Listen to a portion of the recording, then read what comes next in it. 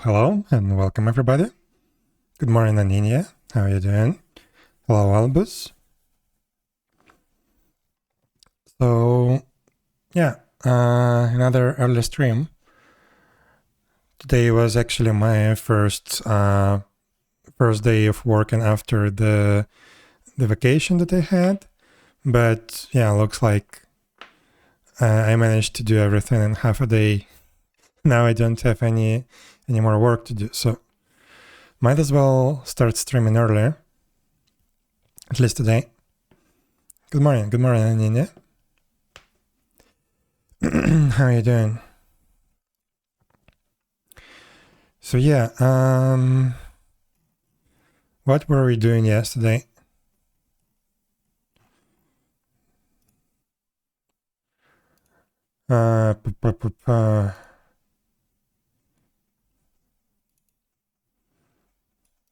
So yesterday we figured out that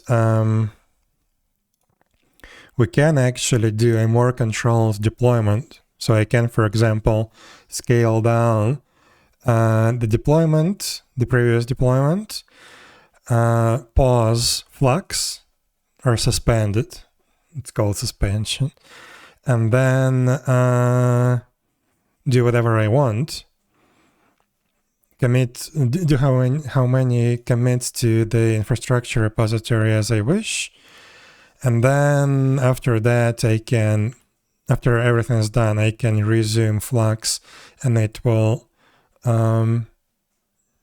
propagate all the updates. One thing I wanted to do is I wanted to add replicas to the rest of the components. Yesterday I've written down task persistent transient.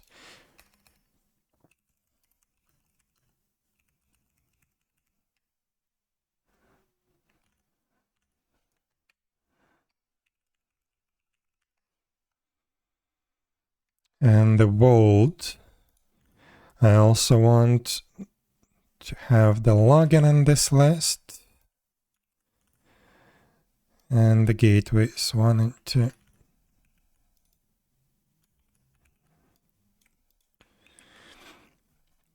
Not sure if I can scale down all the stateful sets. I don't think I've figured that out yesterday.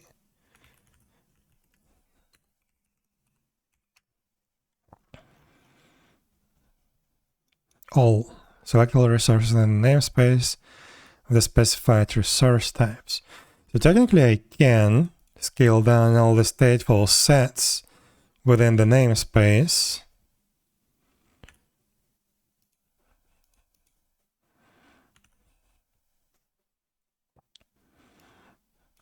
With flag all true, I guess.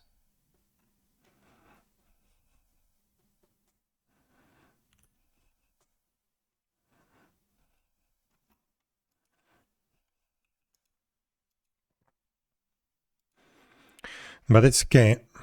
Actually, let's do that because I'm missing one more tool regarding Flux.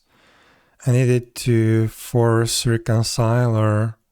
No, force the Helm deployment. So we can try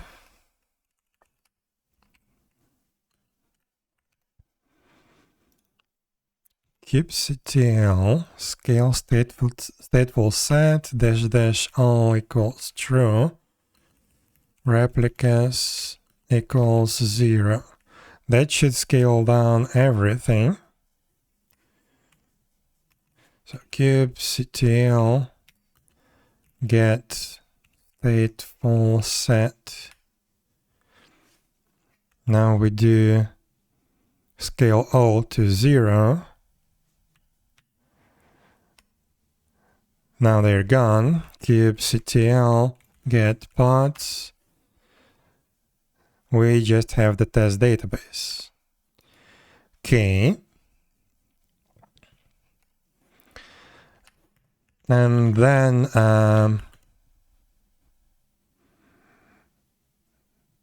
do the force Helm release. So I've seen that somewhere in the documentation of Flux. Let's take a look. Helm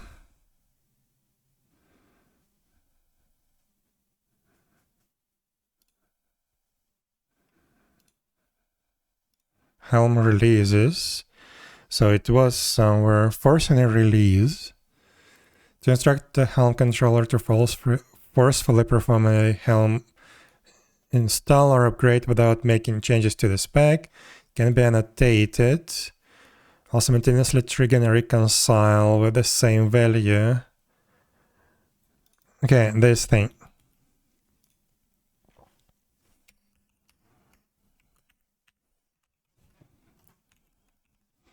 So flux reconcile Helm release. This would be Ymirheim server force. So first of all, yeah, we still only have the test database pod. Namespace default. Why does it default to the Flux system namespace?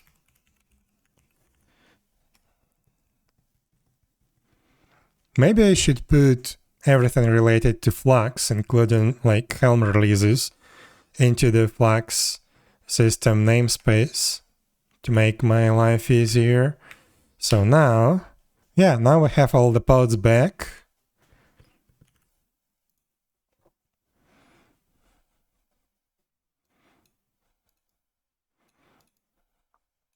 Okay, I like this.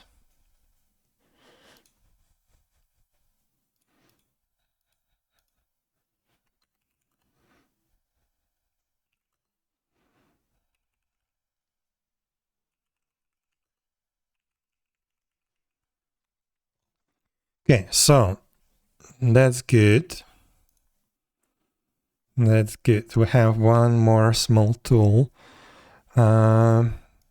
If we want to have a more controlled deployment, we can just scale everything down and do whatever we need for the maintenance, and then force a Helm release, which will scale everything back up. Okay. Readme updated.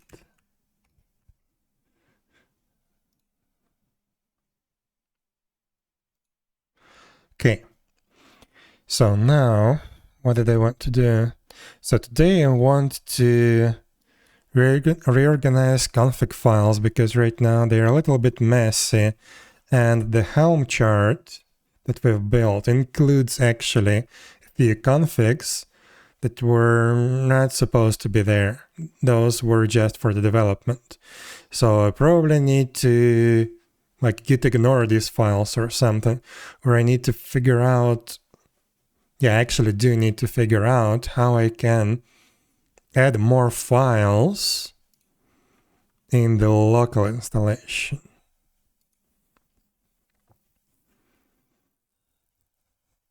But okay, we'll figure that out in a moment. Maybe we will start with something else, not sure. Also, yeah, we need to figure out how to inject secrets. Like, for example, the connection string for an external database that's outside of the cluster, not the test database. Or credentials for Elasticsearch. But first, I wanted to start with something simple that I forgot to do yesterday. I want to fix the Liquibase setup a little bit. I need to create new changelogs. And we're gonna start the new set of changelogs. So we need what? Let's start with Boulder. Where is it? There it is. SQL.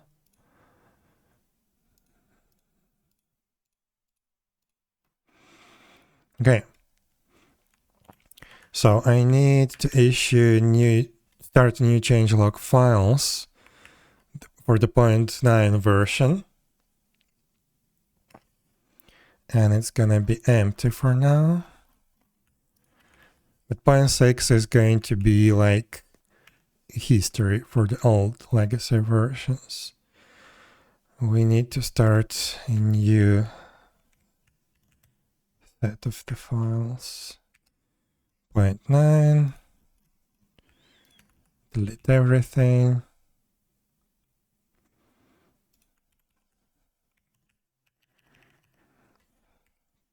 Point 9.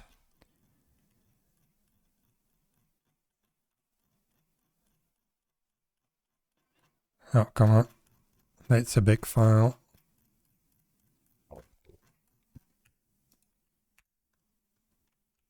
What?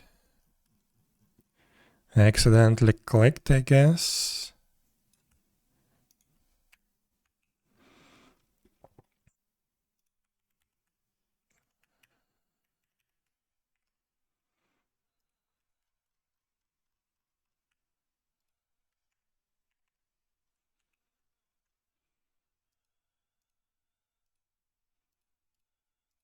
Actually, let's make that 3 lines.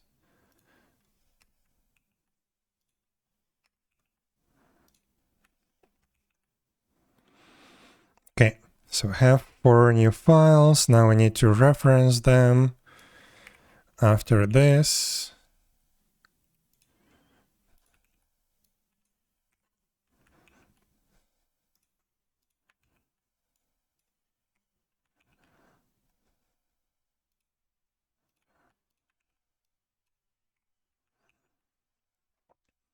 Okay, so we have that. And let's also do the same here.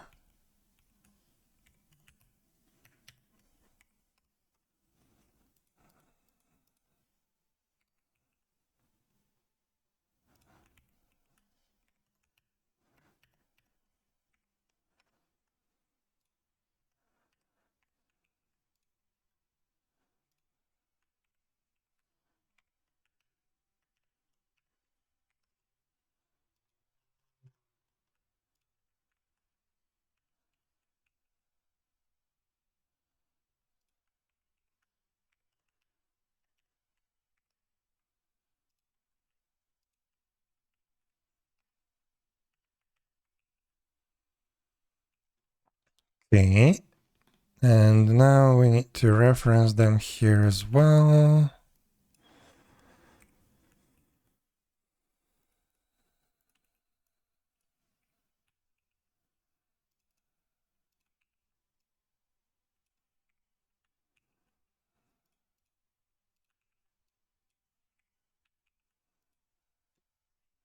Okay, we should be good. Actually, let me check DSQL, Liquibase. I need to start my Docker. 1 sec.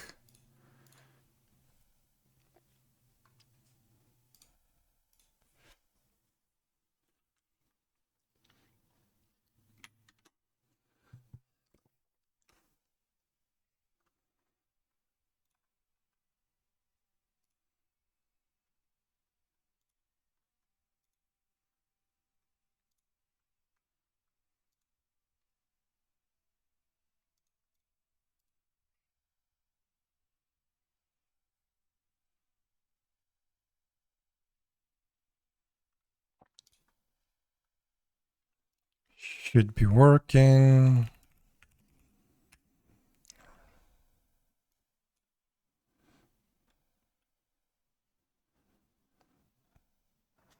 Okay. Didn't do anything. That's good. Update.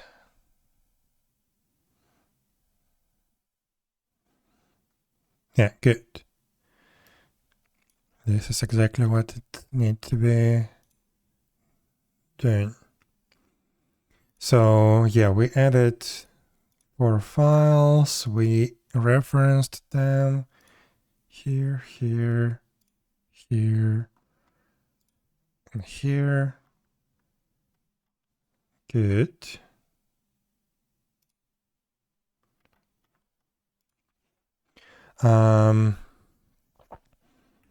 New liquid base, change log files created for version 0.9, push.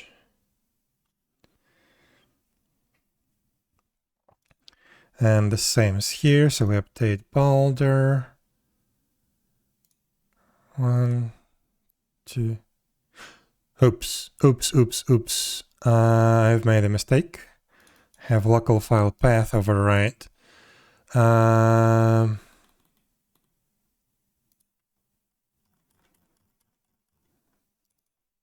This also needs to be changed.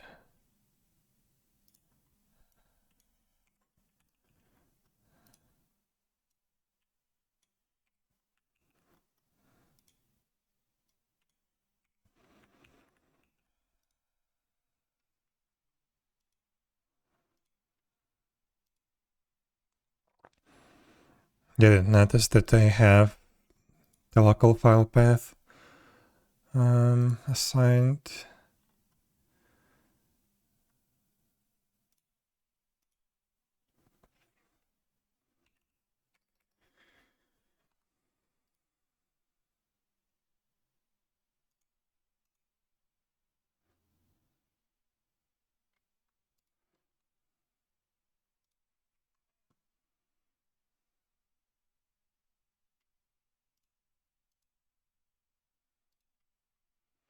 Let me copy this description. Gonna reuse it.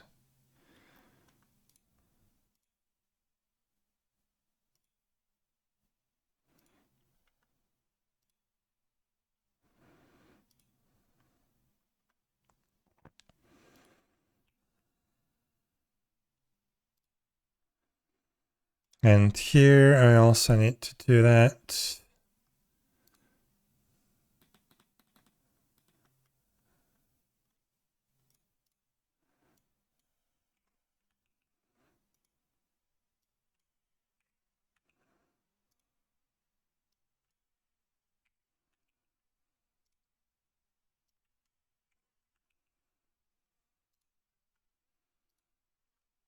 Okay, 0.9, 0.9, 0.9, 0.9. Have reference here, there, there, and there. Okay.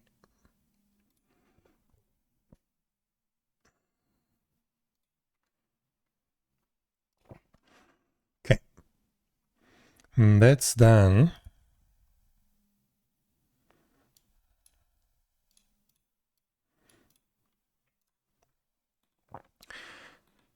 So another thing that I really want to do,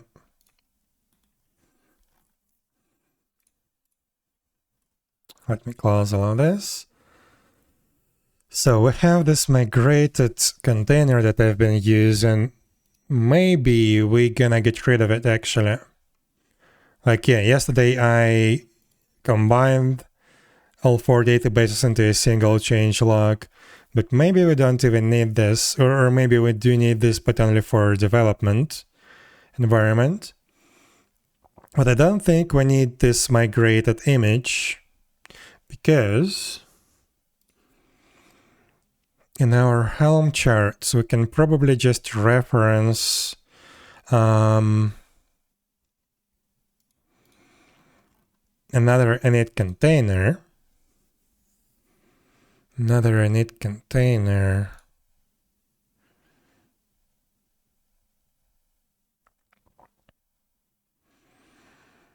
Which is going to execute a migration. The problem is I don't remember how I do the actual migration. One sec, let me actually take a look. Like, I have scripts for that, but I don't remember what exactly they are doing, how they're implemented.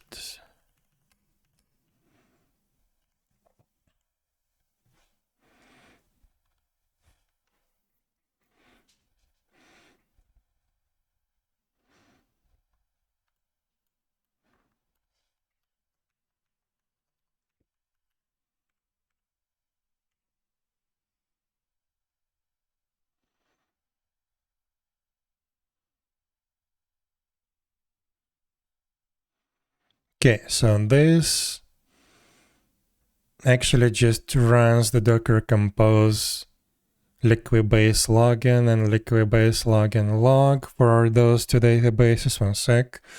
Where are those containers defined? Login, Docker Compose.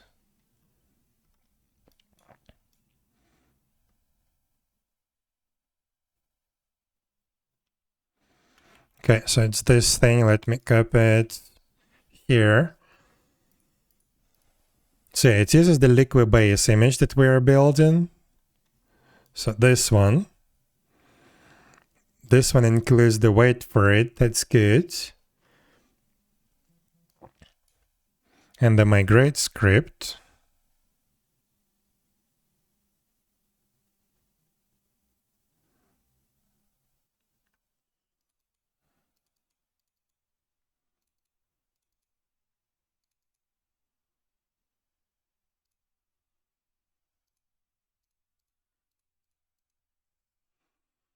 Okay, so let's see. How can we define that?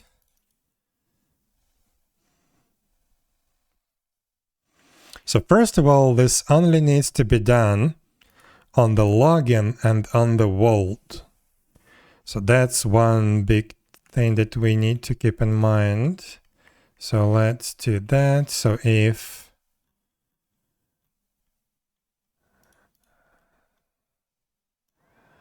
else we have vault, so this should be login.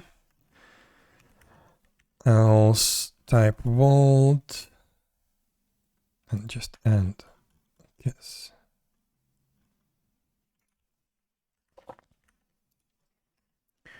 So if we have, no, wait.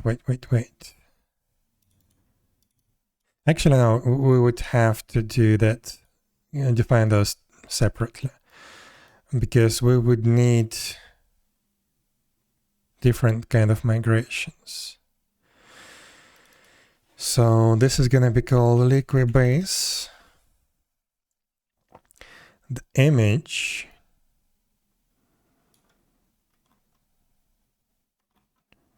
app image. Crap.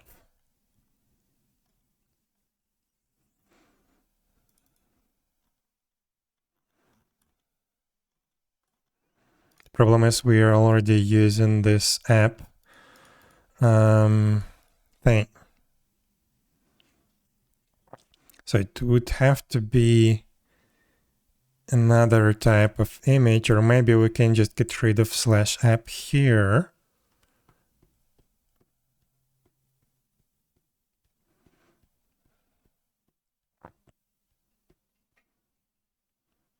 Because we need this /𝙽𝙴𝚁 for this image.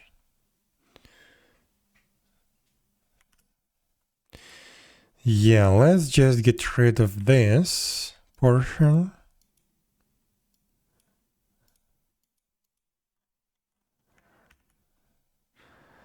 Then we add /app here. Let me see, is that the only usage? Yes. Okay. We do that. Also, in these values, no, I'm not even overriding that. Okay, so that's good. So in the values, I'm only using this repository for app image, game data, and testDB. Yeah, let's make it consistent. So this is gonna be just that. And then the testDB deployment, I'm gonna set that /db.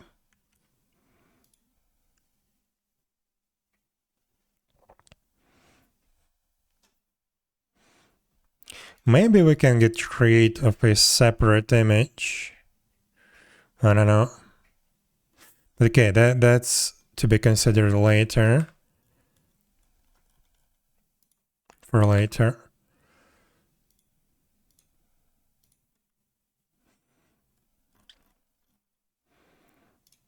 Let's see, am I overriding those here? No. Just the image tags. Okay, good. So that means that we now can use the same image repository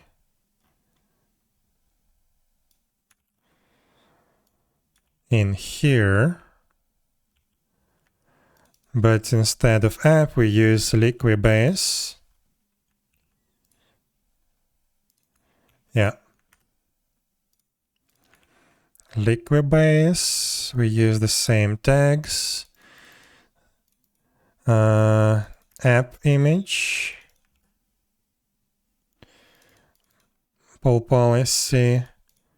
We don't need the volume mount.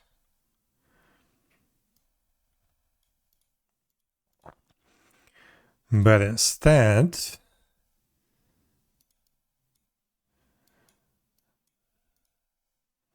we need this command.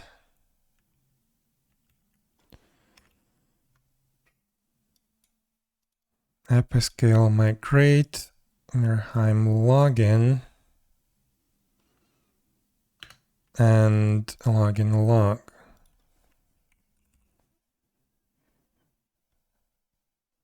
Oh. Wait. That was actually supposed to be different databases. Okay, this is gonna be more complex than I thought.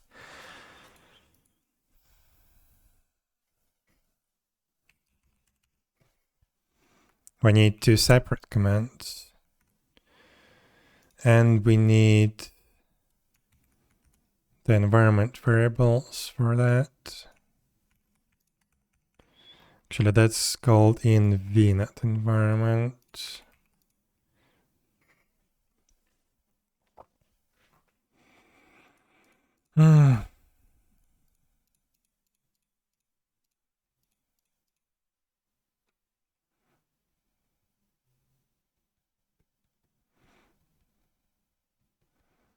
Yeah, that became much more complex. So my initial idea was that we're gonna keep the testDB as it is. And like when you enable testDB, it automatically configures the containers to connect to that test database with these credentials that you can define.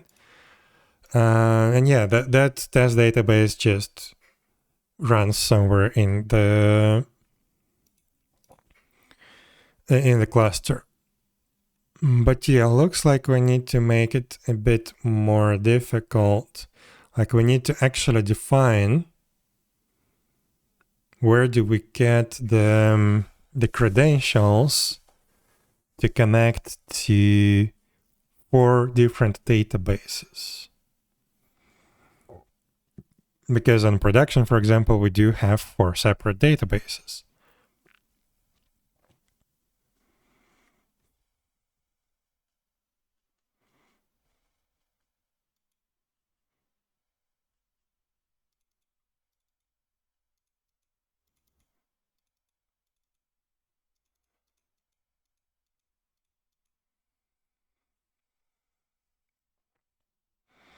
Okay, so how do we define that? If those are completely different databases, the host is going to be different, all the credentials, database name could be different. Like even if they are hosted within the same Postgres server, at least the database name will be different, and maybe credentials as well.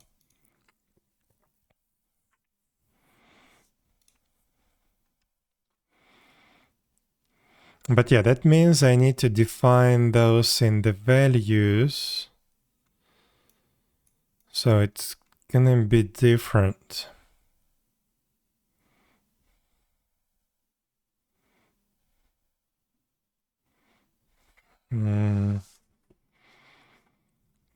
Could be defined on the app level.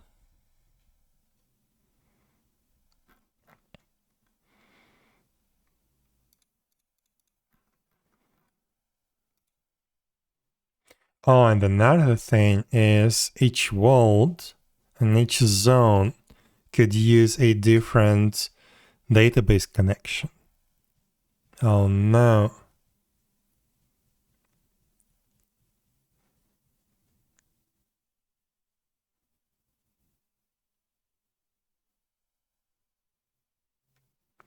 Like we can have different worlds, 2, 3 worlds, and for each world we have its own set of zone servers.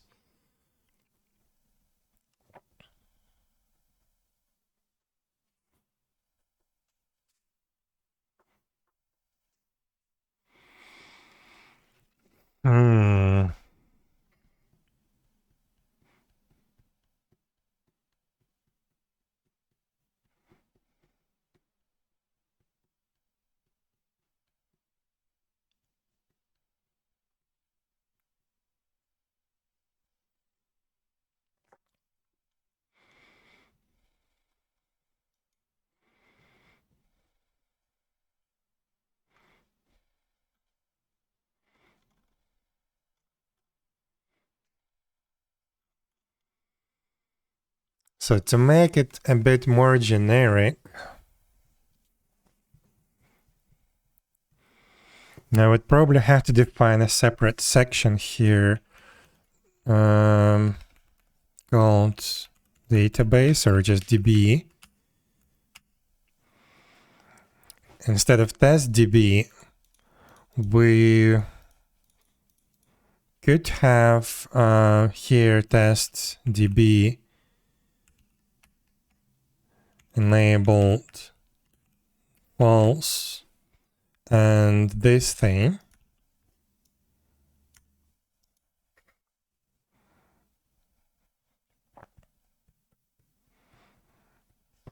Or actually,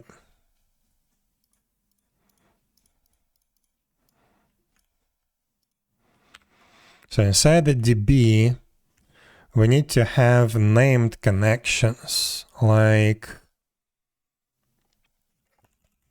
Ymirheim underscore login. And let's see, what do we need for Liquibase? Driver, host, username, password, database, schema.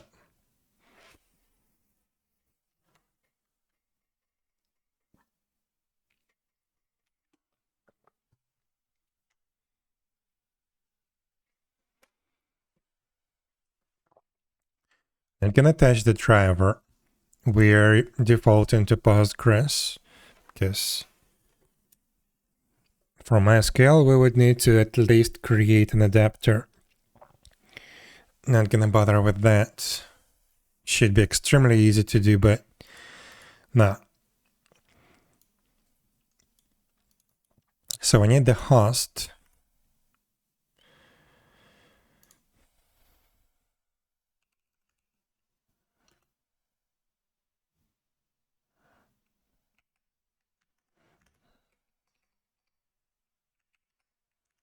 So host, username, password.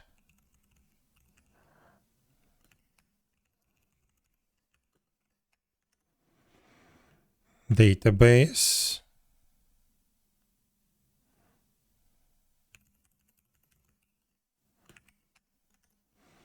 And schema.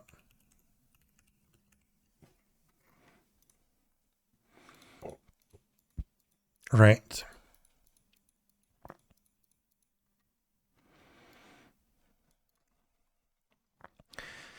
Then here in for login, for example, it could be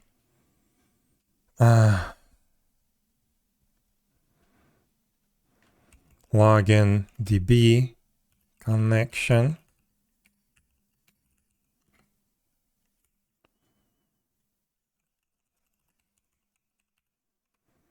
Like that.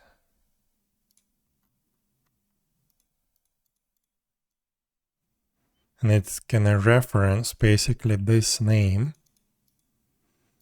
And we will be able to take this thing, right?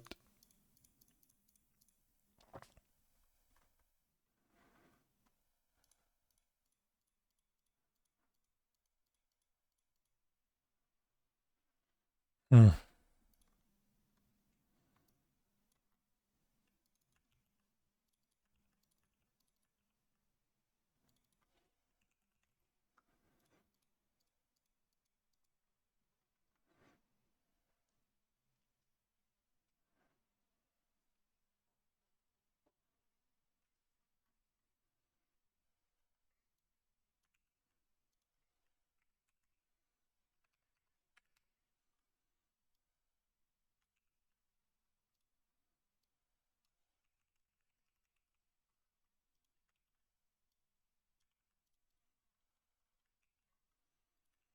So login DB connection, login log DB connection. Like that. For the vault, it's gonna be vault DB connection and vault log.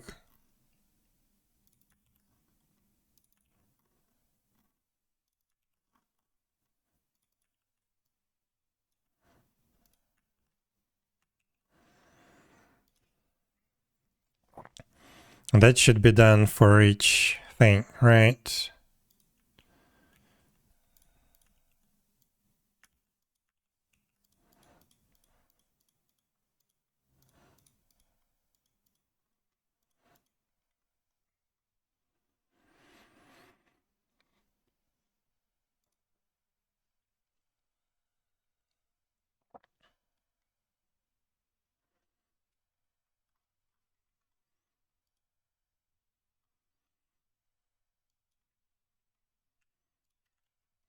Let's put this above up.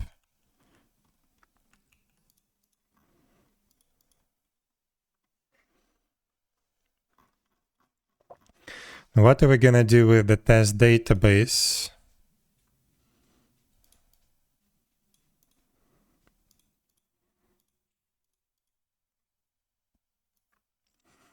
Not sure yet. But okay, let's say we reference this like this, which means that in the stateful set we can now reference this. So for Liquibase login, we use the Liquibase image. We do the migrate only for the login. We then change the driver, but now here in host, we need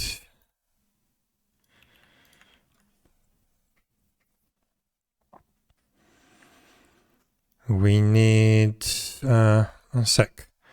I want to comment out everything that I don't need right now so I can test the Helm template more easily.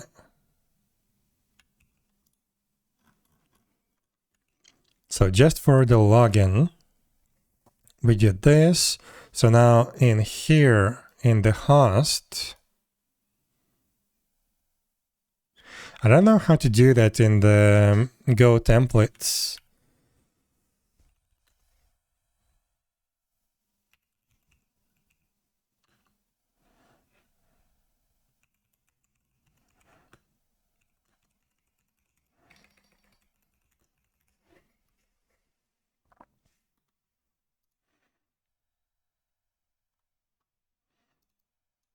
Okay, I see. So here, let's get rid of that. Gonna copy a snippet. So index dictionary would be values.db, and the value is going to be, wait, let me just copy login DB connection. like that.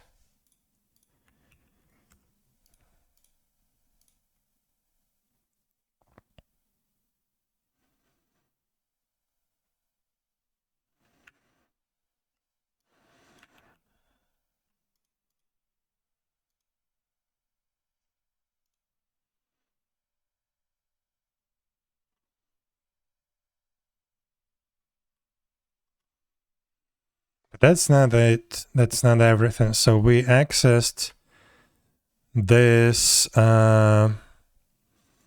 accessed this dictionary, but we need to get a value from inside it. Can I put all of that into parentheses and do host?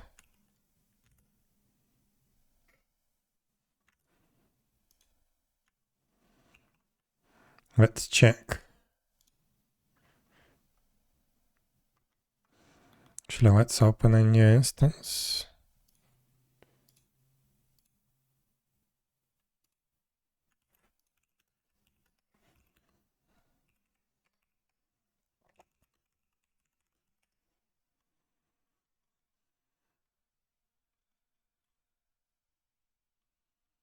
Underscore.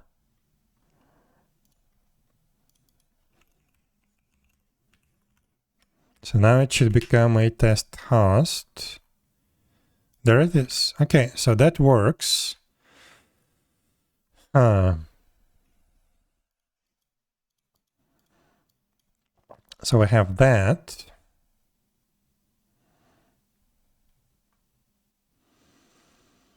Then we need to do the same for username, password, database, and schema. Schema can be default public, but everything else should be set. Username, password,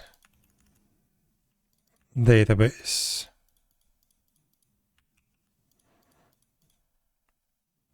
Not host, but schema.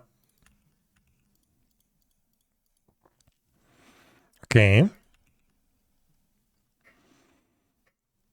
So we did that. We did that. Now I need to figure out how to pass that thing.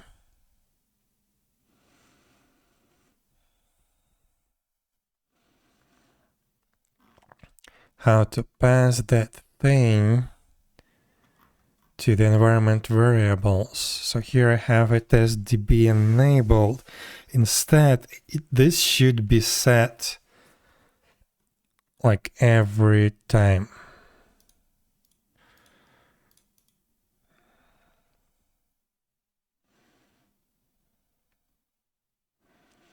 Also, this should only be set for specific components. So what we're gonna do is, let's comment all this out. How do I make it look nicer? Like that. Okay, so what do I need? First I need the type. The type should be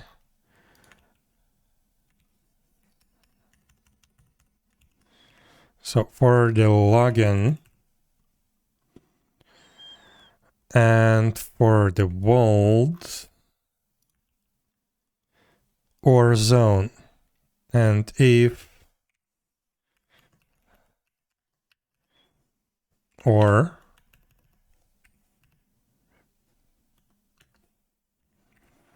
if I remember correctly how this is done. I hate Go template language. Let's see.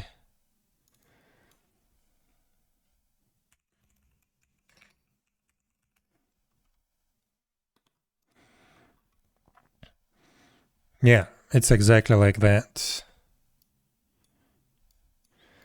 This is so ugly, I hate it. And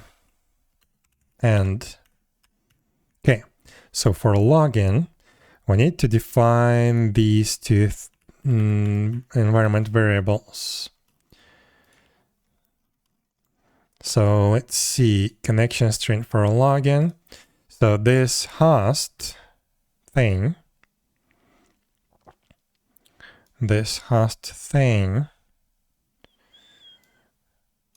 would be an actual value that we can just copy from here.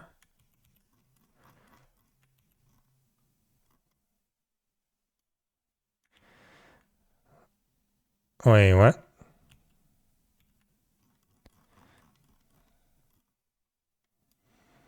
So that's the host. There we go. Port. Oh no, I also need the port. Sure. So host, port.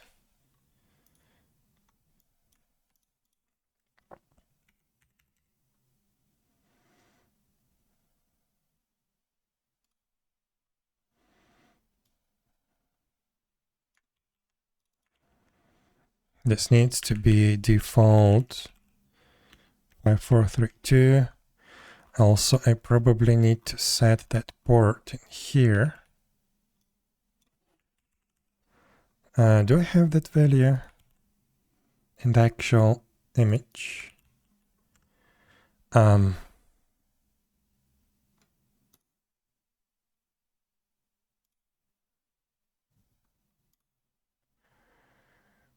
Wait. Oh, that's in the migrate. Host. No, I don't.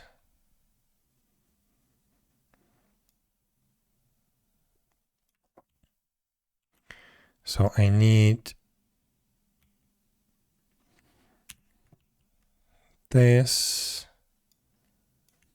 port and default value 5432.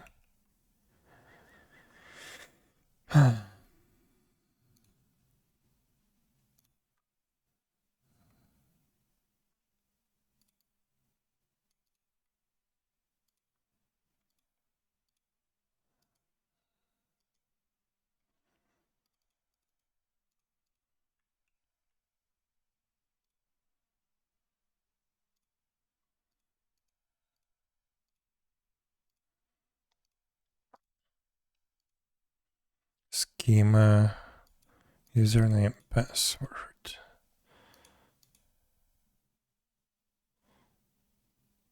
Okay, let's see, let's get back to this port.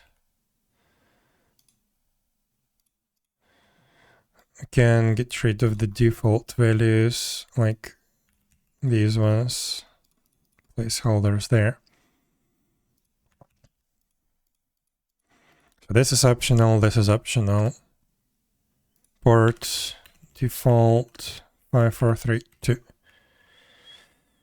Okay.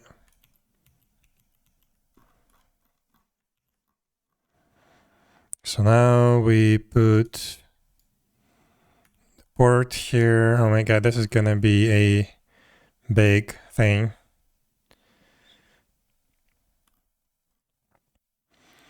Database. Again, I'm gonna just copy.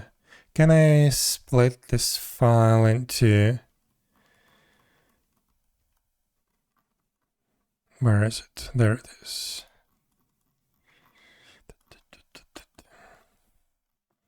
So I need the database.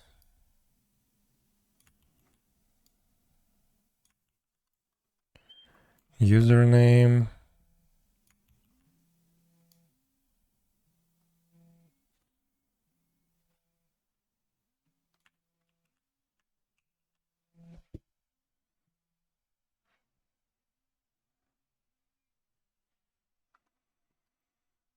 And the password.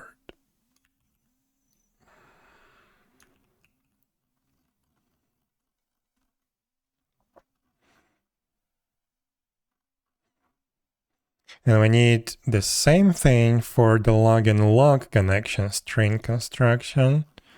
But here we replace this with login logdb connection.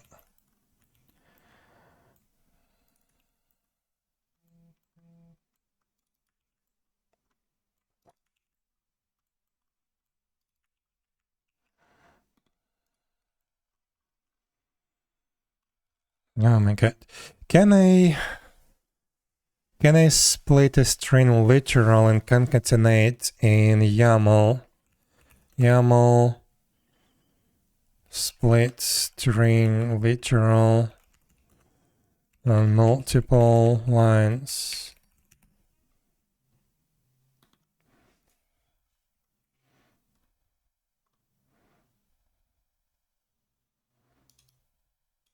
Aha, I can.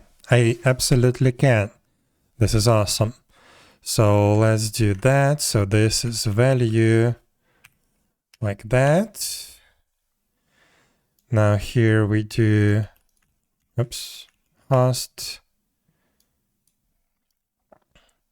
Actually, let's do it like that. Host,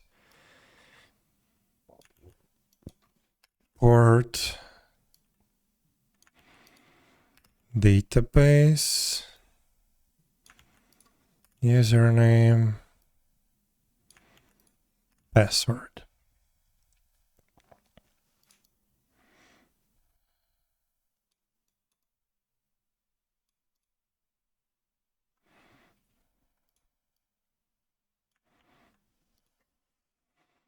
Okay. And the same for this one.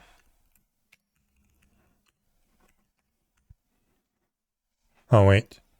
Wrong character, actually.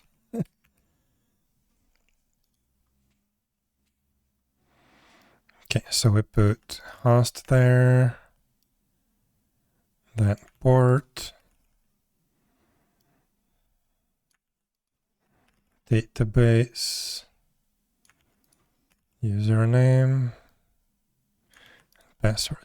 Probably I can make it a helper template. But that's okay. I don't want to try and digest this thing. But okay. Should be good. So we have login and login log.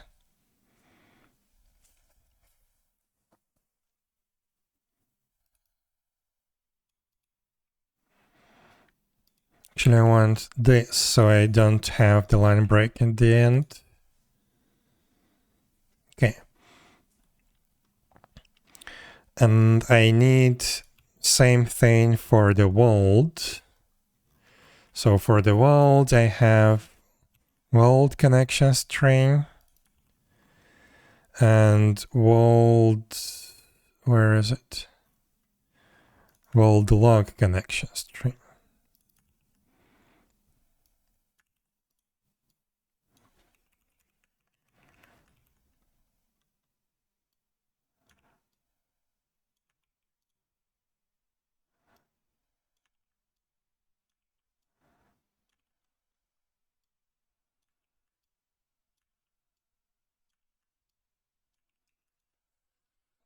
Okay.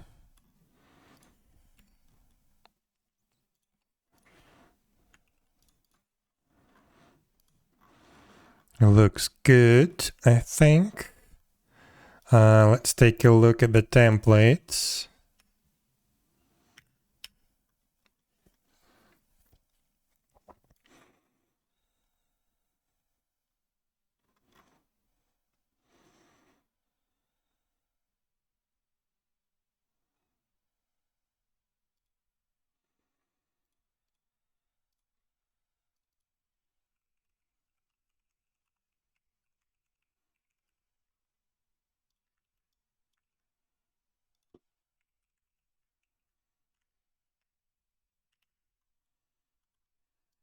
Okay.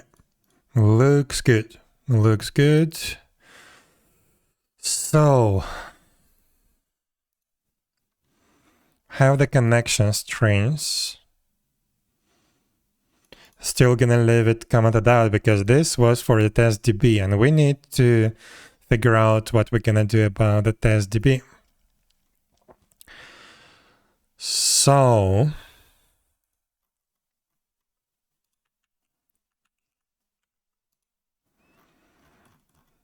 we have that.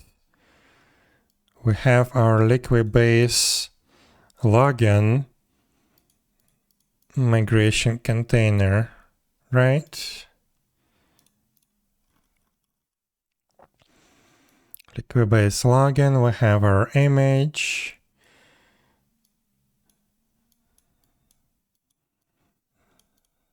Okay. Yeah, that should be about it.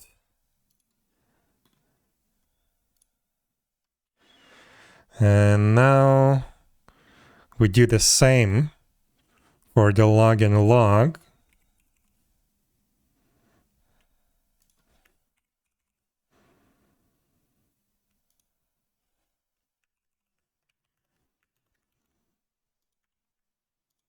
Again, I don't like that we duplicate the code a little bit, but I just don't want to deal with another layer of Go templates because it's annoying. I would rather just duplicate the thing. Okay, so we have login, login log. We need to do the same for the world. Let's copy that. Put it here. The line break. So world, world.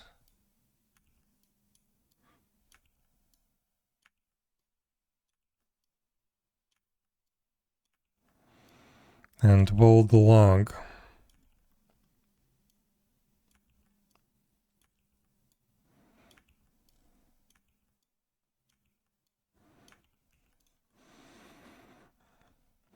And that should be good enough.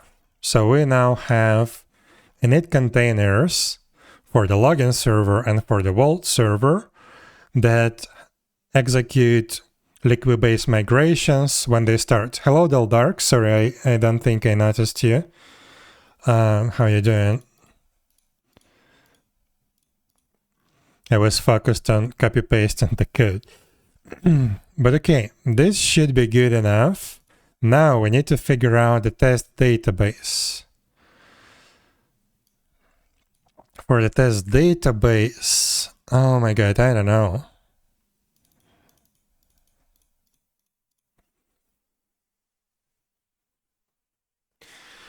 Have an idea actually. So if we create it here, test db,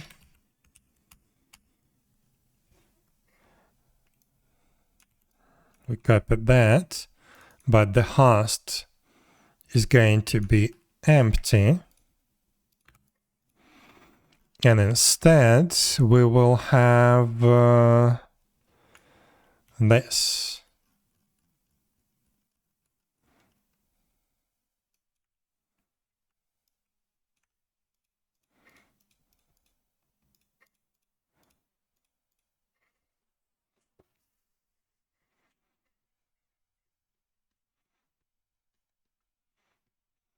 Actually,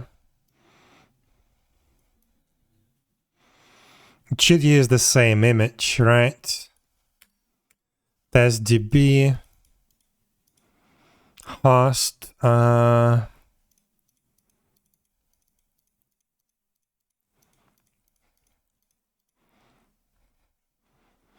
So yeah, since we're already using the same image for 𝙽𝙴𝚁 and the same app image tag, might as well use the test db from the same thing, right? How do we set it up? So we have a deployment image.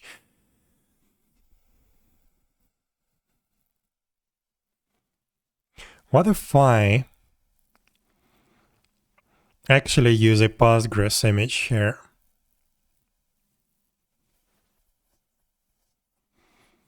Since we now executing the actual migration init controllers before starting the main init containers before starting the main container,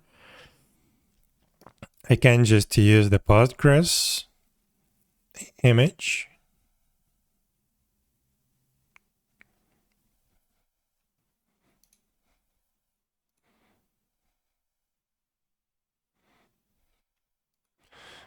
But okay, but this should be optional. So let's copy this to here.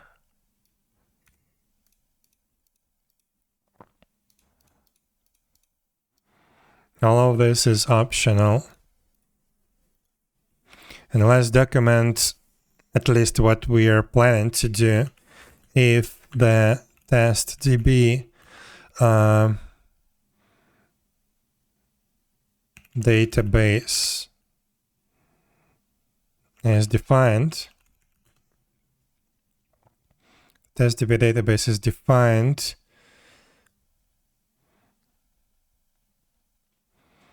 It creates a, wait, one sec, image repository post, what's the actual name? Is it Postgres or PostgreSQL for the Docker image?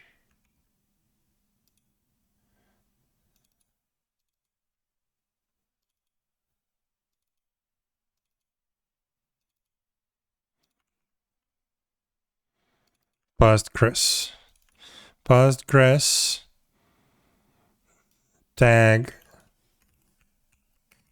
17.4 image pool policy, and we don't need any image secrets, but still I'm gonna define those and comment them out.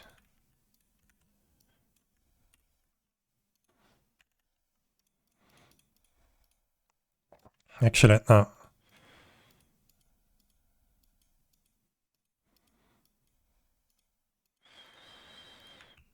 Okay, if the test DB database is defined, it creates a test DB deployment and a service automatically. Service and automatically links its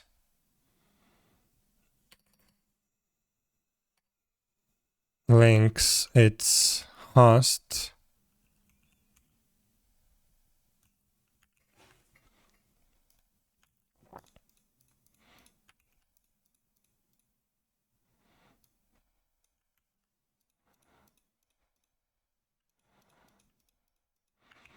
okay.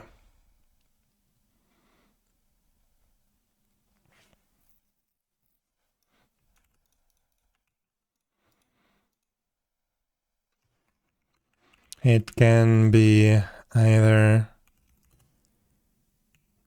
a blank Postgres image or a migrated.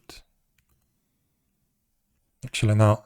Probably gonna get rid of the migrated thing.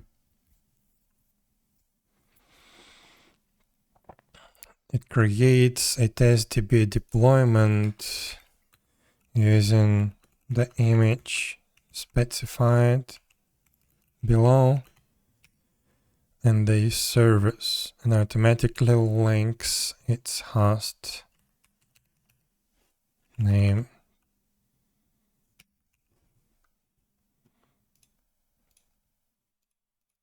Generates a host name for it. Okay.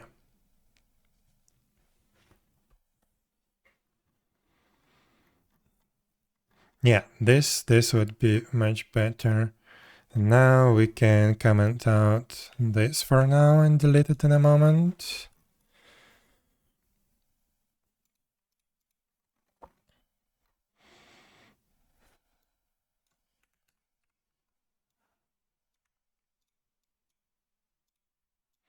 So yeah, we can either use Postgres or we can use this, but I think I'm gonna get rid of the migrated image and save on the generation time. Like it's gonna be like 12 seconds instead of 24, most likely. So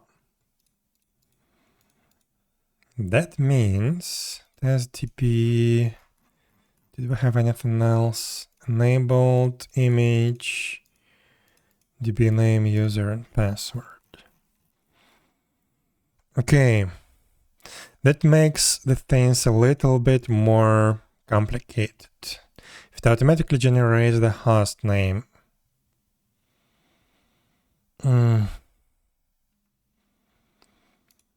That means that here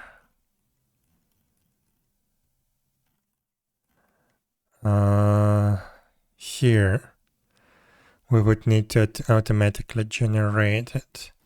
No problem, no problem. So the host name should be like that.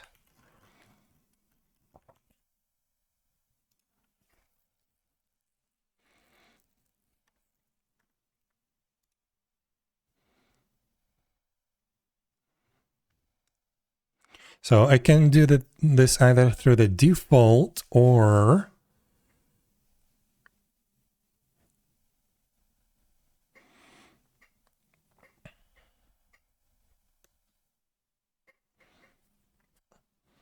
no, I cannot do that through the default.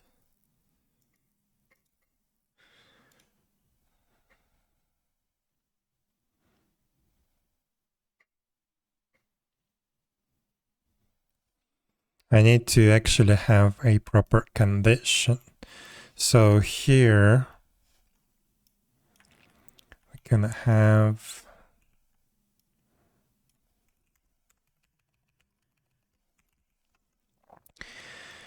if login db connection equals test db,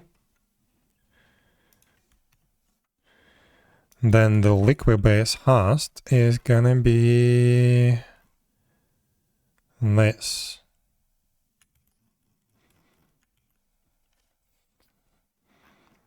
Where am I?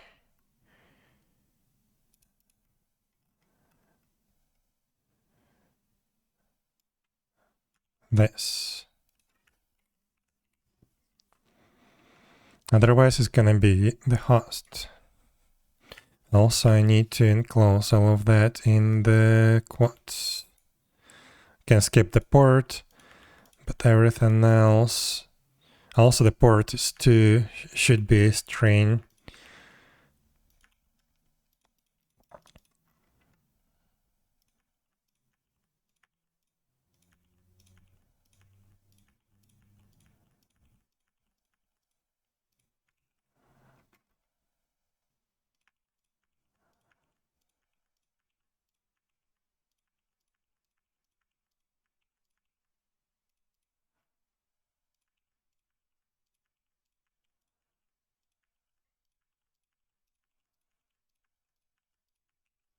Okay. So if login connection is testdb, we use that. Otherwise, we use this. And this should be the case for every single thing. Login, log, login, log connection.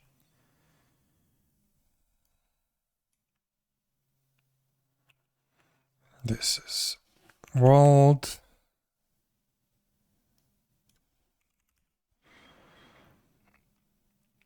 And this is world log.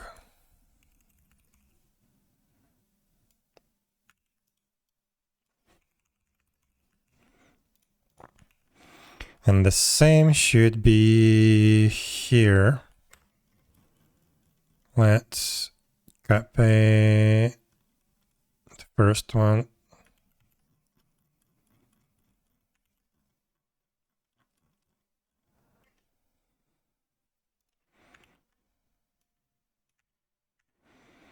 So if login db connection testdb, we use host equals that. Otherwise, we use this.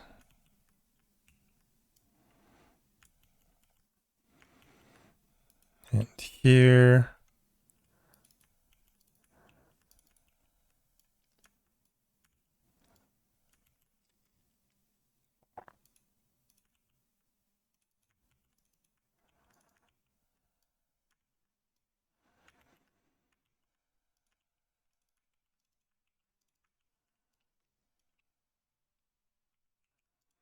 Okay. I really don't like this code duplication, but again, I don't want to bother with the helper templates.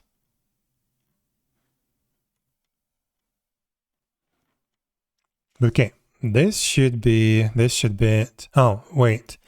We also need to actually create the testdb deployment and the service, so it's now going to be a little bit different. It's not values testdb enabled, it's db testdb.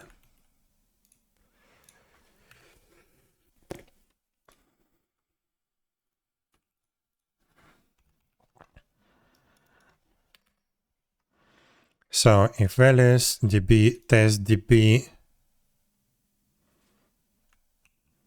is set, that image, let's do it like that. So if image is defined on the testdb, no. Let's do if this is defined as testdb, then we do create that, name is correct. Now here, image pool secrets. So there's gonna be db values, the db, the testdb, image pool secrets. Yes, and this is optional.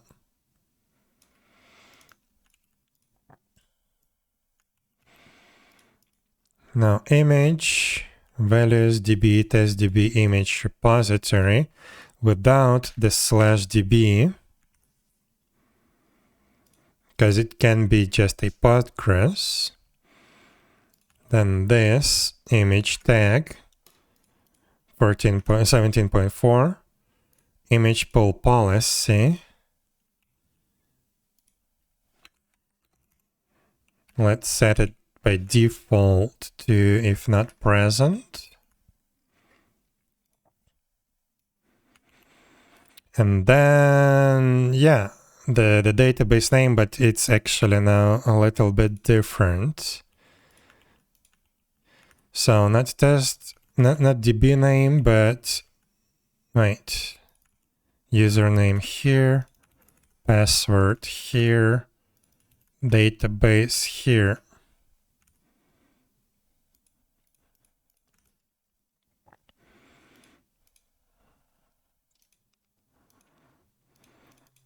Container port, yeah. And the actual port is going to be defined in the service. Schema, do we need this? Actually, let me double check.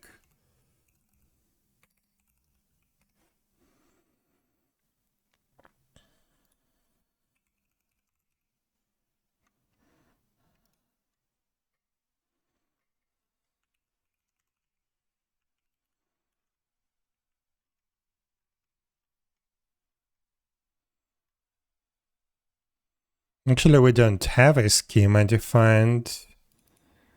Password user DB. Oh yeah, we don't need the schema on the database container level because it's going to create the public schema by default, but if you need anything else, you just define that in the application. Okay. DB user password.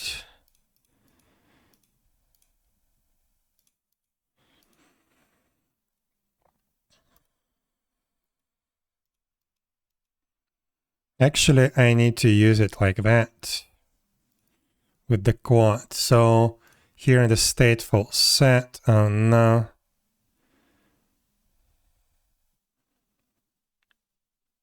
Yeah.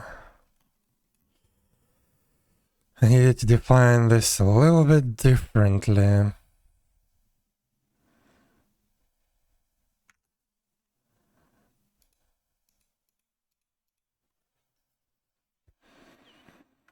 Okay, let's do that.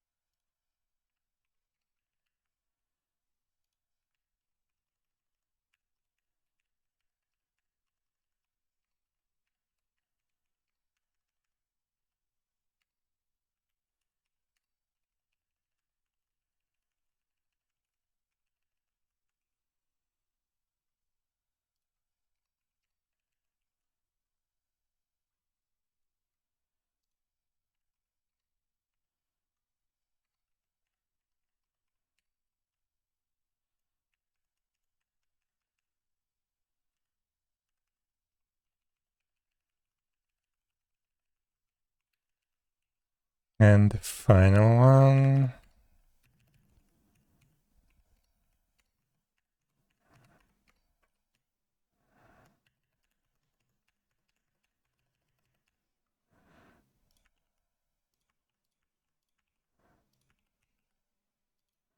Actually, not here.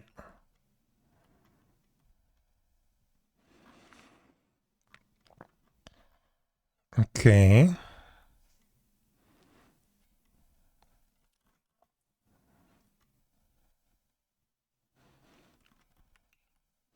So back to the deployment. So here, if we have values db test db defined, we create a deployment. We optionally set the image pool secrets, image repository, image tag, pool policy by default, if not present.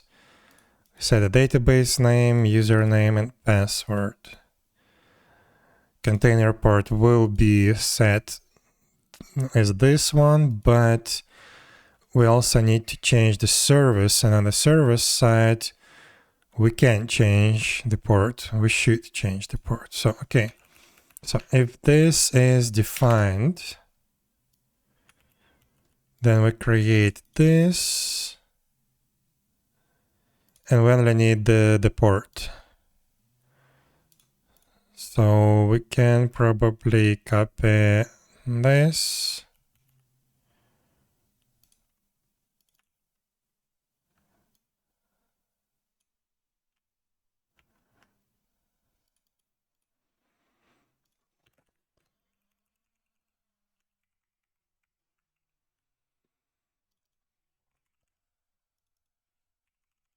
Port. Okay.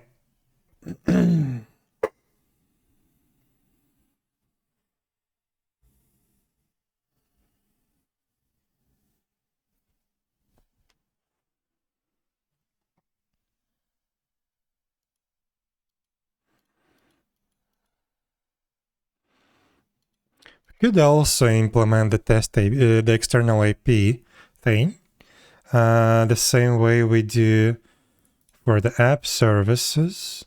We can just copy this like this.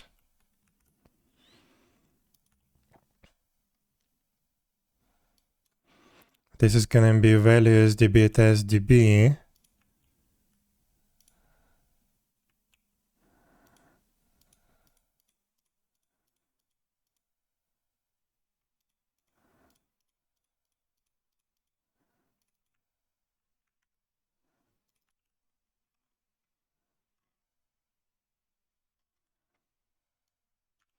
And this can also be predefined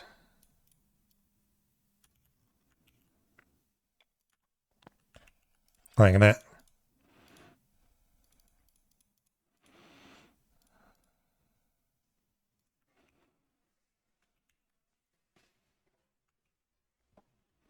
So technically, we can configure this test DB as we wish. Shouldn't be a problem. So test DB. Let's test this template.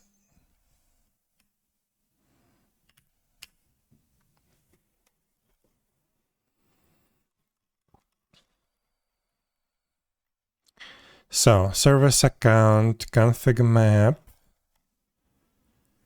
app service.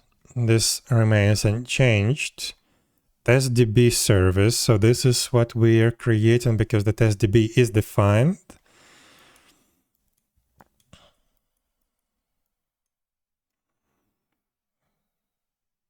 Why is this one a string?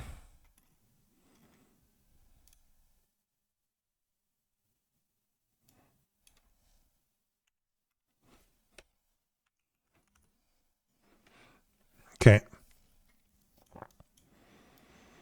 Cluster AP none, selector, deployment. So now this is, yeah, Postgres 17.4, nothing else. We do set our credentials. So this is login server. Let's see, Liquibase login. So we use the same image as for the app.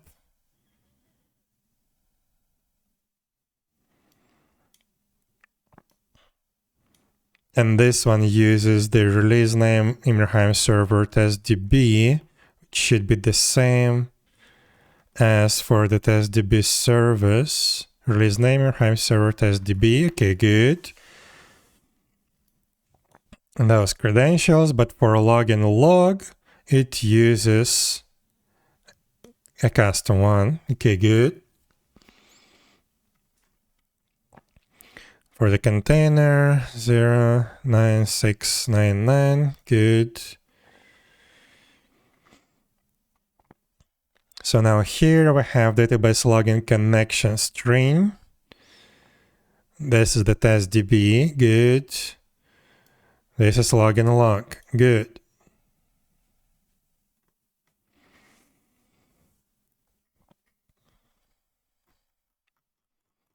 Looks fine. But now if I comment out the testdb section, or no, wait. First I want to see if I can still use this one, the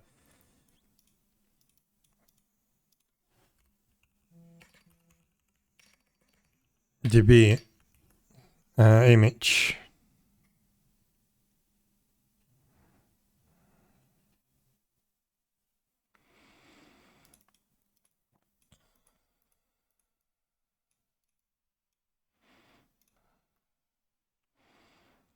Let's see if that works.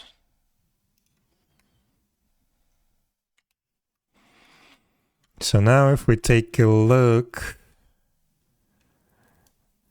testdb deployment, image, yeah. Okay, good. Good. So we can use that image, we can use Postgres image. If we comment this thing out, we should end up with an error. No, we don't. Why? Because login server references the testdb still, right? Yeah. So it references the testdb.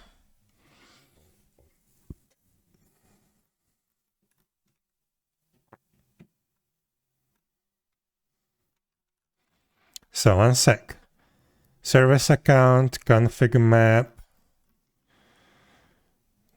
Ymirheim server service, and stateful set. That's it. Okay, so what does it reference?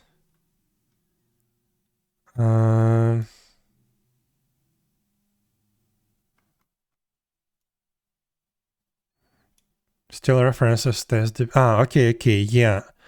It doesn't check if it's defined. It's just reference that. Those are empty. Those are empty. Why are those empty?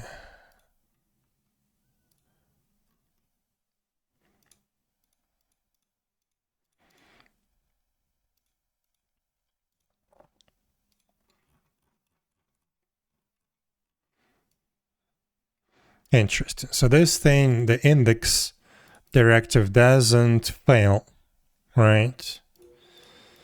Okay. Well, it's okay, I guess.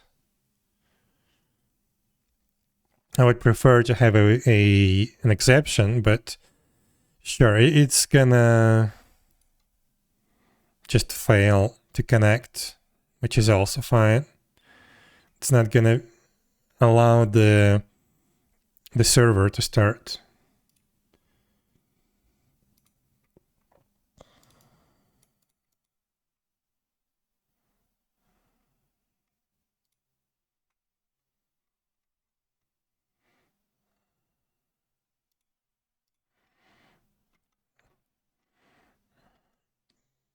Okay, so this looks good. So now if I reference Ymirheim login in here, that should fix it. Oops.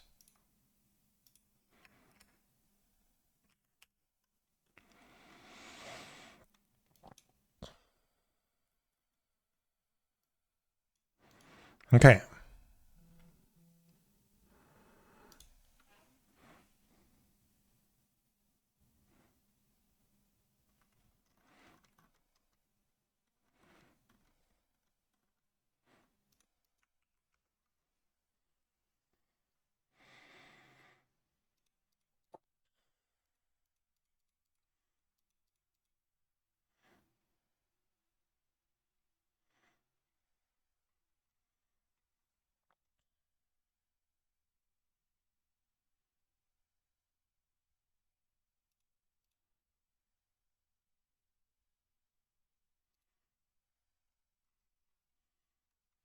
I want to take a look also at the Vault server.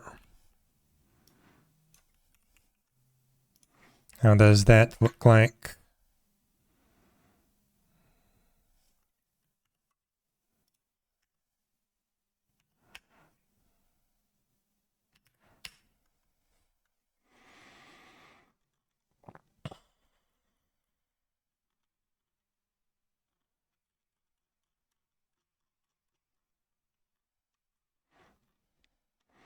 Okay, so we now have the Liquibase Vault init container and Vault log. That is defined now.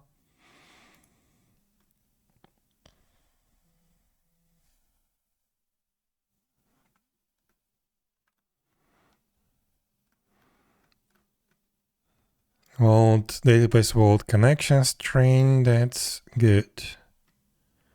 That's good.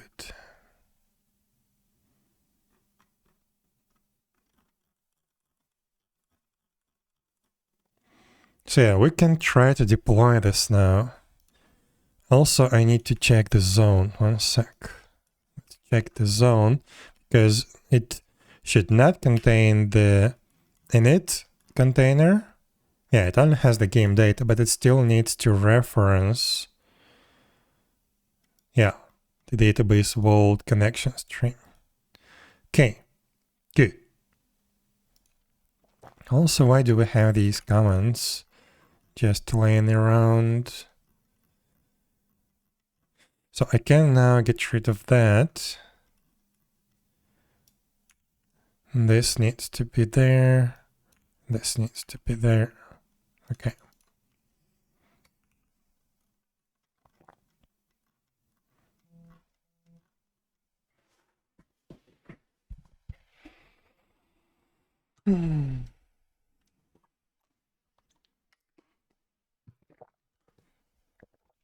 So now let's try to configure this. So yeah, we can get rid of this section now.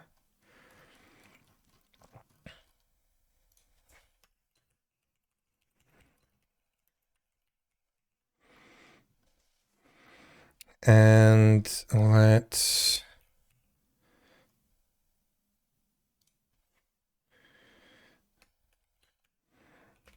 the connection name can be referenced inside, can be referenced on the instance level. See below. The TestDB database is defined. It creates a TestDB deployment using the image specified below and this service. And automatically generates a host name for it. Let's create a TestDB service and a deployment using the image specified below and automatically generates a host name for it. Okay, That's good. We can use either that or this. I really want to get rid of this image. Because right now it's the slowest pipeline for the server. If I get rid of that and only leave the 𝙽𝙴𝚁𝙸𝚂 image, that would mean that the server compilation time itself will be the bottleneck, which is actually what I need. Okay, for now it can be there.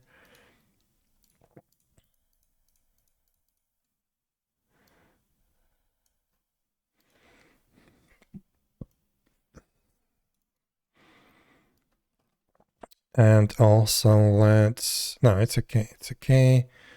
Let's write down the hosts the same way.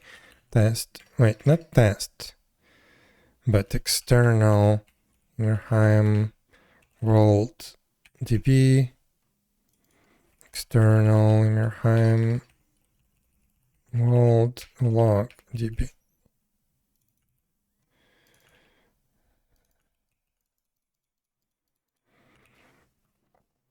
Okay.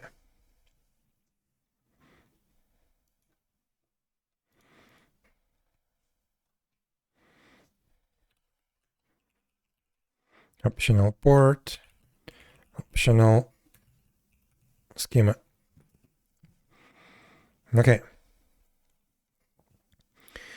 So now we still have the app image. That's good. Now it's just without the /app, because we now use the database from there, right? No, we don't use the database from there. We use the 𝙽𝙴𝚁𝙸𝚂 image and this image, and they should be synchronized. So this is going to be the same repository. So let's document that. The base image without the /app or /𝙽𝙴𝚁𝚂 at the end.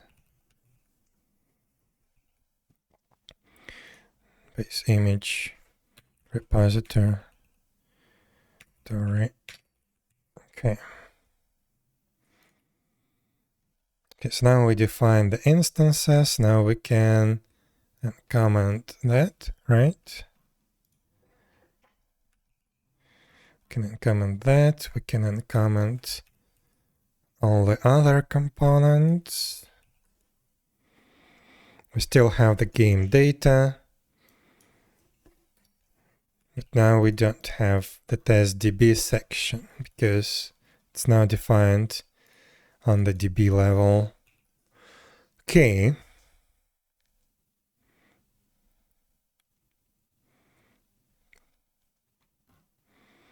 I also need to update the dev thing values. So what do I need? I need the testDB from the DB connections.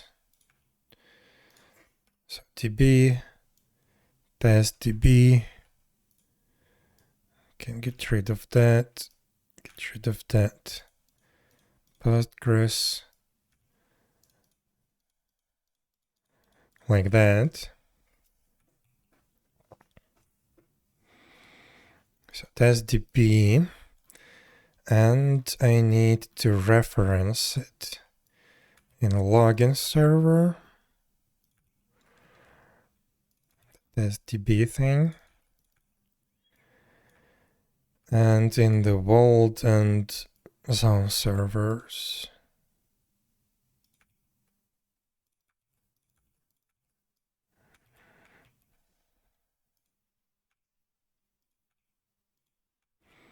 Hello, 𝙽𝙴𝚁𝙀. And now this section goes away.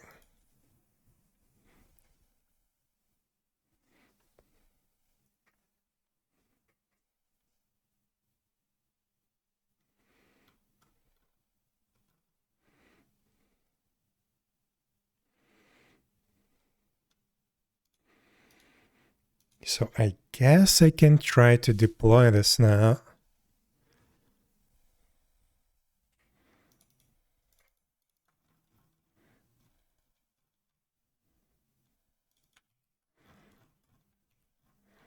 This should reference testdb no, actually no. By default, it's not gonna reference anything. This is required to be defined.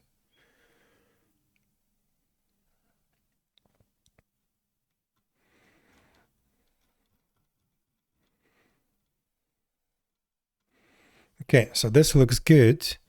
Now I need to actually try to deploy that in my Minikube cluster.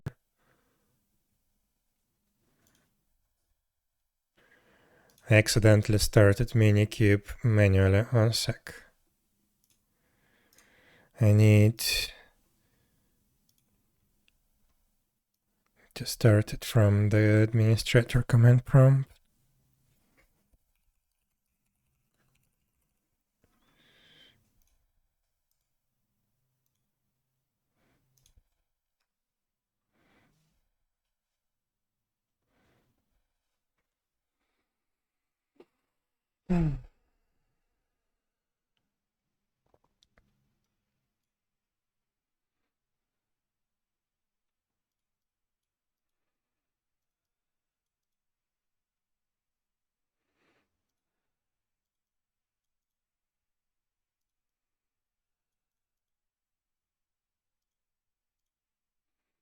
Come on. Why is it so slow?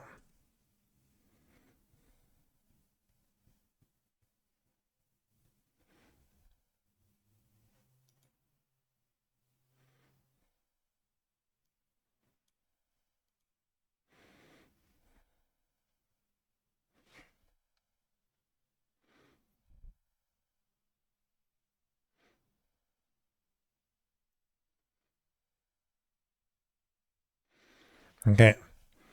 Minikube IP. That's internal IP for it. Let me write it down.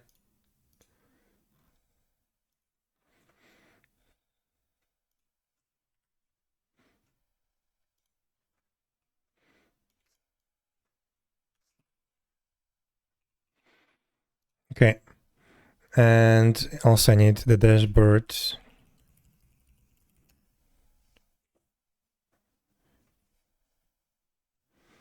Nice.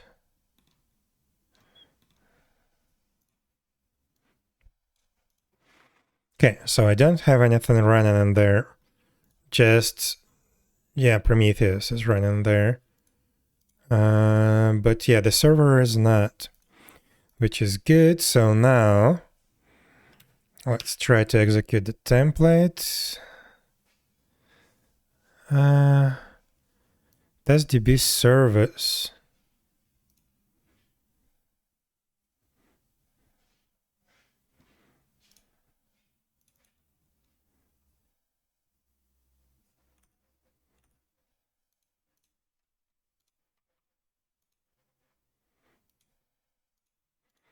Wait.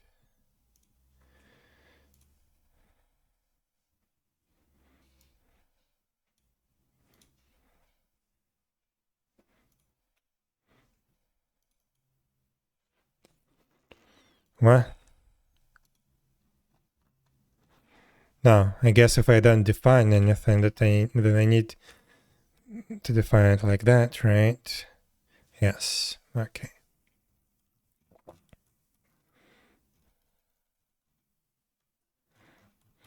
So I wanted to check out the gateway as well.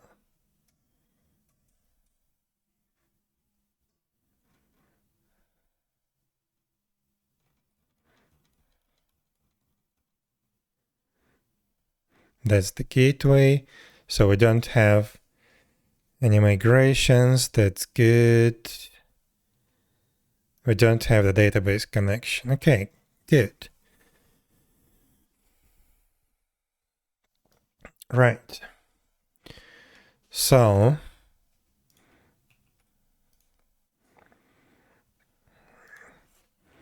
Helm template -f values def YAML. Let's see what that generates.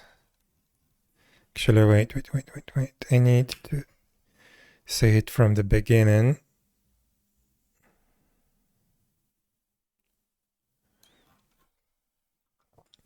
Okay, service account, config map. We will have to figure out config map in a moment. So, oh, and by the way, config map, although we will tackle that in a moment, I need to get rid of that because that's not something that we can use at all.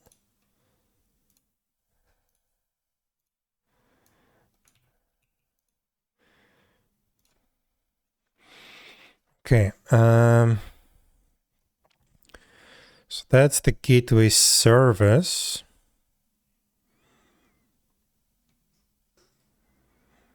Login service, vault. Okay, that's good. Now, test DB service. Port is defined correctly now. Test DB deployment. Okay, so now it's a Postgres 17.4.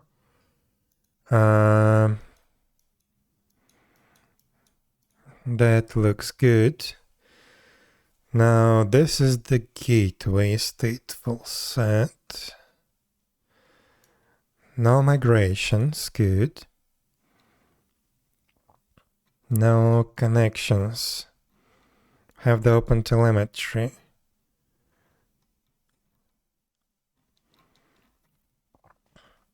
Okay. Now login.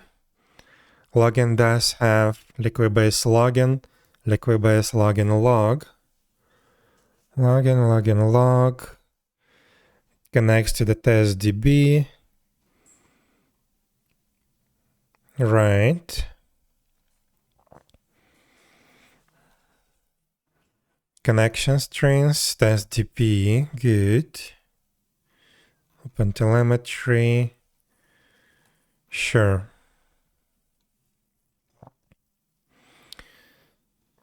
Vault. Here we have liquid-based vault. Liquid-based vault log. Both of them still connect to the test DB, good. And we have the vault connection strings. Open telemetry. And now the zone. Zone doesn't have the migrations, correct. It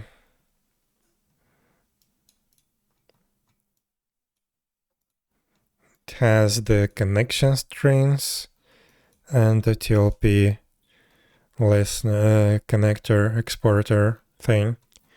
Okay, that looks good. Let's do Helm release. Helm install YH.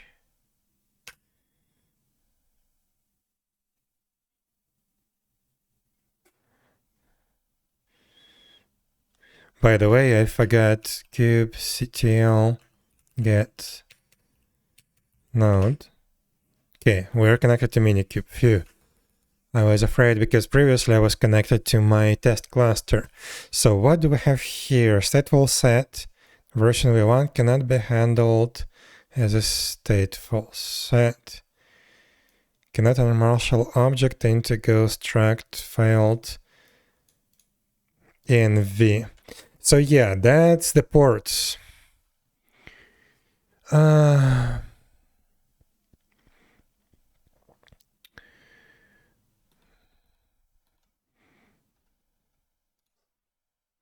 So I do need to escape the ports. Not here though. Here. So liquid-based port. Another one. Another one. And the final one. And that should be it here. Because below we're just constructing a connection string. That doesn't matter, we don't need to escape that. But in testdb we also use a port. No, we don't. We can use the port environment variable, but doesn't matter. We can just point to the predefined port, which is good. And then in the service, we set the port, and here it's an actual integer. So should be good now. Install failed. Helm uninstall YH.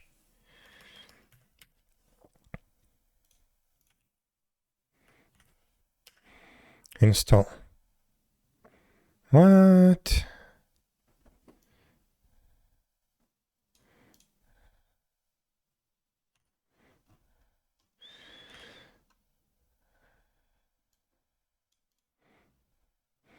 So in stateful set in environments, init containers env, init containers in stateful set.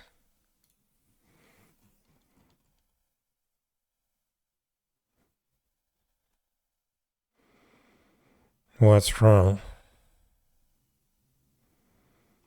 I thought everything is enclosed in the quotes.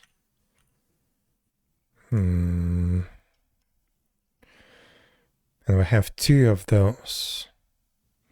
Only 2 of those.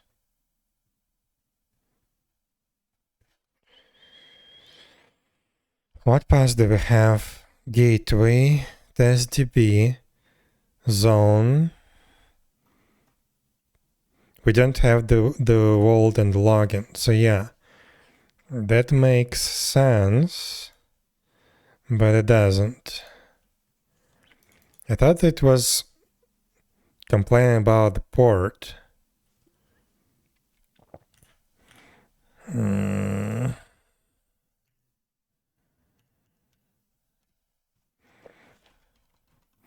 Let's see, I need to find the login server manifest. That's the vault. Okay, this is login.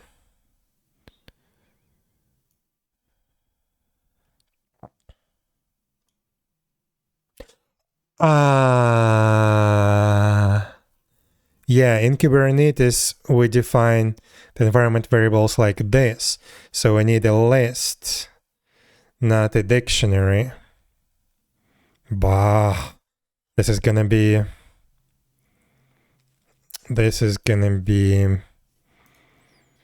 even bigger than. So name, liquid-based driver, value.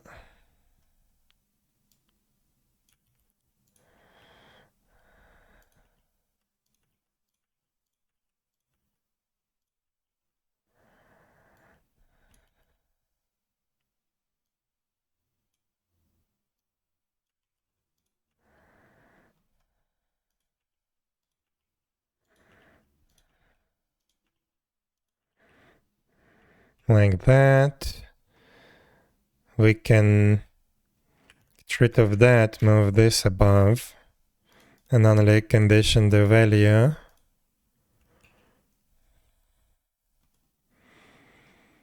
This is annoying. But yeah, my bad. And unfortunately, Helm doesn't validate the actual schema of the specs, which makes sense, to be honest. It's just it would be nicer if it did.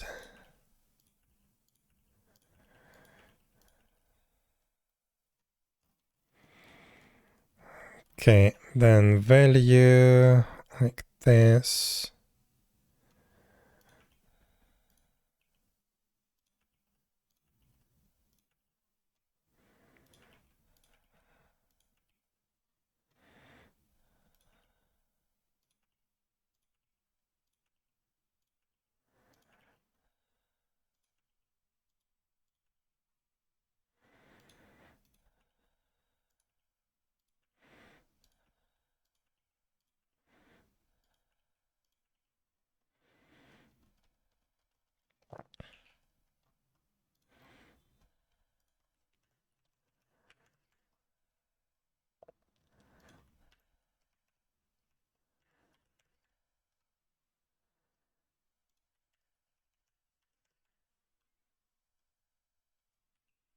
Okay.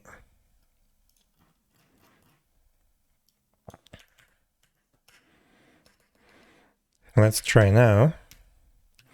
Let me actually take a look at the template with the init containers. Yeah, name value, name value, name value. Good. Install. Okay. Now we should be good.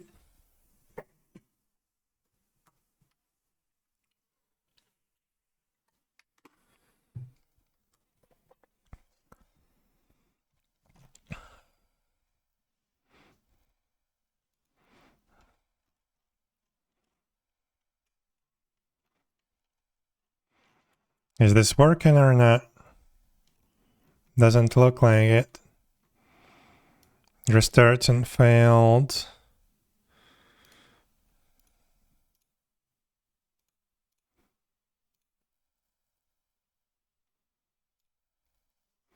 How can I see the init containers?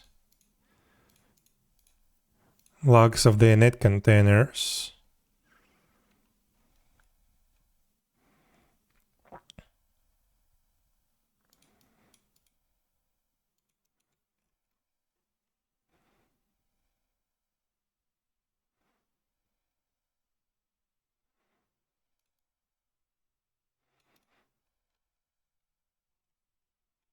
Init containers.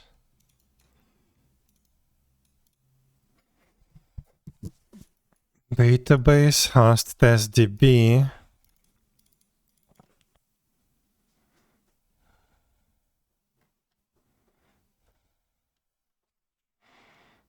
How can I see the logs of the init containers?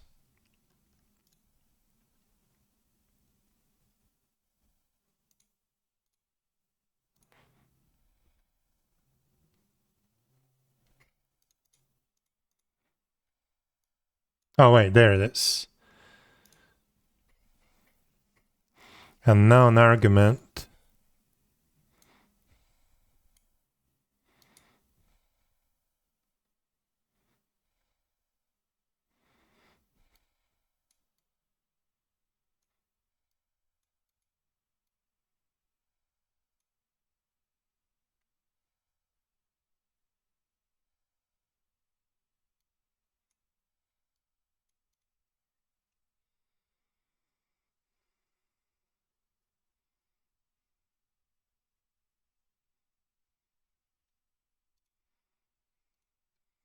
Did something changed?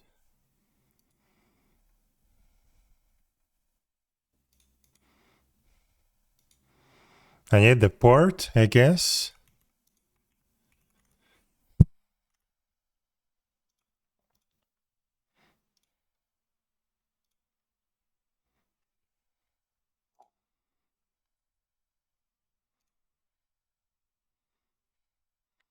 Unknown argument. Like it should be host colon port. Maybe the port is required now. But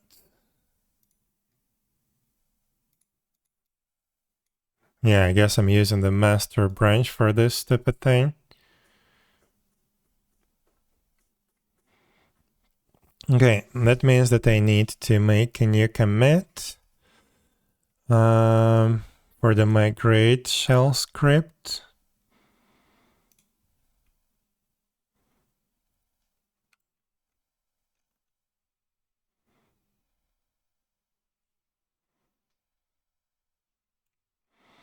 Actually, let's check it out. Let's look at the documentation because it looks like something changed.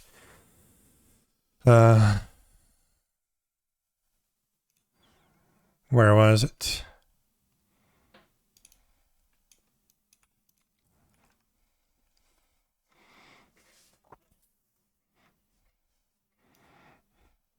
Yeah, now the port is required, I guess. So can we target a specific version? No? We can't.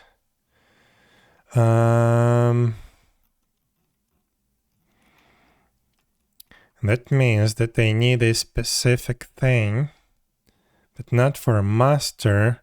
I need a specific commit. This.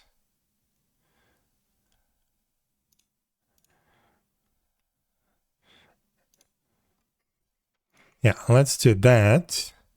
This way we will target a specific commit, not just master.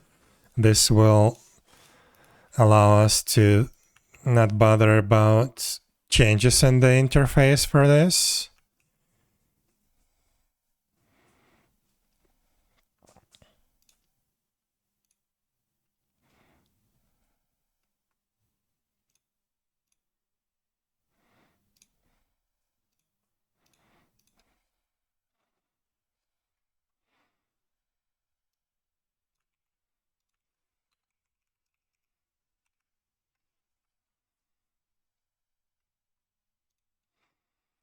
Okay, so now we need to wait for the image to build.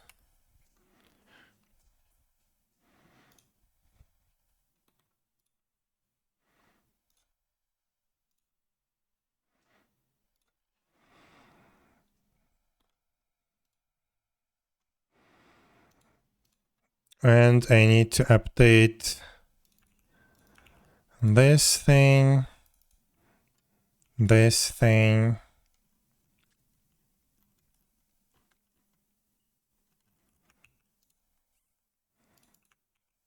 this thing.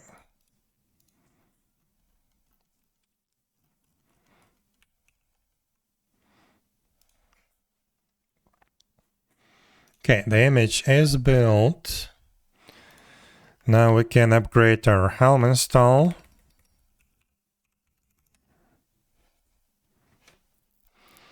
And hopefully now it starts.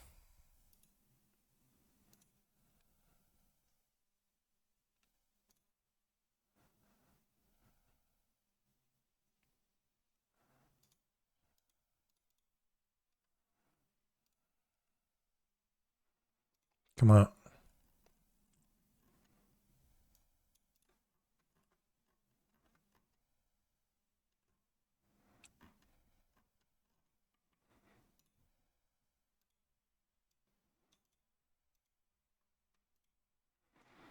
Okay.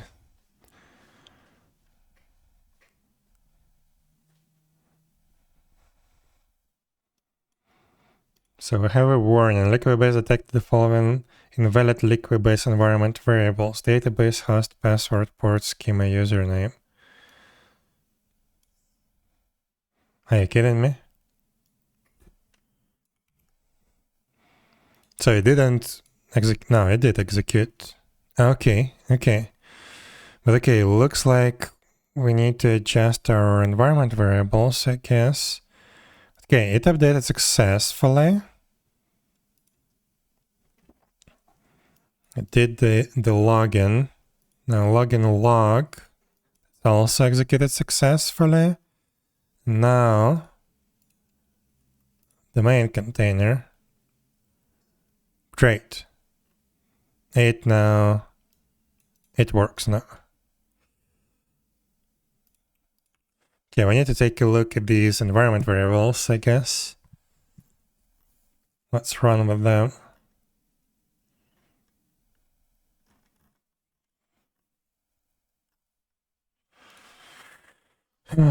Okay, one sec. Let me see. Let me check out the world as well. Game data, no messages, world. There we go. It actually executed everything. That's good. And world log. Good.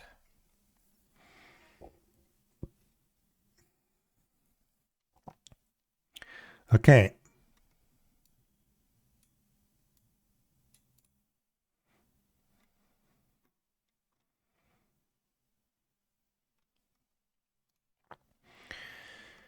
So, Liquibase. What's wrong with you?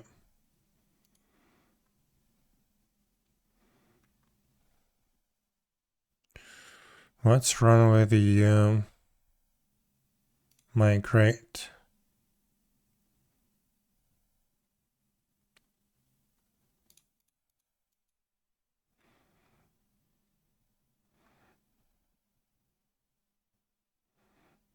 Ah.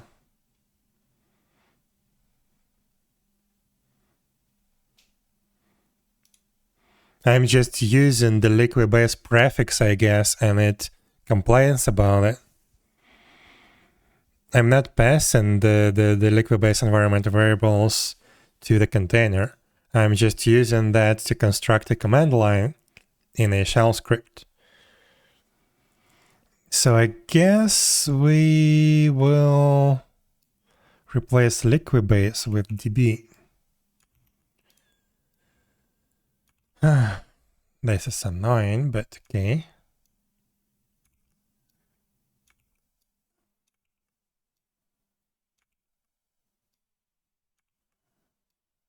At least the lines are gonna be smaller. Okay, so we did that. We also need to update. Yeah, I did update the wait for it script. db name.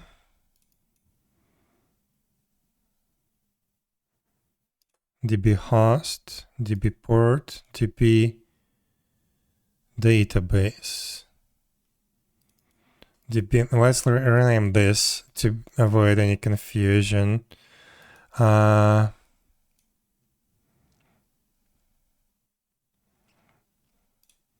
db bah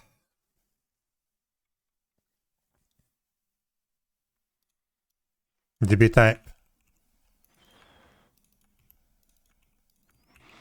because that indicates the folder where the changelog file is located, but everything else is db host defines the actual host name. Okay, good. So now we need to change that where?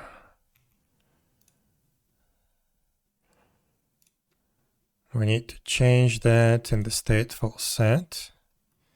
Yeah, and replace all of this liquid-based crap with the db underscore. So db driver,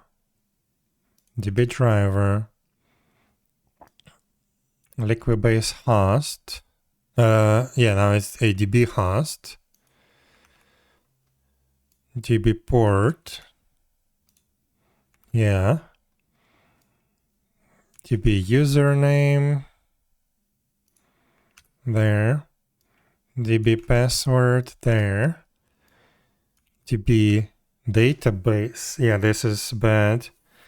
db database is going to be a db name now. Let's do that. db name. So that was db type. This is db name. So let me change it to this. And everything else should be liquid-base underscore. Have the schema. We'll replace that with db. Okay, good.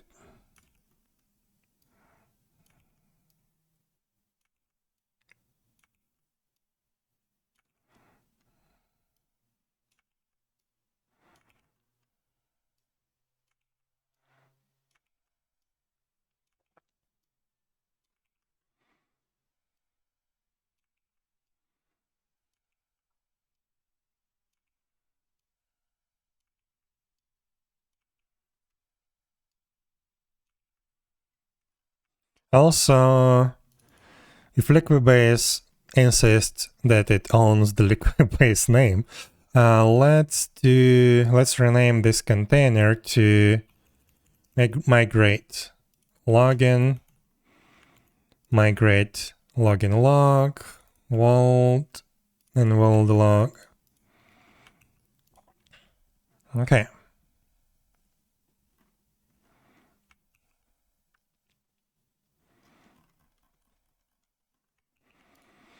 So now we can update the migrate shell script.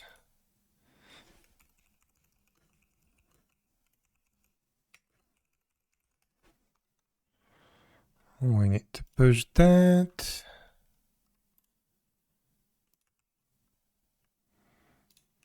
Get our new version, revision tag thing. Put it here.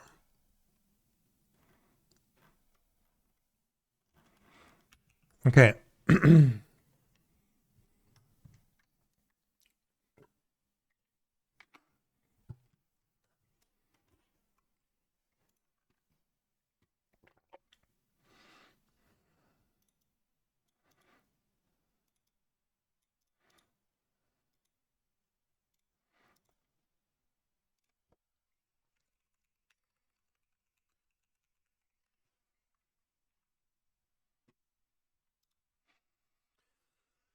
Okay, so now, did it build the image? Yes, it did. Okay, good. So now we can create our release.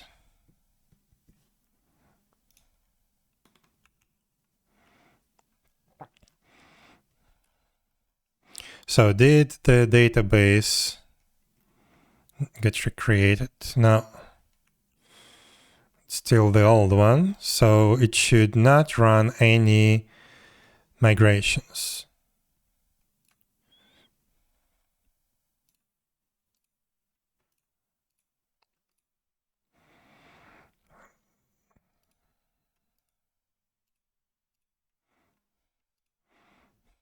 This thing is actually slow.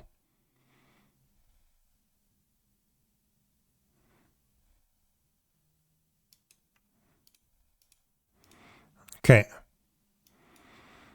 So it detected the changes that they don't have to run. Okay, that's good. Now the main container. Yes, this is good.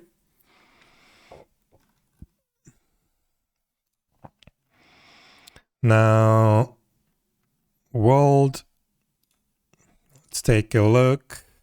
Migrate.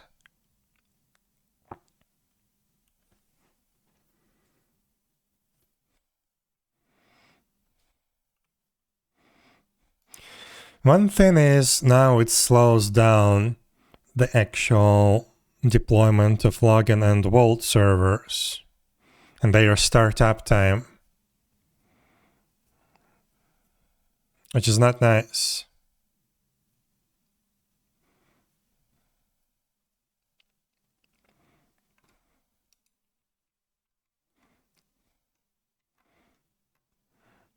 So let's see, the vault server. Well, it did have to download a new image, right? So that also increases the spin up time. So let's see if I need to scale down the thing.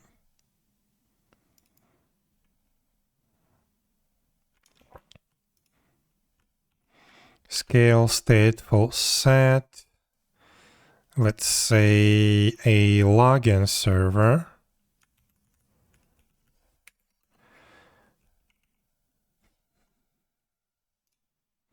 Replicas. So scale that down.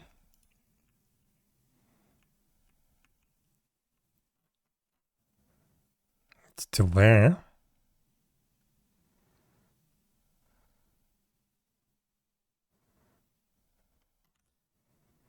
Wait, what? Why is it still there?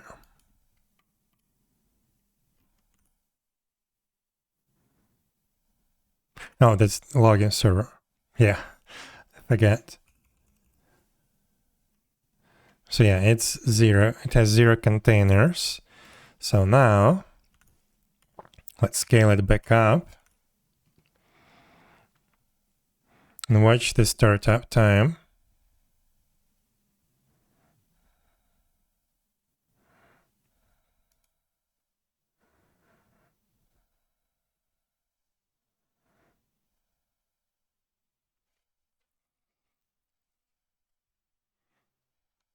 Okay, so like 20 seconds. Oh.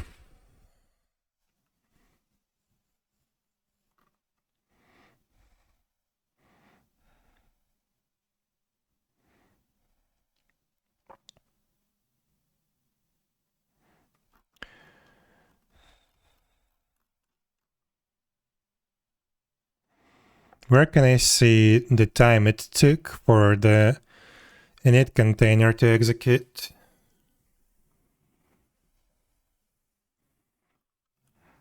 In events, maybe.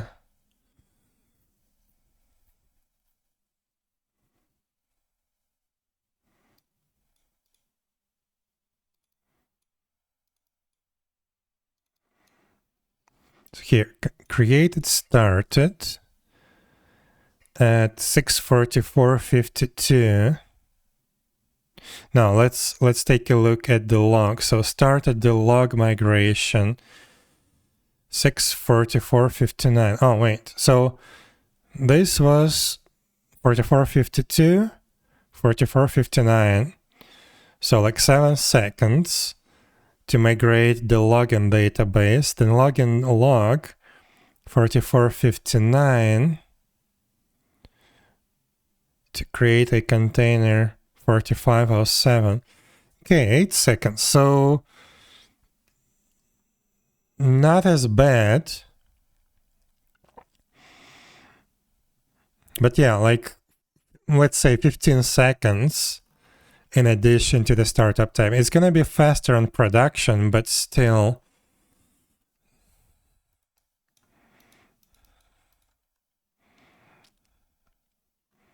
That's an unfortunate side effect.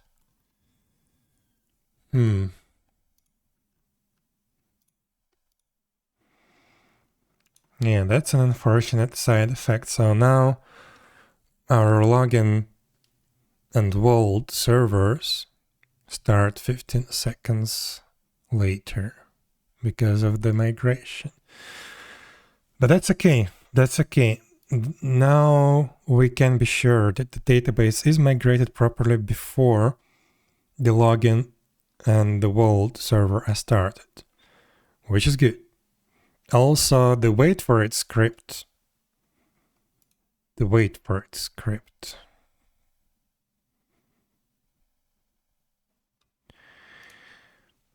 I can technically get rid of it now.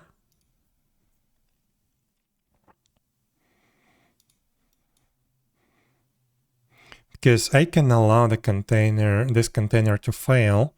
It will just recreate. And we can get rid of one additional connection opening, but I think it's pretty fast. I don't think this is a problem. Liquibase is a problem because it's huge. Its startup time is pretty big.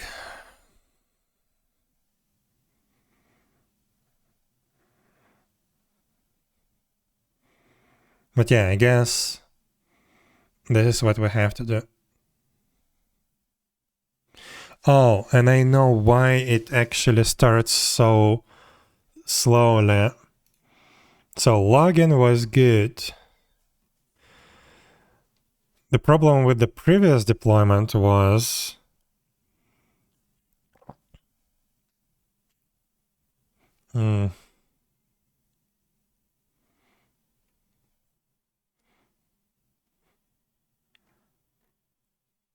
Liquibase cannot run the migrations in parallel, and we are using the same test database. This is why. Okay, I see. So in production, it will be actually much faster. Can I run init containers in parallel? No, I don't want to. I don't want to. Because yeah, on production, I do have separate databases, so like 4 separate databases, one for login, one for login log. The problem is here they are running sequentially. So first we migrate login, then we migrate the login log. It could be executed in parallel, but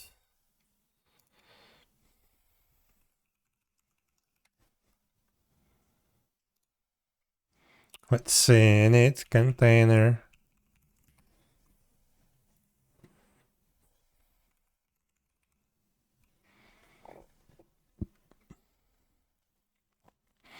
Because init containers run to completion before any app container starts.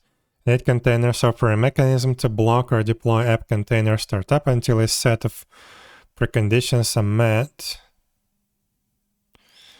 Once preconditions are met, all the app containers in a pod can start in parallel.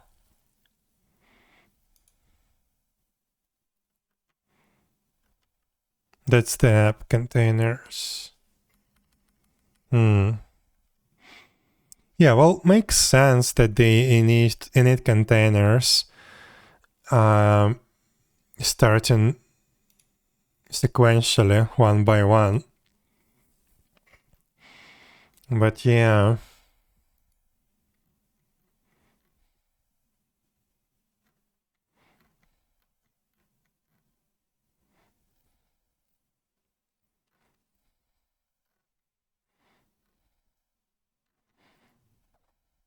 But I think we are good. I think we are fine. I don't really like that amount of code to be duplicated to generate the connection string, but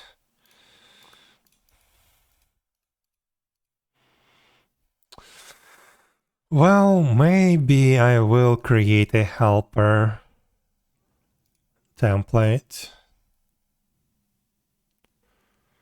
Helper template. Let's try. Because yeah, I don't like this duplication, and this can be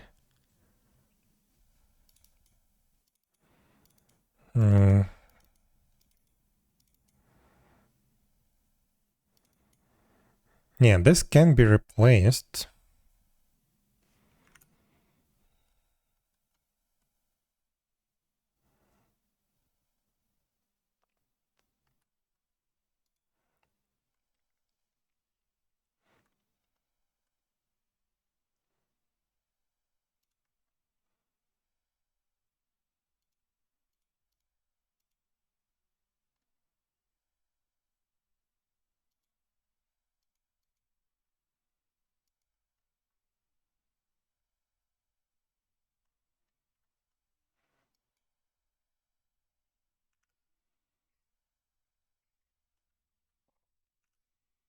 Can I define it?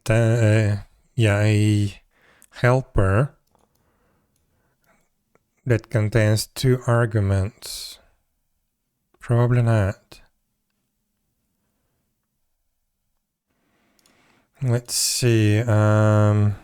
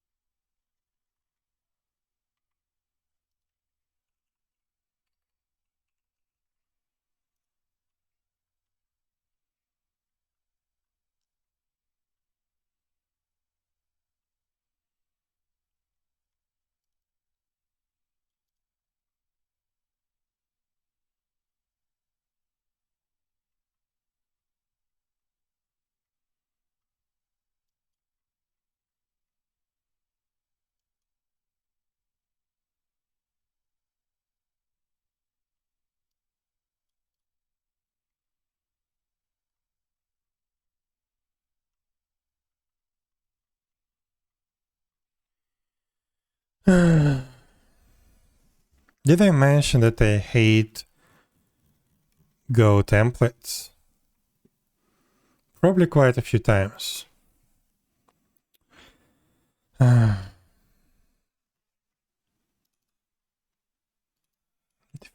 templates.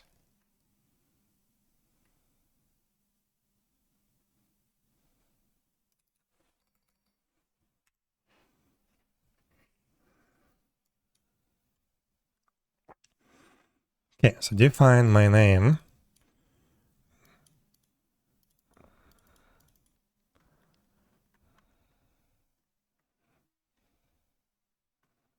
Can I pass variables to that, not just the context?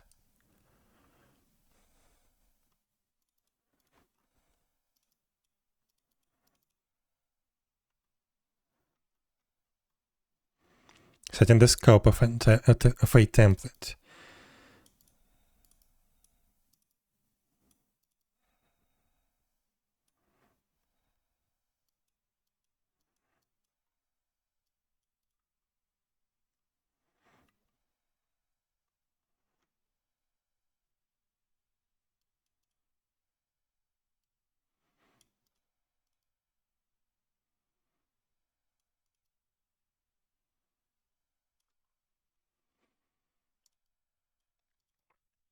We could easily pass values or values favorite or whatever scope we want.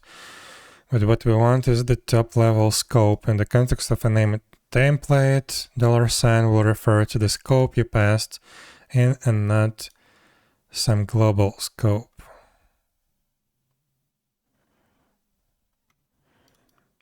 Now when we execute this template, sure, include function.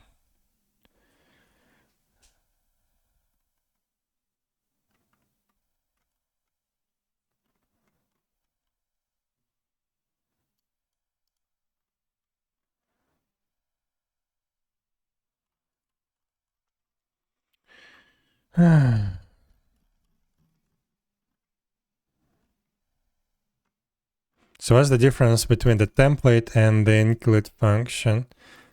So we defined a simple template that looks like that. Can you just state the difference? Now say we want to insert this both label section into my template and also the data section.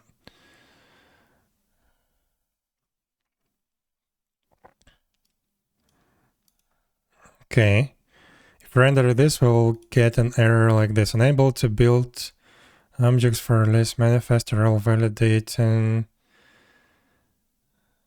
a non-filled app name, app version. To see what rendered, rerun the what?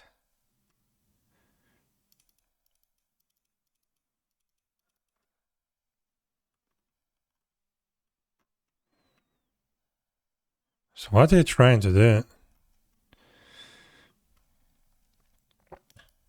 Indentation is wrong in both places. Why? Because the template that is substituted in the text aligned to the left.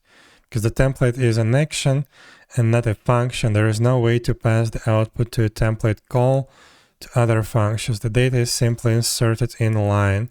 Aha, I see. So with include, we can indent the output. Okay, so let's see. To generate this grep,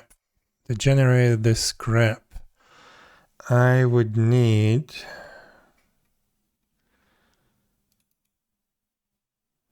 this name.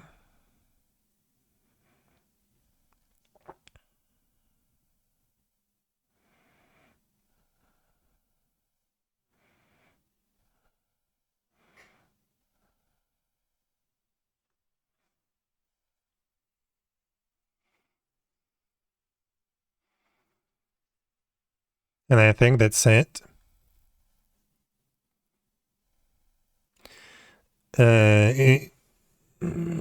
If I can access the global scope though, then that will be it. So I'm not sure if that's possible, but let's try. So define db connection string.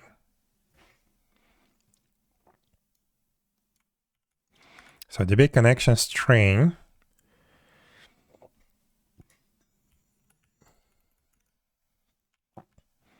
it's gonna be like that.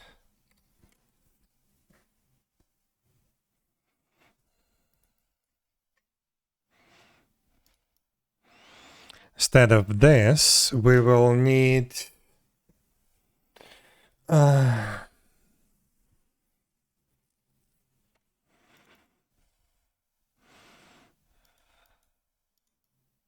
let's just test with this one and see if it works.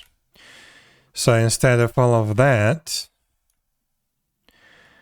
I'm gonna do include this thing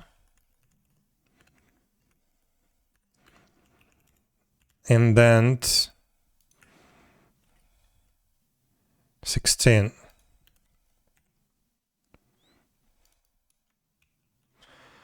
And let's try to, first of all, we need to delete this Helm release.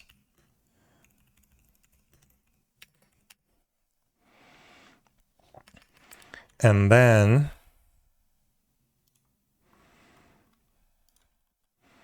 let's have only the login enabled. It's going to be much easier for me.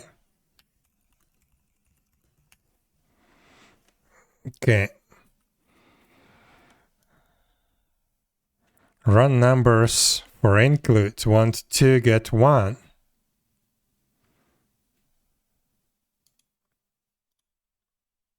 Ah, yeah.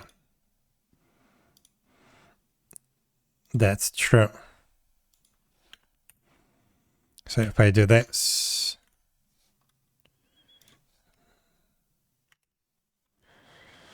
okay, error calling include template, no template associated with the template 𝙽𝙴𝚁𝙀. What? Oh, I forgot to save the file. Okay. Nil pointer. Right.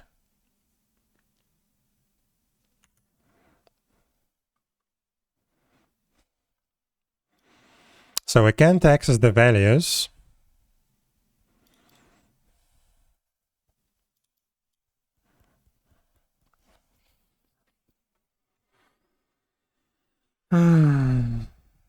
So I need the database name, database connection name, and they need this dictionary, right?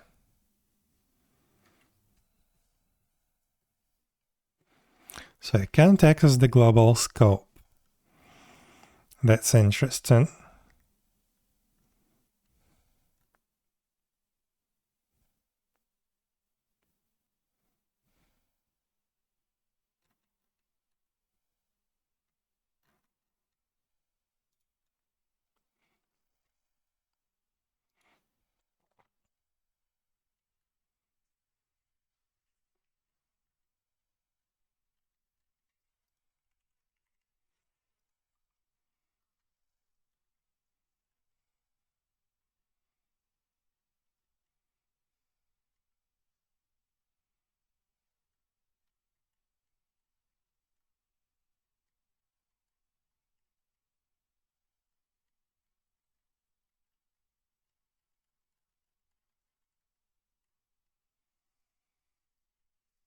Now that we pass dot at the end of the template call, we could just as easily pass that values or that values that favorite or whatever scope we want.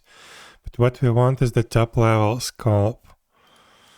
In the context of the named template, $sign will refer to the scope you passed in and not some global scope. Okay.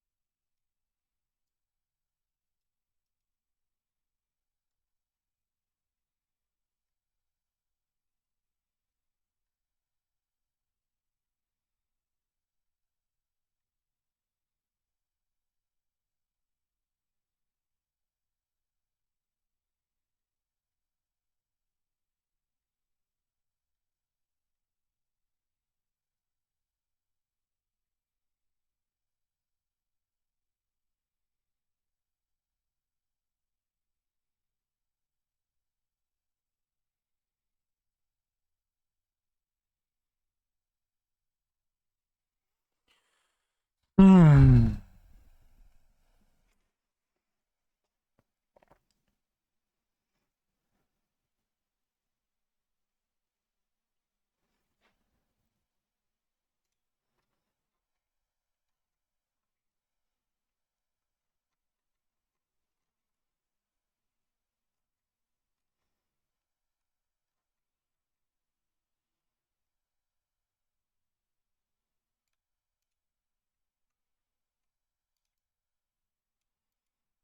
Well, I can create a dictionary, right?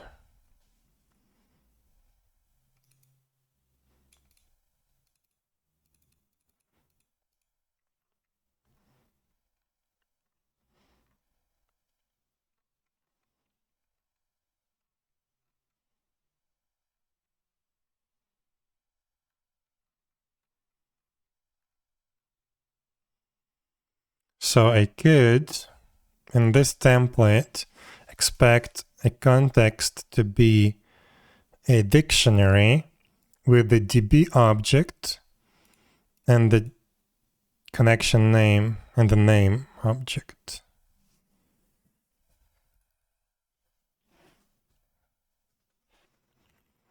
So name, this is gonna be that thing, and DB is gonna be that thing.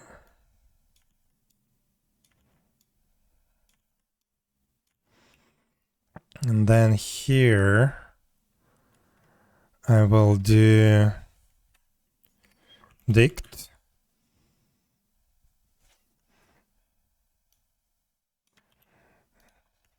DB that thing, name that thing. Will that work?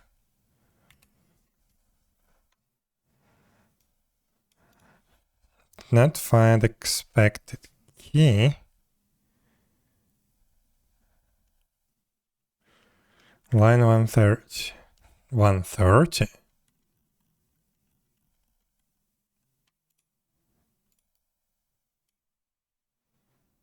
What?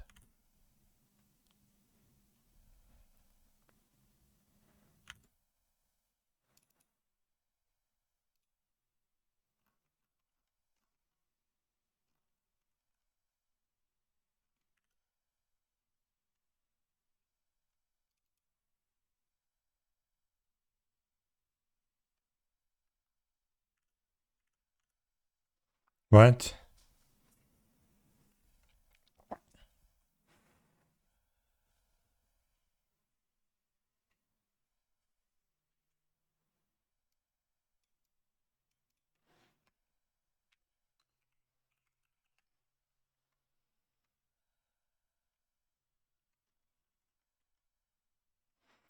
Okay, I was testing what?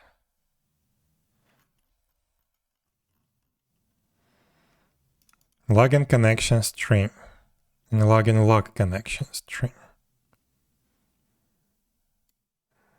Maybe login connection stream is actually working. I'm logging. So this is not defined, right?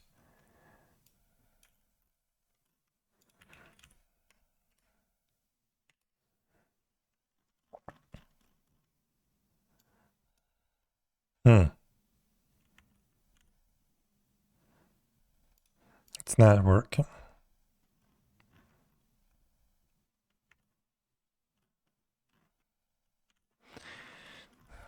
What?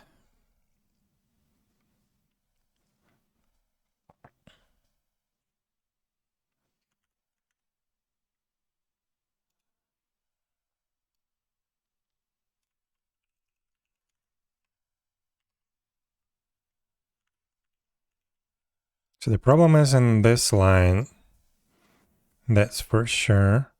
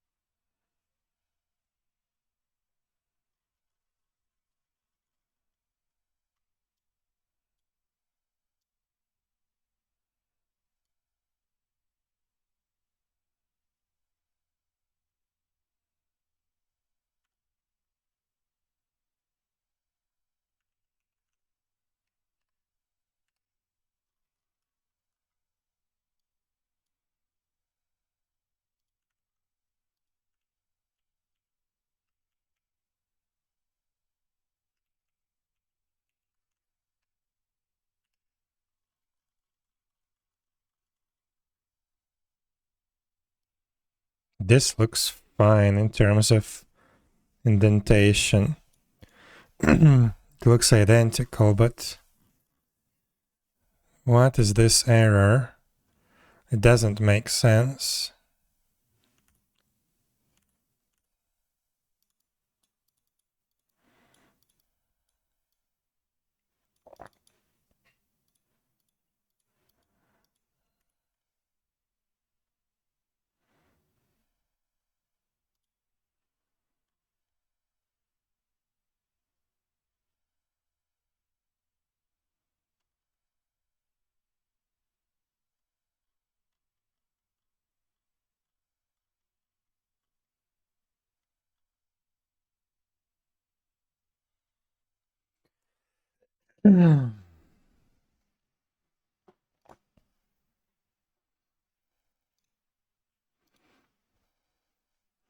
This is why I didn't want to bother with this.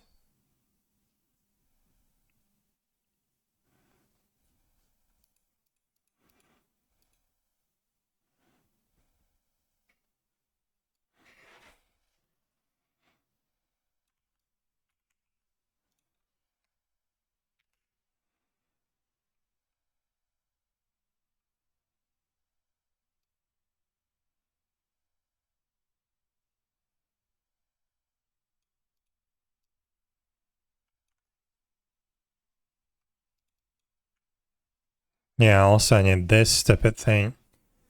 Yeah,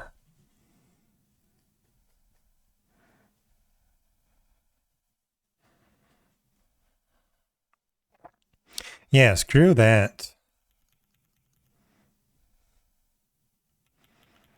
Not doing this. Not doing this.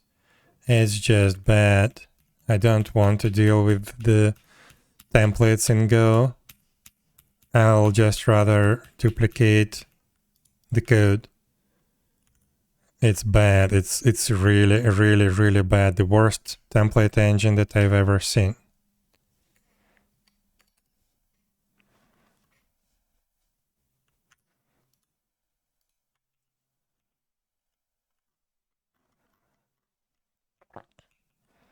Okay, so what was I working on before that? I don't know.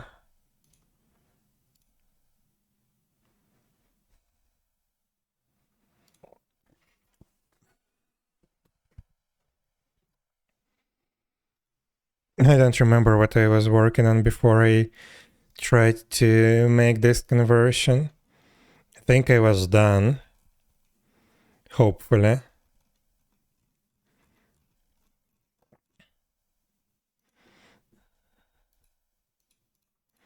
So let's try to deploy again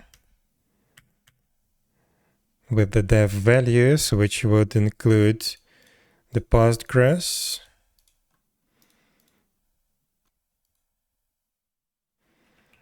So it should be good.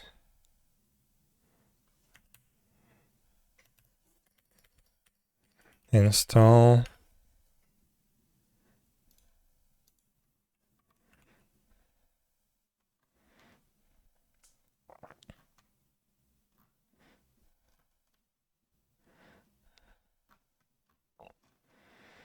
So login while they're waiting. And it's 1 out of 3.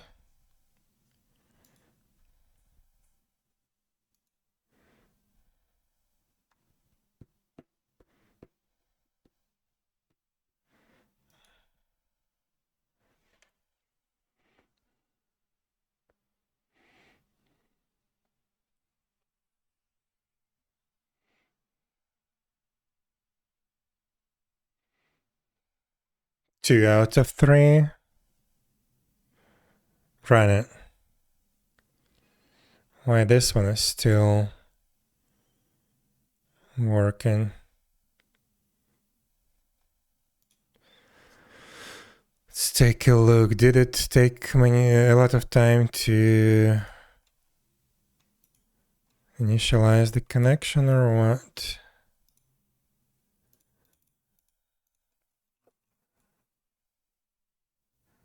Yeah, it was waiting for the database for 6 seconds. And then it executed all the migrations from scratch. Okay.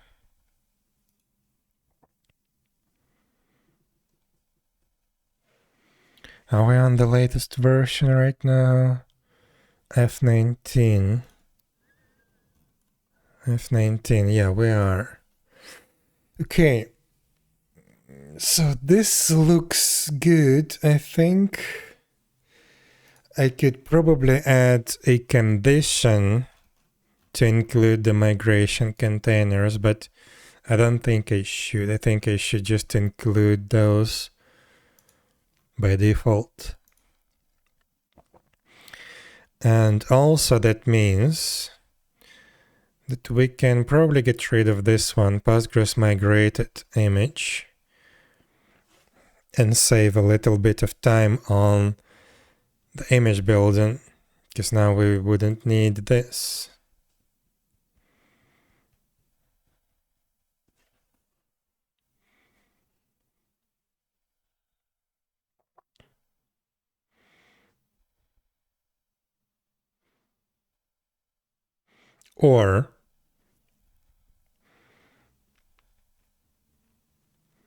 Or we actually do this, like build this image as we do right now. And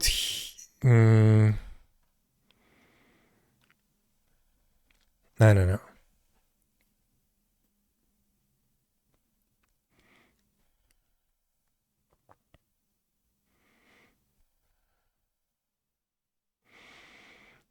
Okay, I could probably add a condition for the migration init containers to be included.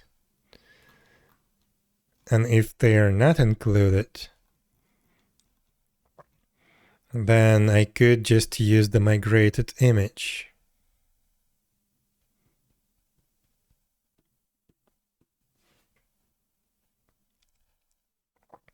That would still mean that the database image itself would start slower. So I think we would still end up with the similar results.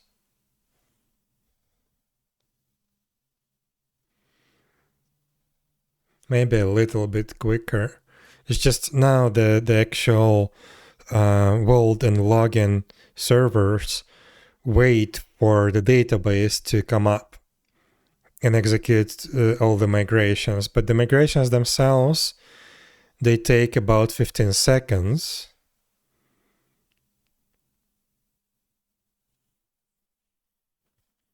I don't know. And I will use the migrations in production, so this is only for development. Well, just in case, I could include a property called, like, I don't know,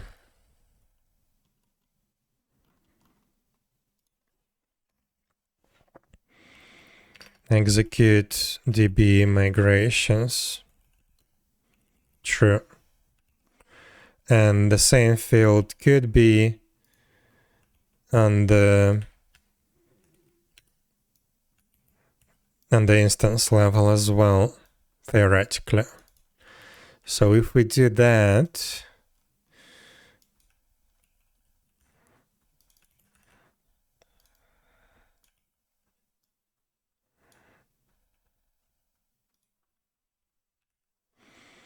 so if execute DB migrations,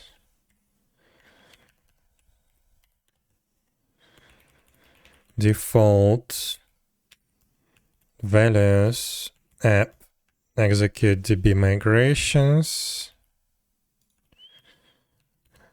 default true,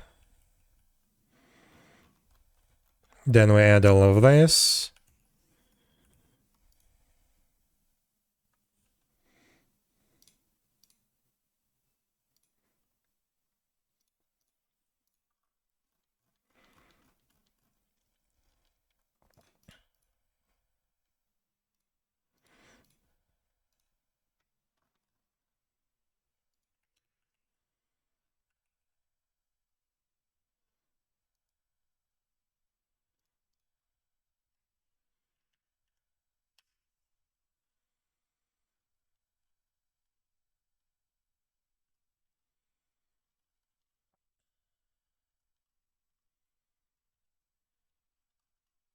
This is the vault. We have the DB migrations. So if we set this to false,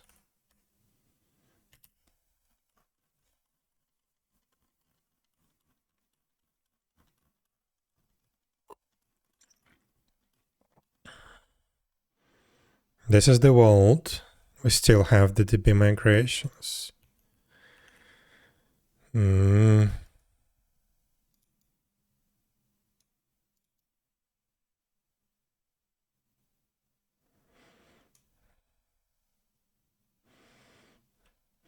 Why doesn't this work?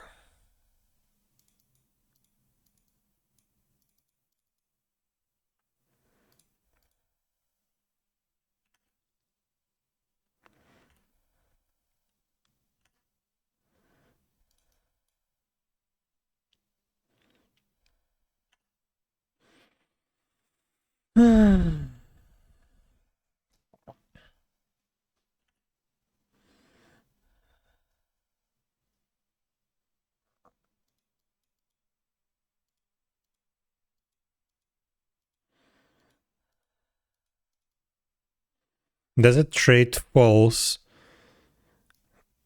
as a value that has to be evaluated by default?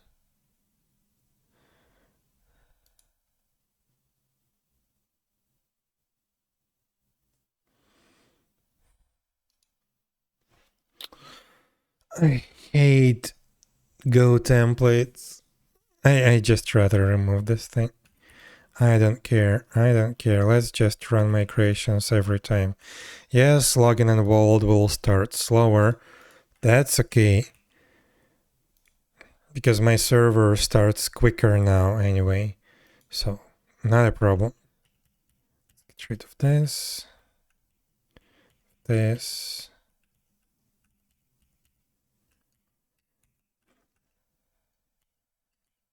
Okay, that's it. So, do we need to commit anything? Yeah, we do have the Helm chart changes. So have the login,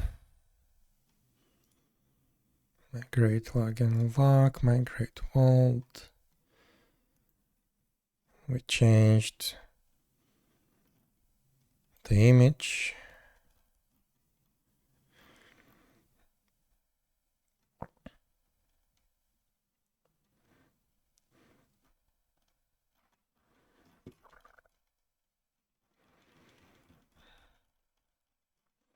Okay.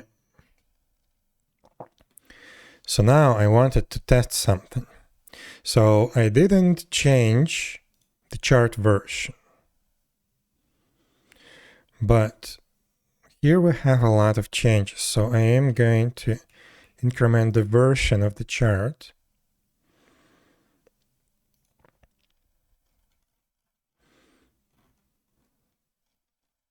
So can I deploy it like this?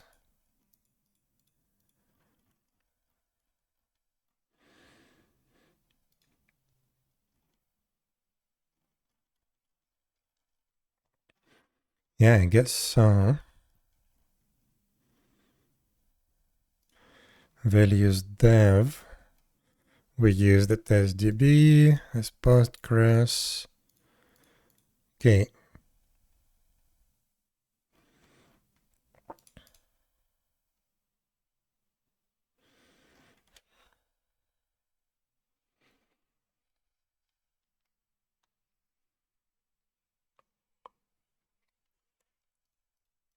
So this should be good.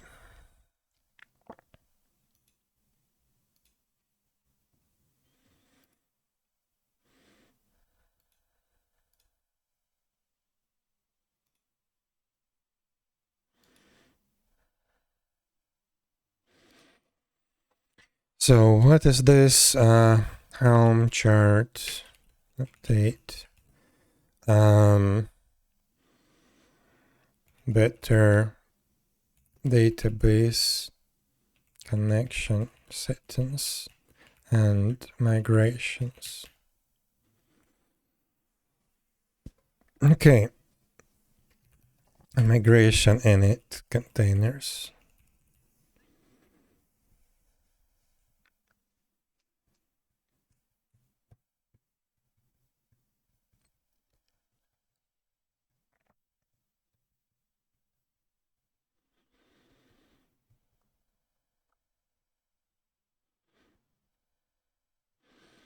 Yeah. Let's push that.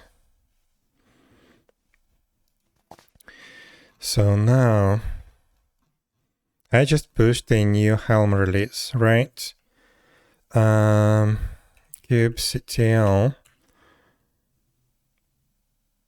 How do you switch the context?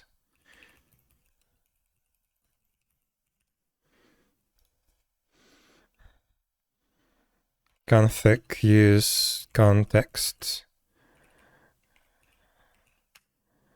𝙽𝙴𝚁𝚂 get nodes, get pods.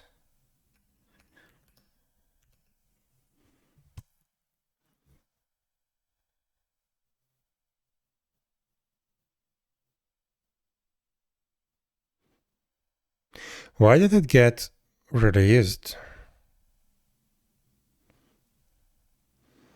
172 minutes ago. That's 3 hours ago? My math is not mathing. Yeah, almost 3 hours ago. What changed 3 hours ago so it actually redeployed something? Or did they redeploy something? Did they redeploy something?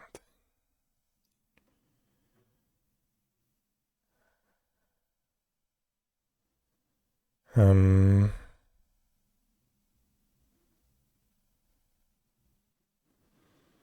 don't know.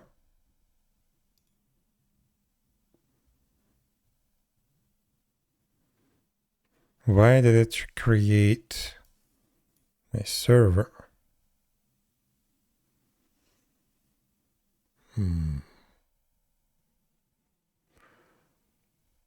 How can I see that?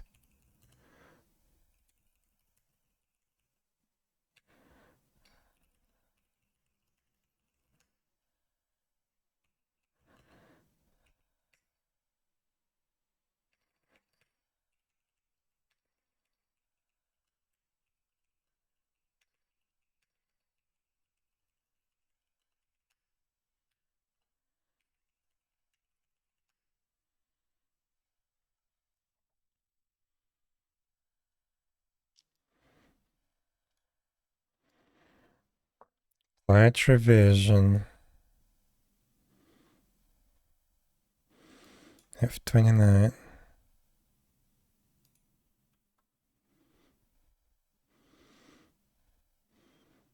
I updated readme. And it applied it. Why? I only changed the readme. Or was I playing with scaling? Maybe I did. Crap, I don't remember what was I doing and why my servers restarted. But okay, they didn't restart right now. That's good.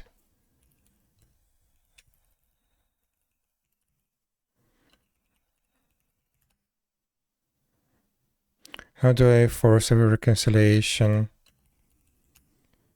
Flux. Reconcile.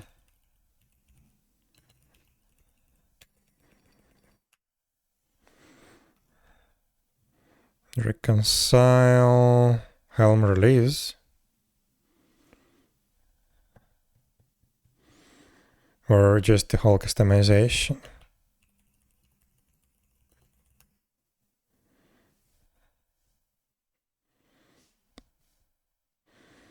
Okay, it's reconciling. Now the question is, will it try to pull the new Helm chart? Because if it will, then it will fail.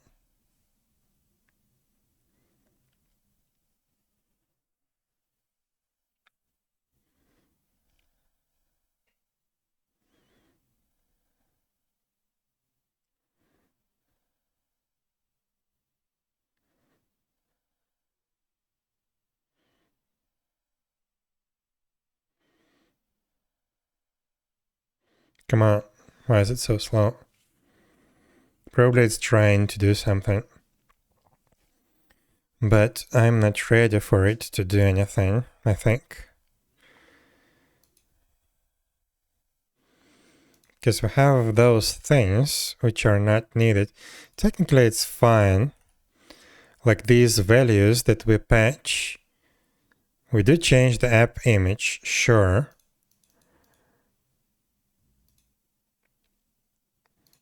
This is out of date, by the way, but okay. Game data, this is being used. TestDB image is not being used anymore. And the values here, they don't include the database connection. So it's gonna be weird. Not sure what it's doing in the background.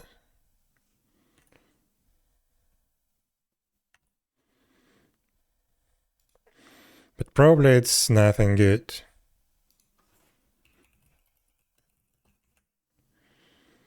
Pods are still running. So what does it do?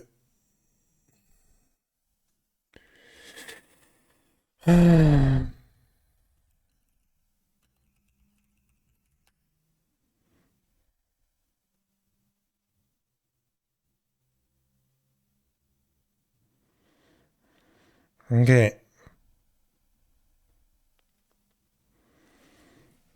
Value is nil. Yeah, that's expected.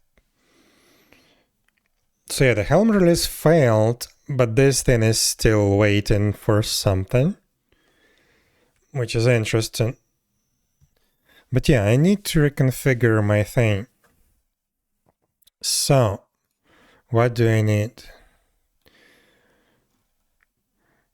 I need to define the DB section. So I can probably just copy that. There's DB. Yeah. And then I need to copy this for login.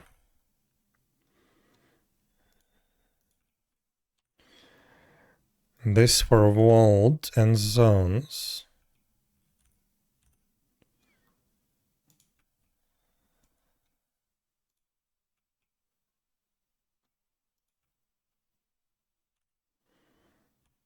Wait, not there. After the replica count. And the test DB here now goes away. What else?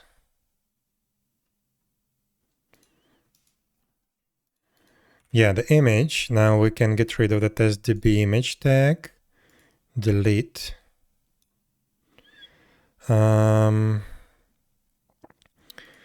We need to remove that as well from the customization.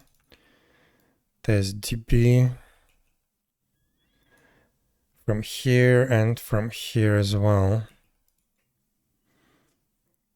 Okay. And from here. Test DB is now not needed. We only have app and game data. We get rid of this as well. We get rid of this line and this line.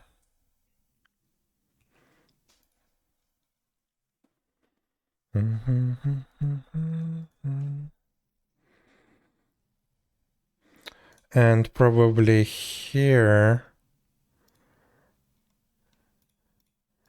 Yeah, test DB can go away as well. Oh, I wanted to add some comments. So, first of all, GitLab is extremely stupid. That's the first true statement. It doesn't evaluate the environment, the variables within the literals that we pass to the target. That we pass, to the target pipeline and the inputs. So we have to define a variable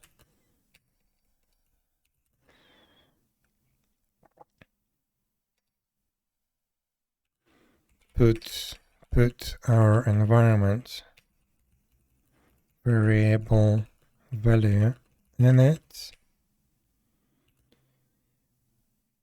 and pass it to the target pipeline. Then the target pipeline can evaluate it to the correct value. Stupid. Okay. And now, can I just get rid of this DB image? I want to get rid of this DB image. because this is only useful for the development releases, when I can just grab this migrated database. Oh, it's not like a migrated database, it's a Postgres image with the migrations as SQL script put in the init directory. When the Postgres starts, spins up, initialize the database, then it picks up those init scripts and executes them. So it's still gonna take some time to migrate. It's not like it's already migrated, but it's like built into that. But I don't think we need this anymore.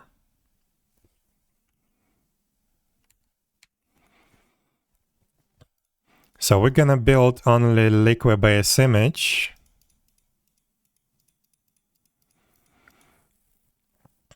And that should be it. Let me double check. Do we have anything else? No. Okay. So now I can use that. And that DB image was never used, actually. Even on my test environment. It's not used in production. I use the actual liquid-based migrations and I run them manually. And the DB image was never actually used. I was planning to use it for Kubernetes. But yeah, we don't need that. So, what does this thing do? This is still context deadline exceeded. Yeah, because it failed and he didn't detect that.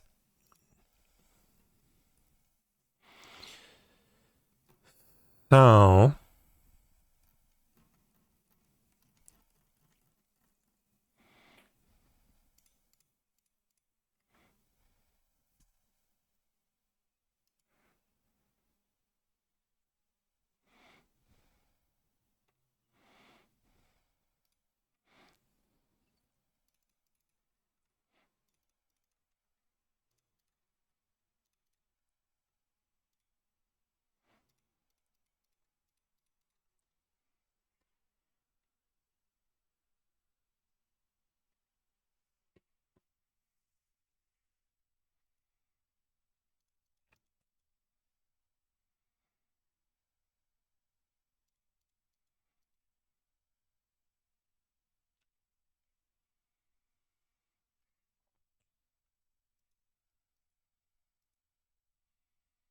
okay, this looks fine. This looks fine.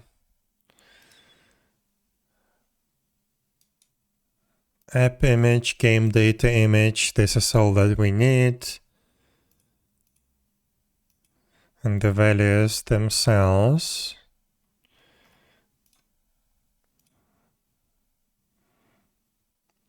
Yeah, now we can commit this. Let's double check that we don't have anything pending. No, good. So now,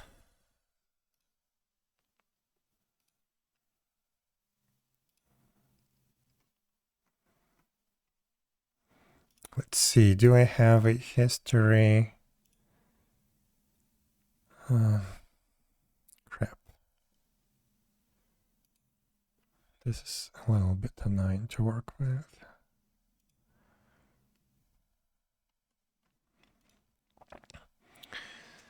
So DB,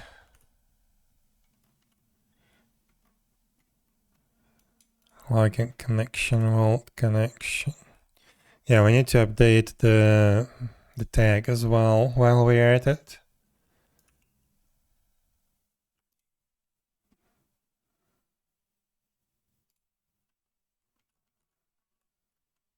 Oops.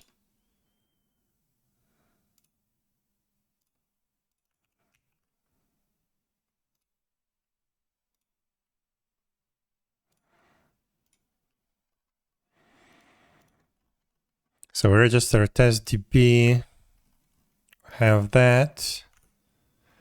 Update the image, it's in the separate file. Login. Vault. And zones have the vault connection. And we get rid of the test DB. Good. So this should be it.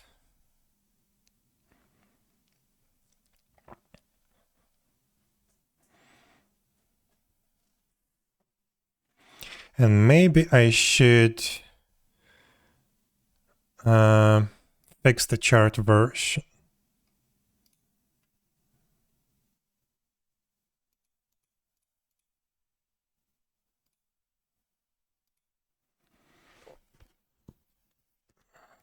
How do I do that?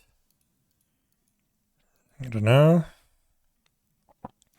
Because yeah, if I push a new chart version, that would break stuff. So let's fix the chart version.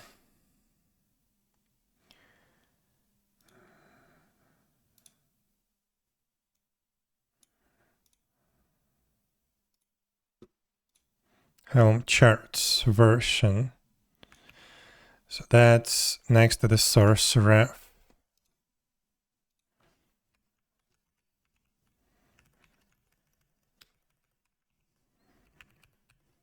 1.1. That's our version, right? Yeah. So if I do some breaking changes, I will have to increment the chart version. That would mean that this thing would not pick it up, which is good.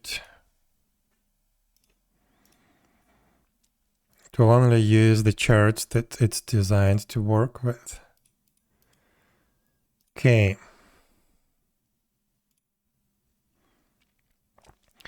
So what did we do here?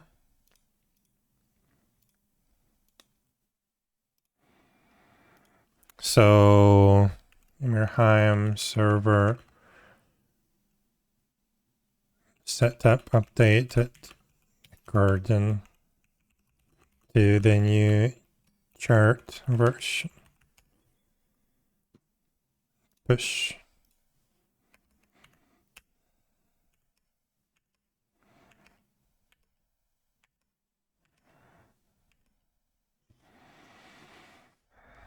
Cluster IP is invalid value. String none may not change once set.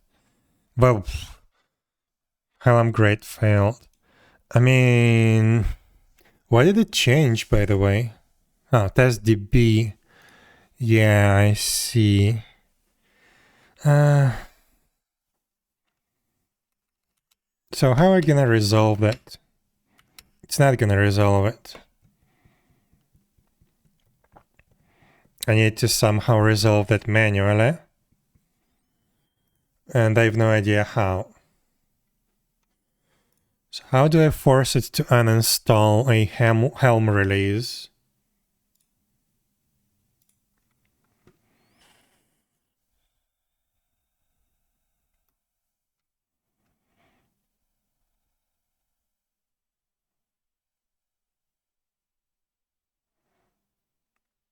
So I know how to force a release.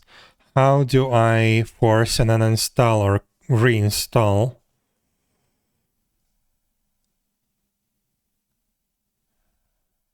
Handling failed uninstall.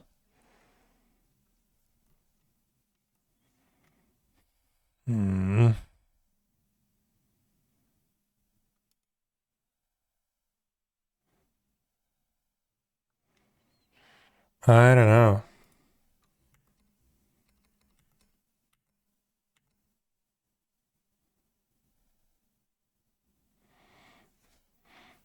Like, it needs to reinstall.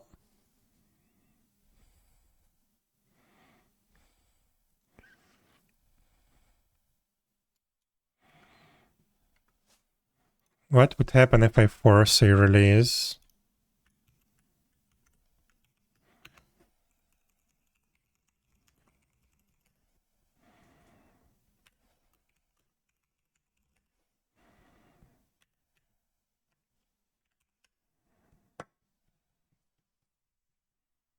That was probably a mistake.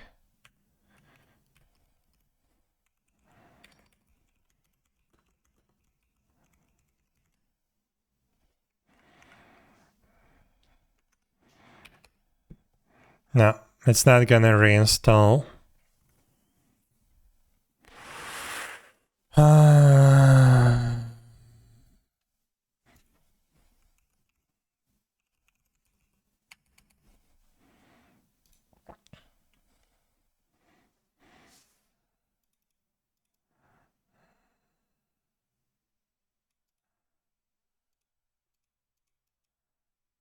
Cleanup and fail allows deletion of new resources created during the upgrade of the release when it fails.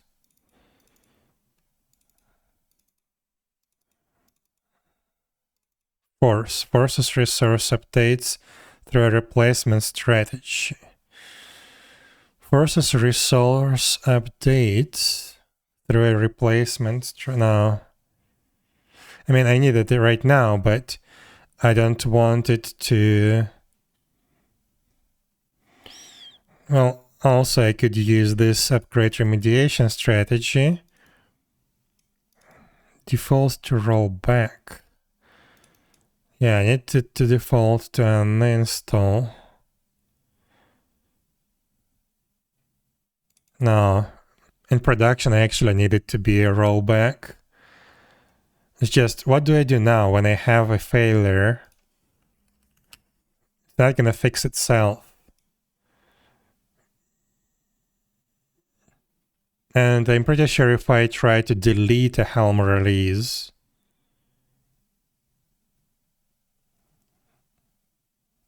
it will make a commit into the repository, right?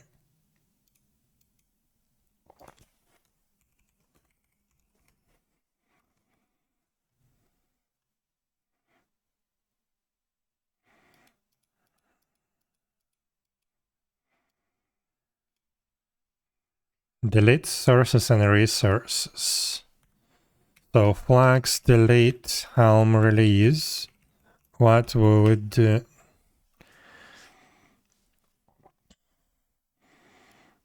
Removes the given Helm release from the cluster.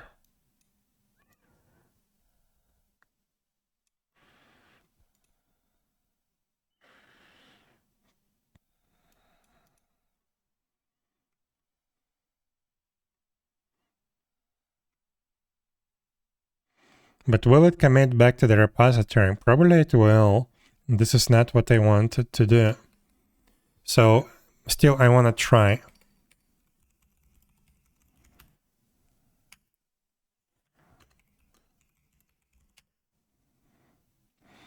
Are you sure you want to delete this Helm release? Delete it. Now what? Did it push anything back into the repository? No, it didn't. Okay. Right, this is not what I'm looking for. Get Helm release. Run an uninstall action with timeout of 5 minutes. Okay, so did that. Flux. How do I force reconcile again?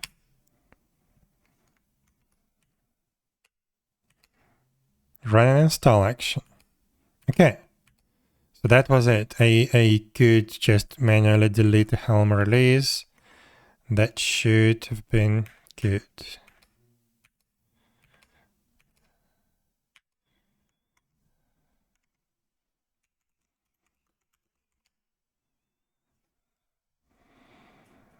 Okay. It's working, I think. Yes.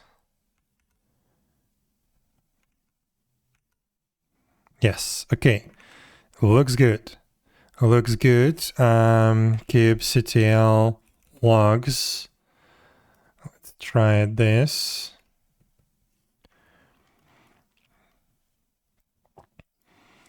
So game data, migrate login, migrate log.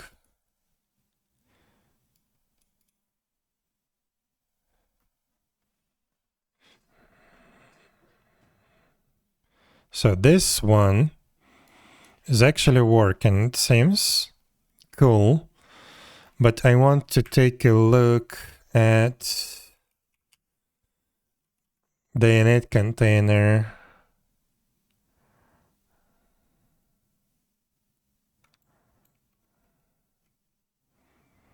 All containers. There we go, I just saw the liquid-based thing. So that worked. Migrate an Ymirheim login. It executed all of that stuff. Now login log, it executed that stuff. That's successful. And now we are starting the thing. Okay. Looks good. Actually looks good.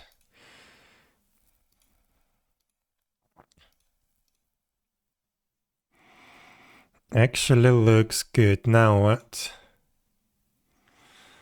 So we managed to do the migrations. Looks like it's working. So create a liquid-based migration. It can try containers, run migration automatically before the login and the vault server start up. So we did that.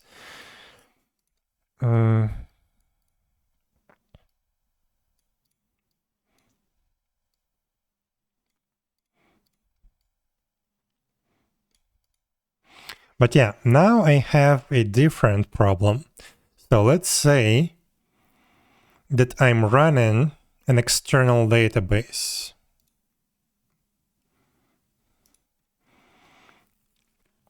That I'm running an external database, or even 4 of the external databases, which would be the case in production. I need to be able to specify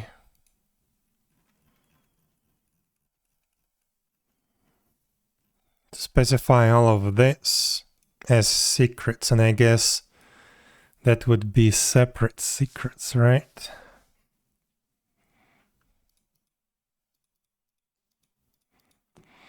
Let's see, so I need Flux.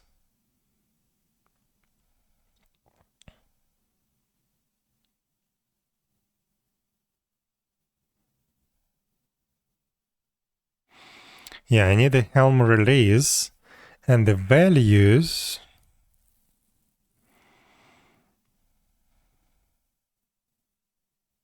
value references.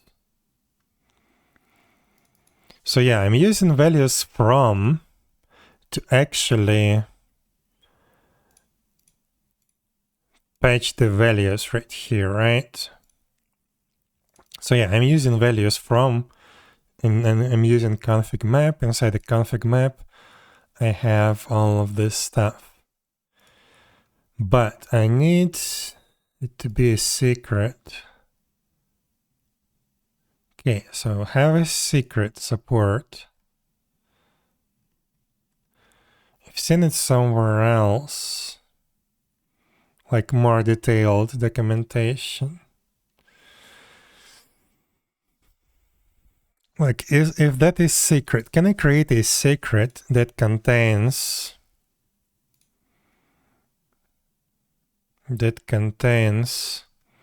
a host, port, username, password, database, schema, in a single secret?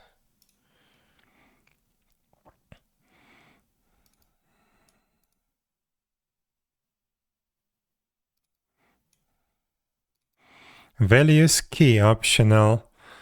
The data key where the values YAML or a specific value can be found. Defaults to values YAML when omitted. Target path. The YAML notation path.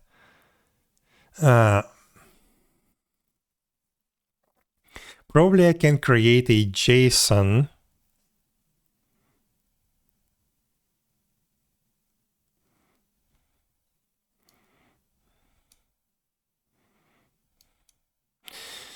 The YAML notation path at which the values should be merged. When set, the values key is expected to be a single flat value. It falls to empty when emitted, which results in values getting merged at the root. However, this values reference is optional.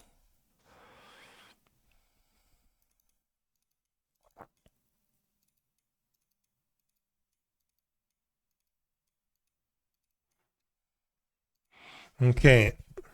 Yeah, I need to figure this out. I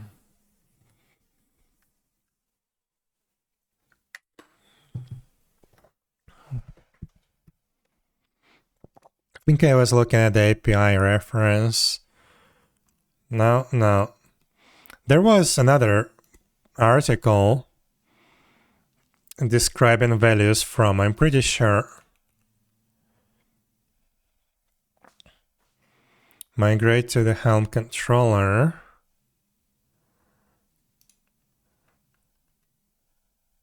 Is that it?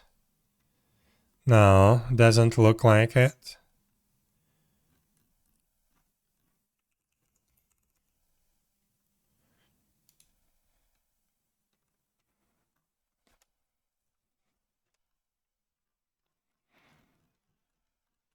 There was something else.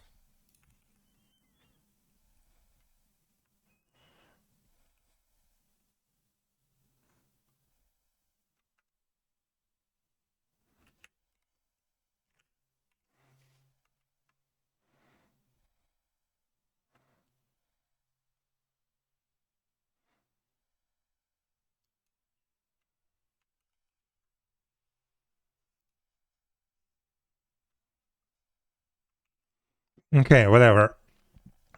This will do. So, to make this work,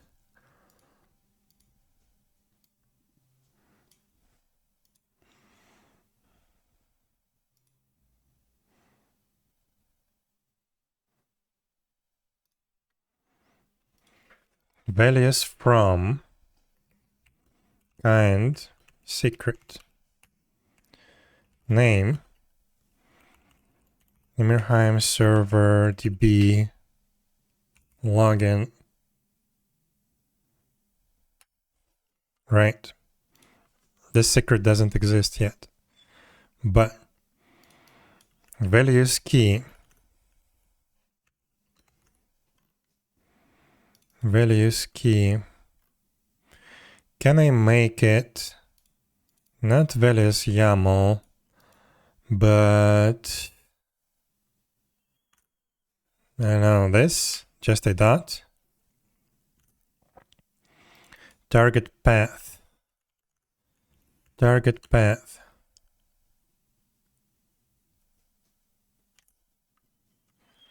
The YAML dot notation path at which the values should be merged. When set, the values key is expected to be a single flat value. When set, the values key is expected to be a single flat value. Defaults to empty when emitted, which results in the values getting merged at the root.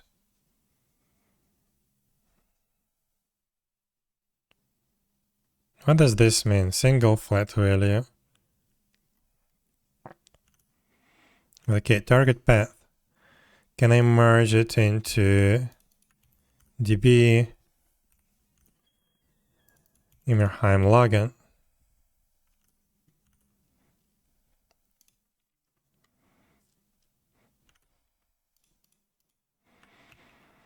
So let's create some kind of test secret. kubectl create. No, I need to see how that is done.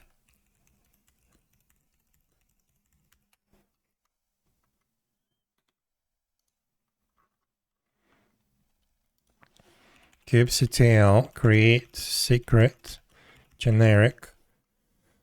By the way, what are the types of the secret?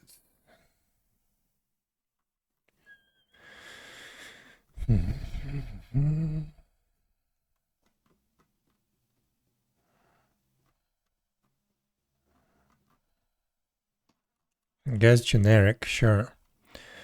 Generic. Now we need to name it.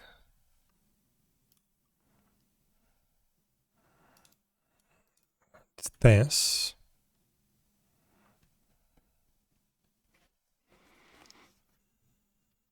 Wait.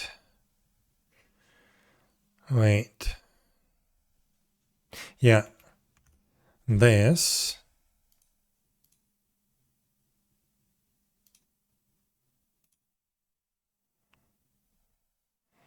It's not gonna monitor because it's not loading those from the file, but from a secret. So we do that. Then we do from literal equals. So what do we need? We need host. Host equals external. No. Ymirheim login db.db.external from literal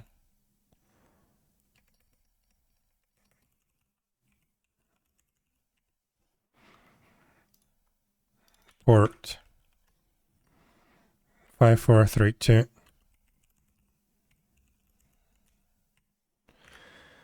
Username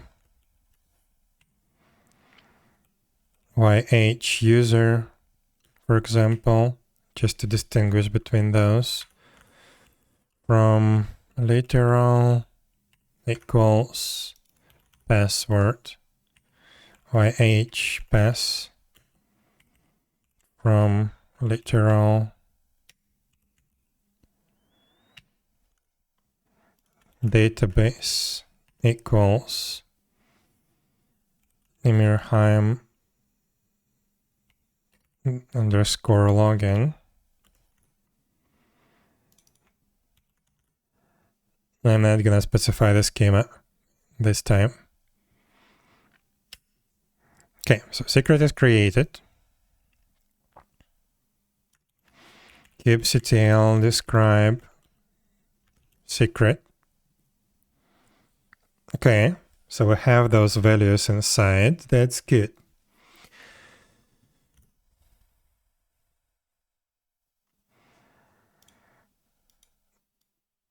Now let's try to create this.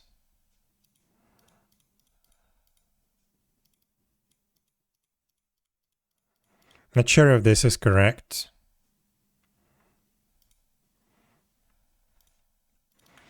Values key.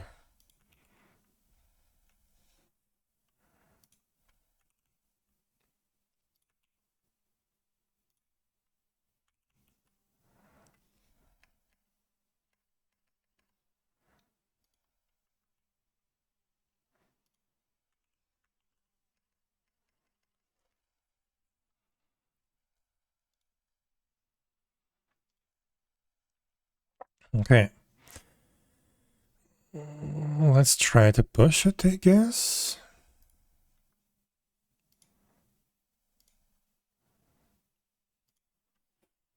So this is a test test db secret. Let's push that. So kubectl, no, flux get customization. Reconciliation is in progress.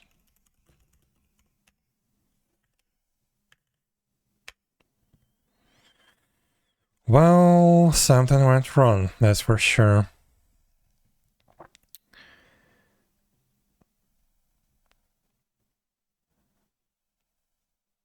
How do I understand what?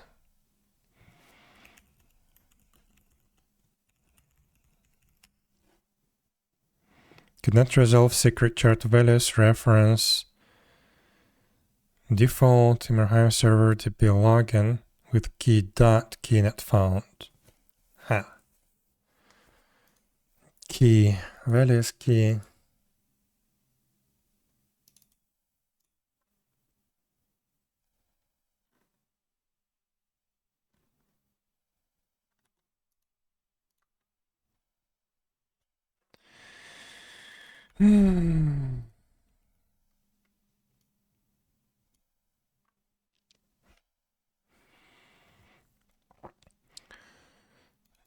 The .data key where the values YAML or a specific value can be found.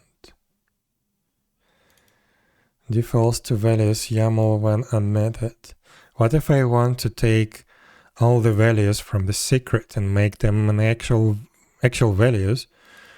The YAML.notation path at which the values should be merged. When set, that the values key is expected to be a single flat value. Defaults to empty when omitted, which results in the values being merged. Okay. So if I comment that thing out,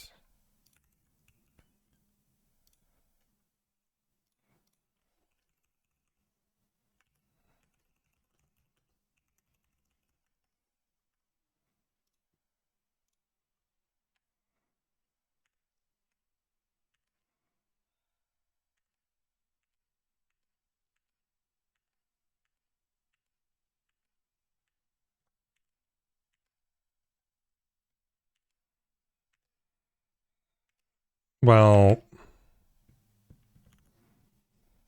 I commented it out. Can you please try to deploy it? Flux, hello?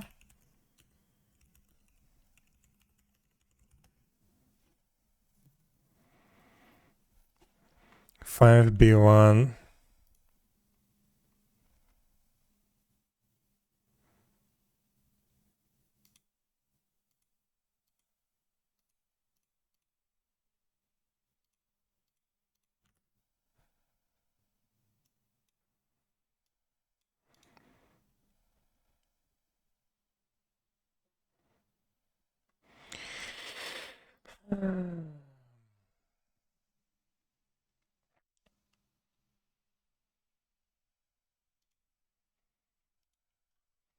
How do I force a reconciliation?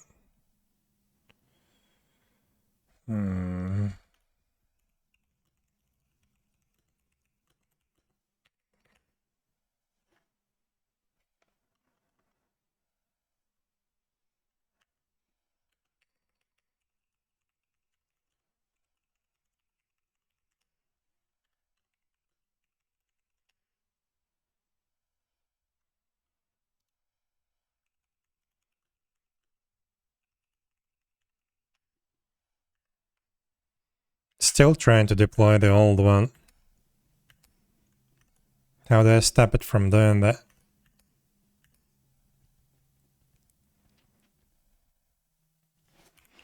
Flux delete home release Ymirheim server.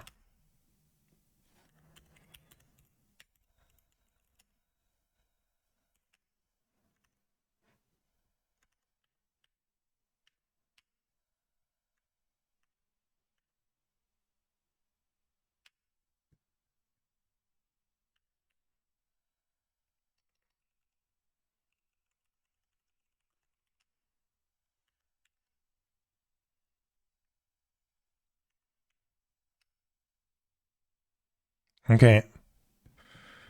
This generation of object has not been reconciled. Okay, now it looks for values.yaml.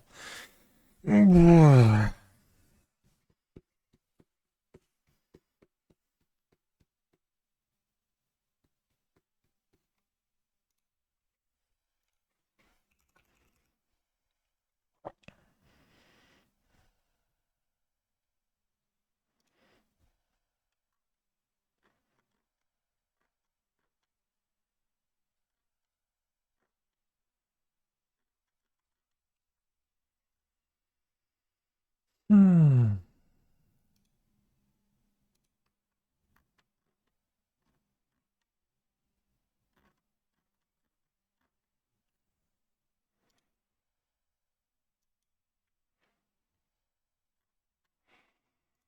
Target path supports the same formatting as you would supply as an argument to the Helm binary using set path equals value.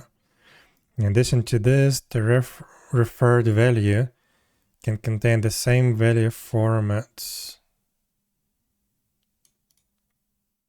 for a list. You can read more about the available formats, limitations, and Helm documentation.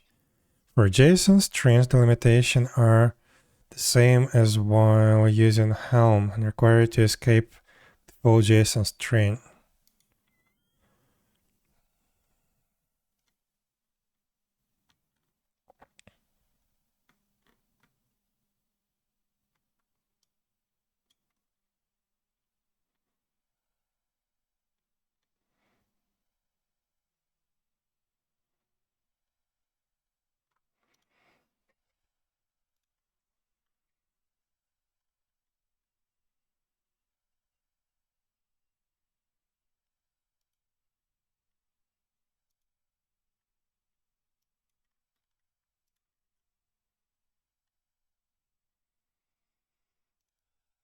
The data key,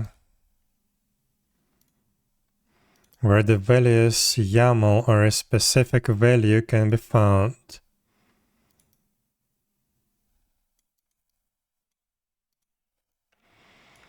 Can I try to set that as data?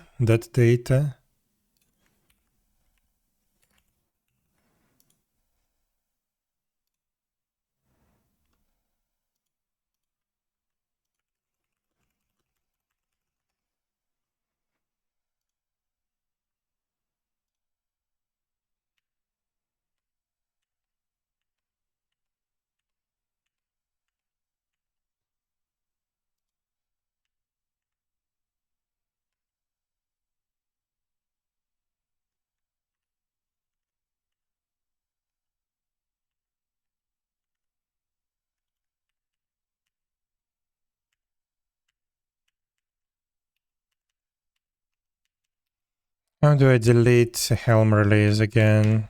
Delete that, and then force reconcile.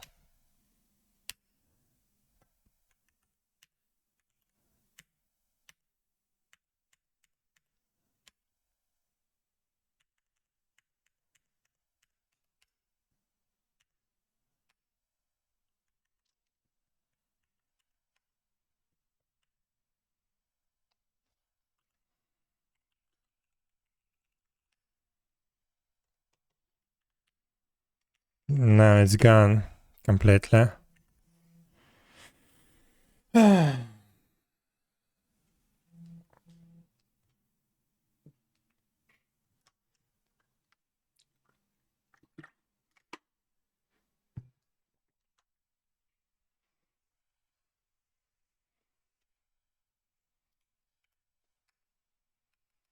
Yeah, Helm release is gone now.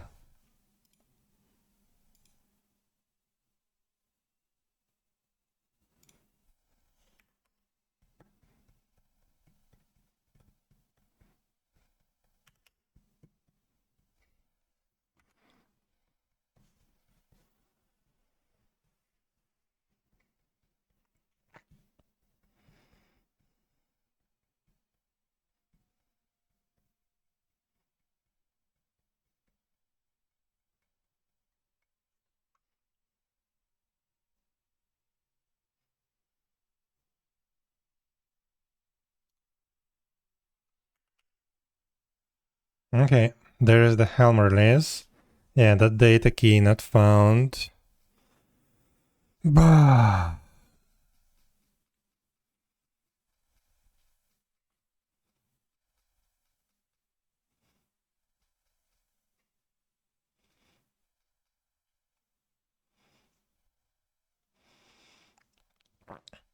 Okay, that means that I need to adjust my secret to actually have some kind of common value.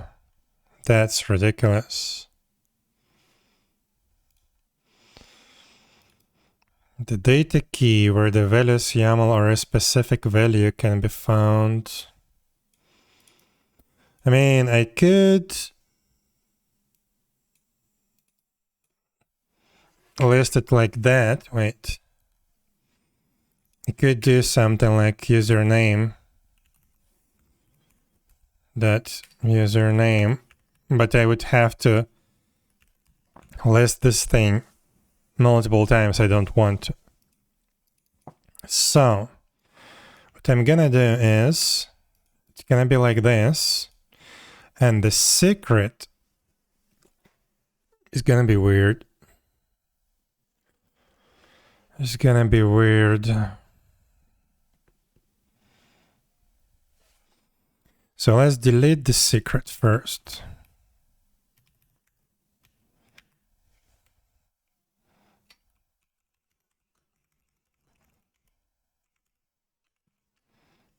Oops.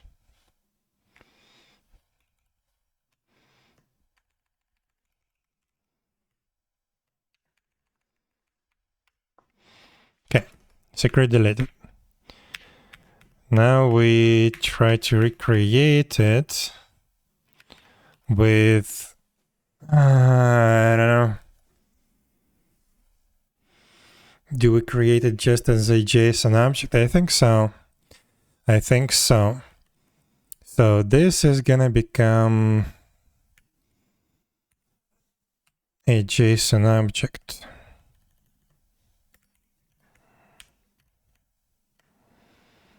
So database, that's also should be enclosed.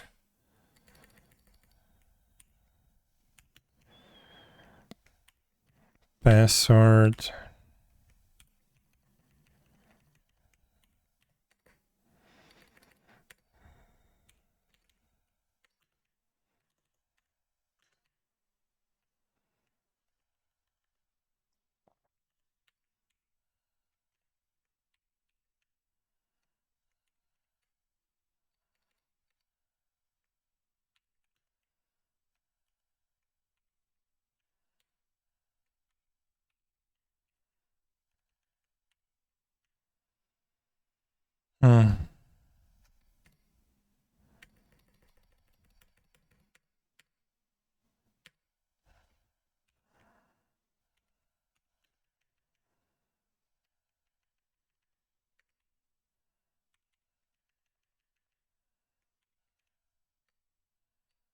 Oops, from literal values.yaml equals that thing.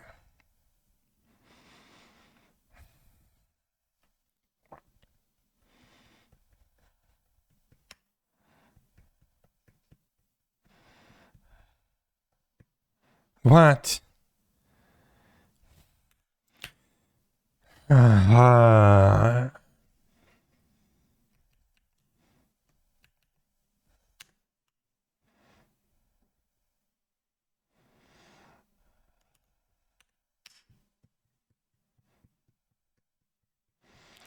Like PowerShell, can you go away? I'm just trying to create a YAML secret. Go away.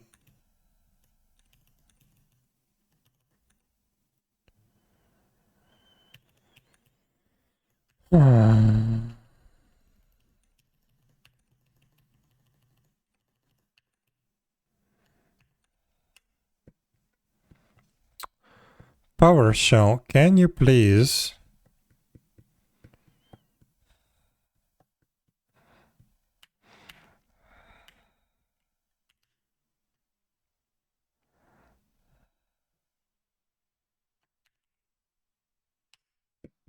There we go.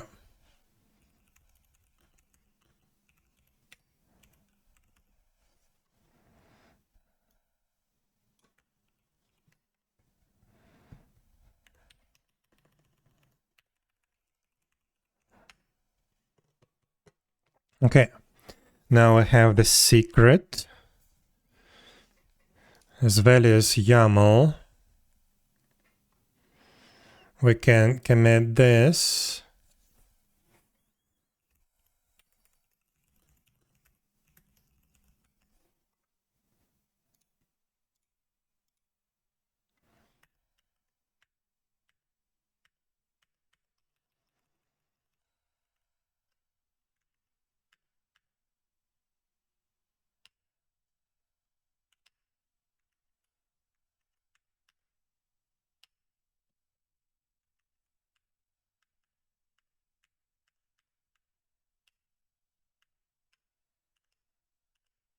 Okay, run an install action.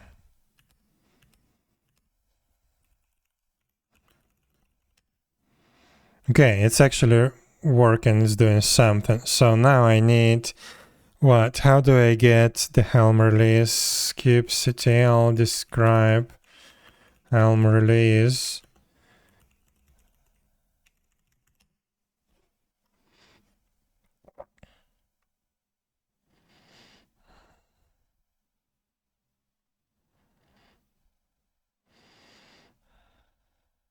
That was 4 minutes ago.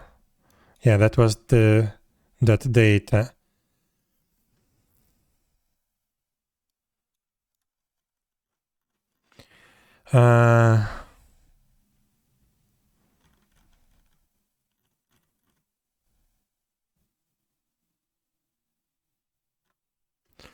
There was something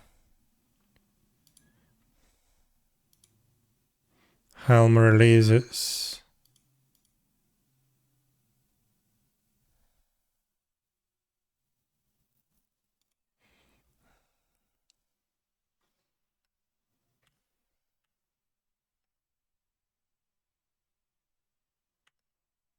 Wait, what? It was just creating the pods a minute ago. Hell. What happened?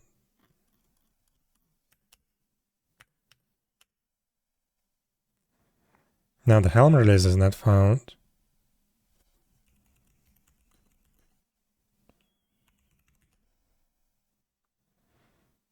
Hell?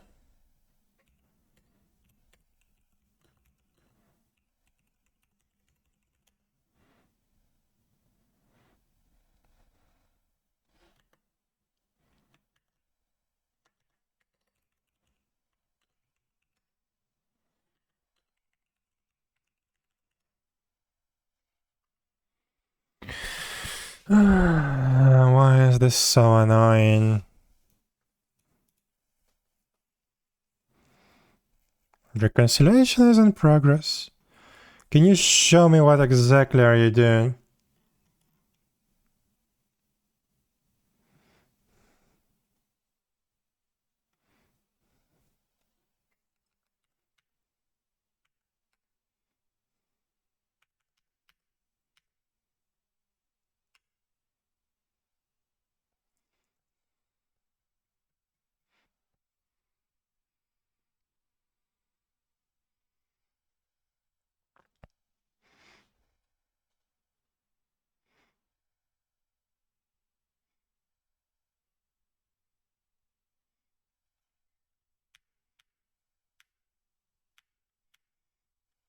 I don't even know where to look at now. Why does it reconcile if it doesn't do anything? Like, it just removed the Helm release. What? What am I gonna do about it? Didn't commit anything at least. So where is my Helm release? Where is my error code at least for the Helm release?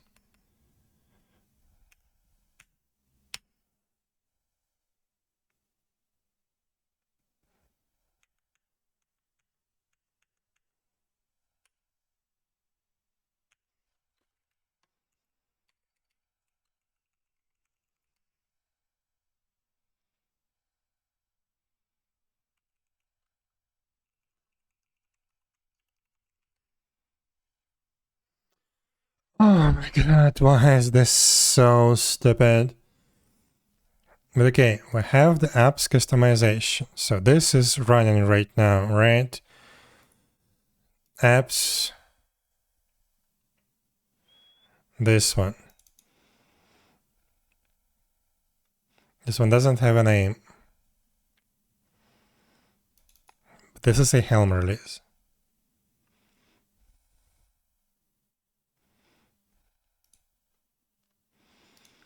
Like what?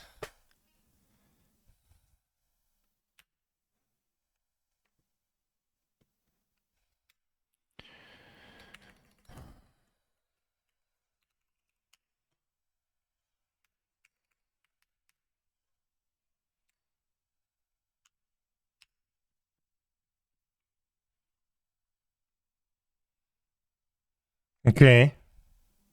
Sure. Now what? Apply it. I don't know. What was it doing? Why didn't it apply the thing? Maybe I deleted it or something. I don't know. Okay, so now what?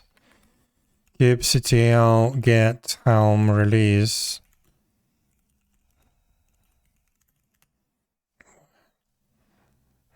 Succeeded. Describe.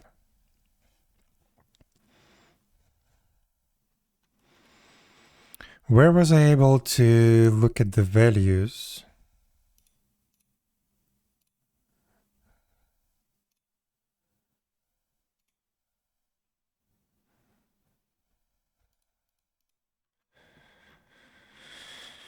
Okay, let's look for db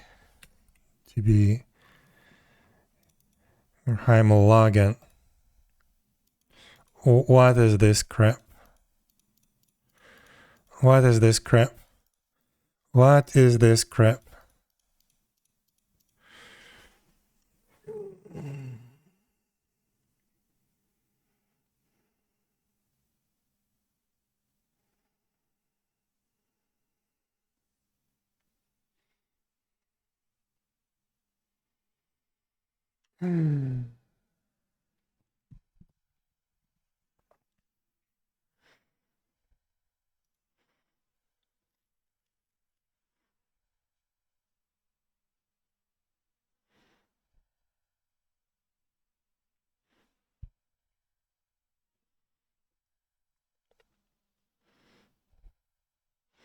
I don't even know where to start looking at. This is ridiculous. Like, I do have the data that I supplied to the secret. It's just, it's not what I supplied.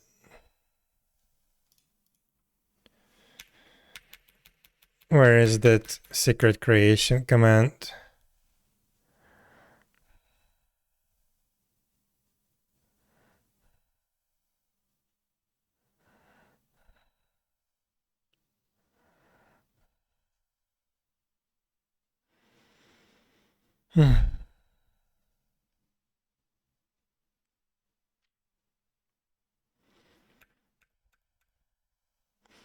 Let's delete the secret.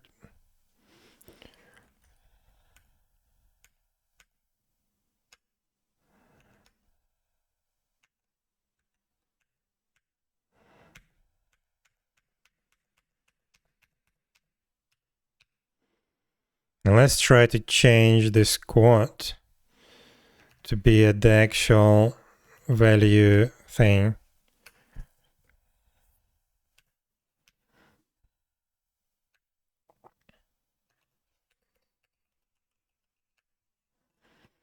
Okay, so value is YAML, 105 bytes. How do I get the secret value? It's always HR in Kubernetes.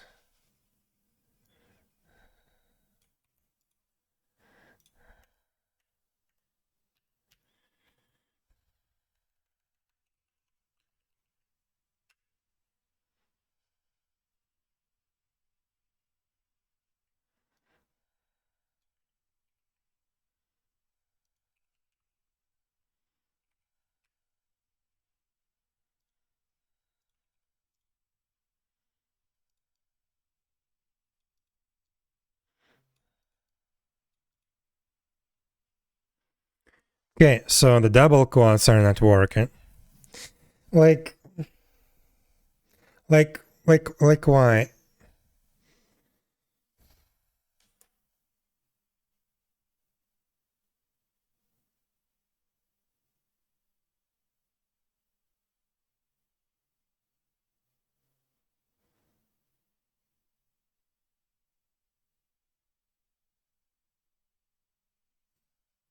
So I supply the double quotes to here, and they are just gone completely from this data. They're missing. What I'm gonna do about that?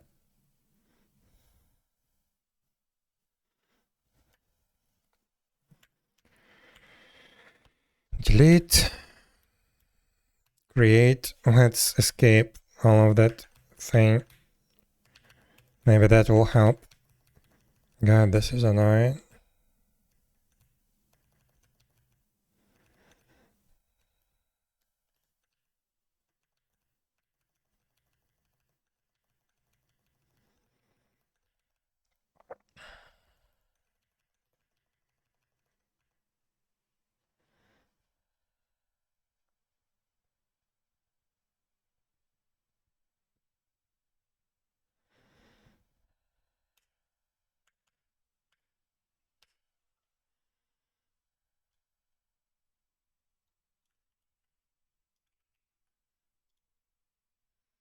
Okay, so now the double quotes are there.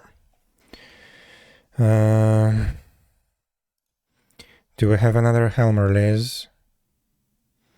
No. Flux, reconcile. Should have it somewhere.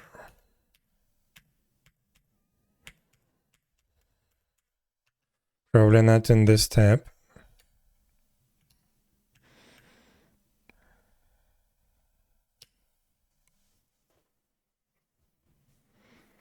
Okay.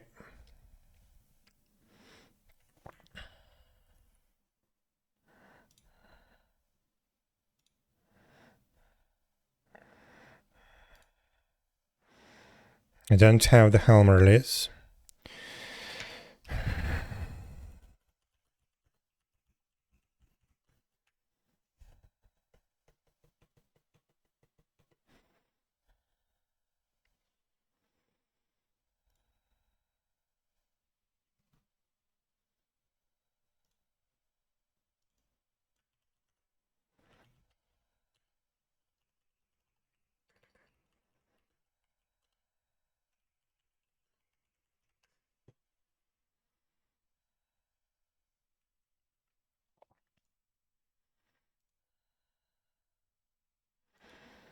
Okay. What about this one? Same thing.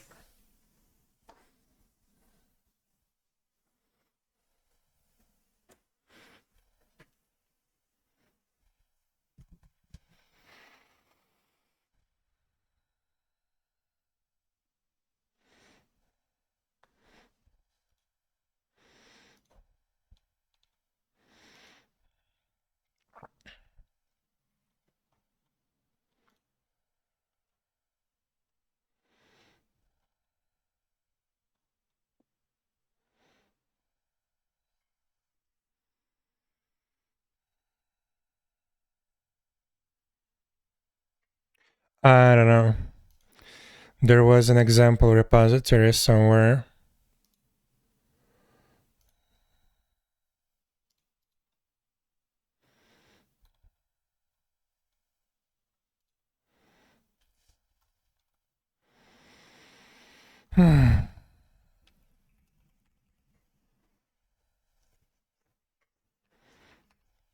No. Probably not in this repo. I've seen it somewhere. Don't know where.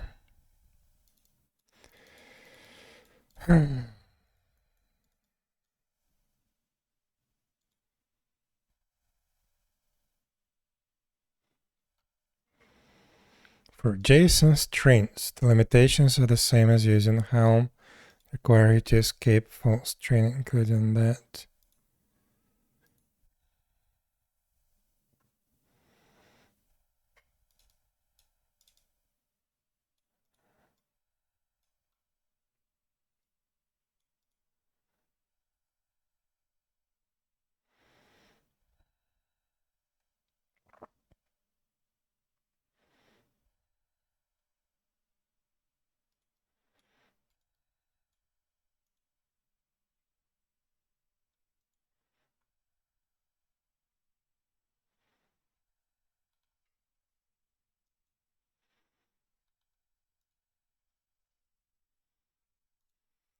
So target path supports the same formatting as you would supply as an argument to the Helm binary using set path equals value.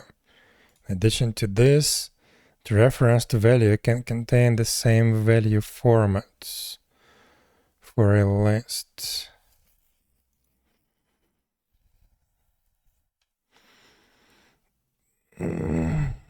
Okay, so yeah, it does get converted to a list, I guess, because of this. Because I'm basically doing that. But okay, can I supply a JSON like that?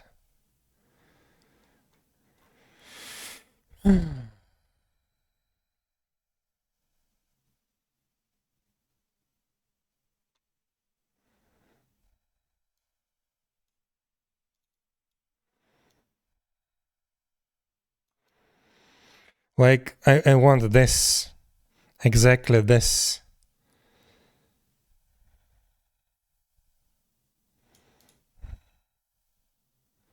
Probably not exactly. This is actually containing a path. So as soon as I set target path, Flux converts it to set, not -f. Yeah, I think this is the problem.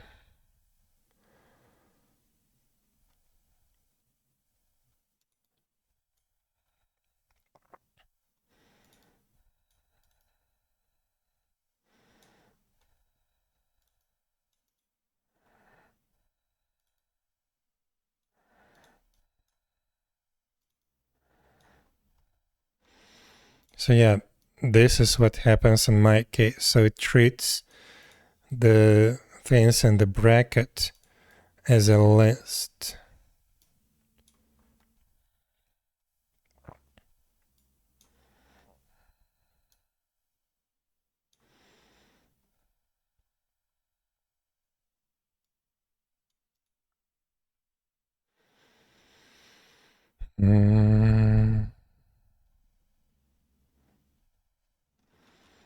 Okay.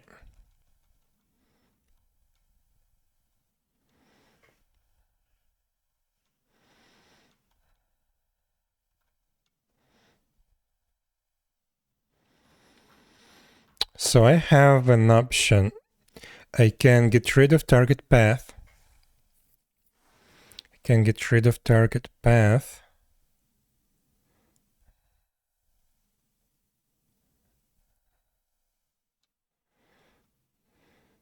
Target path, the YAML.notation path at which the value should be merged. When set, the values key is expected to be a single flat value. Values key defaults to empty when emitted, which results in the values getting merged at the root.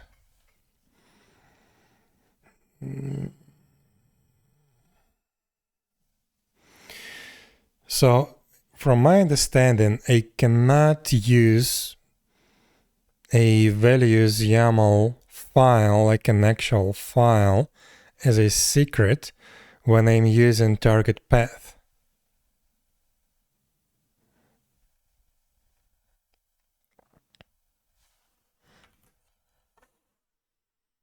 Right? Nothing in this repo.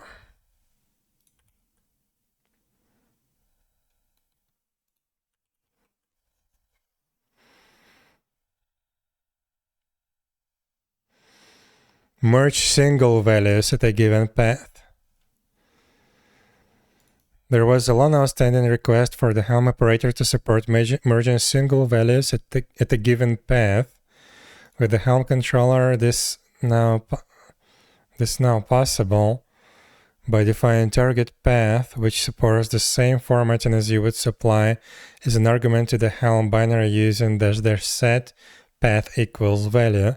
In addition to this, the referred value can contain the same value formats for a list You can read more about the available formats limitations there.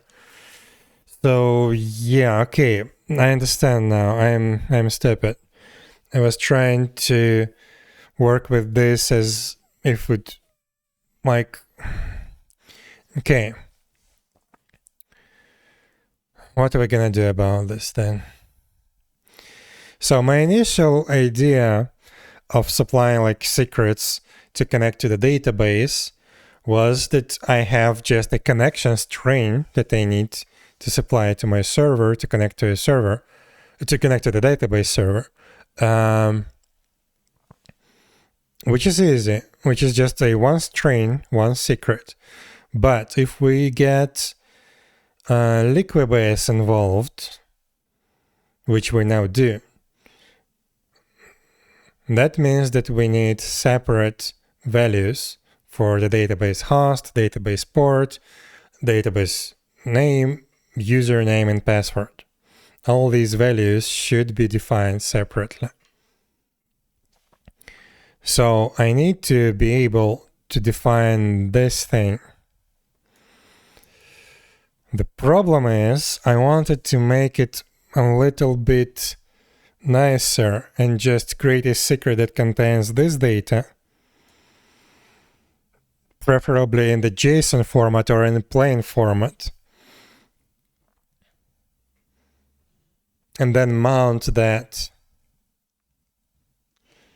Technically I can do that, but it's stupid. I would need to define these secrets like that. So it would be, wait, so that would be name values key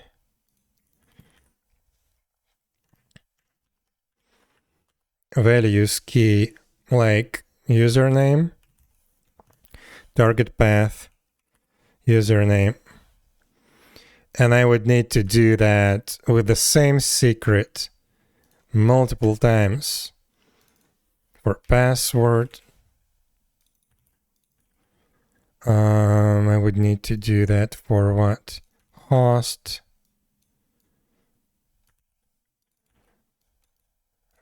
port,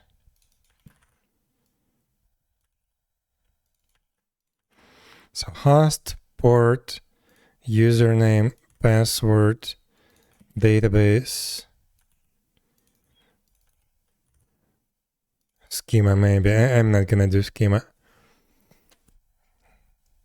Host, port, username, password, and database. So this would be a set of definitions that use the same secret. It's just they mount the values from that secret to the correct place. And I would need to do that 4 times for login database, login log database, and so on. I can do that. I will probably do that. Oh no. Because my only other option is to create actual values YAML files as secrets that contain all those connection strings. And theoretically, I can even put it in as a one single file for all 4 databases. That's also a nice option.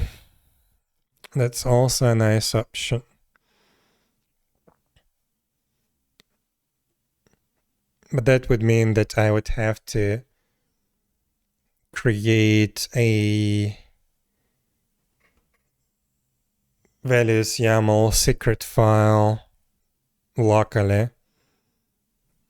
Maybe I will do that. I think that would be the easiest way. Because anyway, I would have to generate like 4 secrets, and I would have to define this crap 4 times. No, no, I don't want. This is ridiculous. So instead, we're gonna do it like this. So Ymirheim server db credentials. We're not gonna have values key. we're not gonna have target path. It's just gonna take a values YAML from a secret. So let's delete this stupid secret that we have. Then we need to create a template file here and a git ignore. So let's add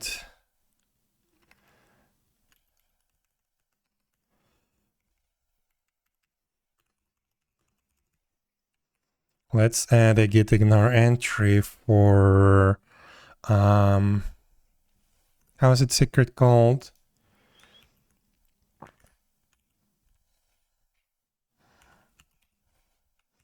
Like that. Then how do I create a secret from a file? From file.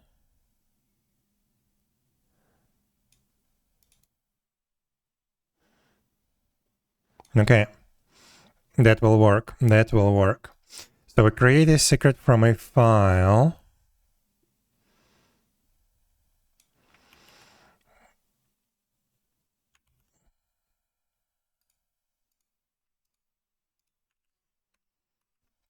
And here we're gonna specify this section basically as it is.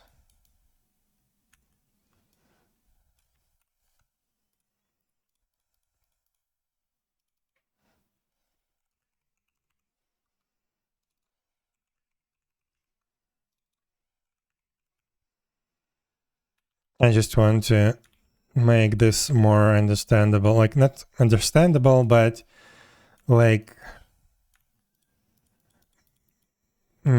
easier to debug. I want to have all values to be more or less unique.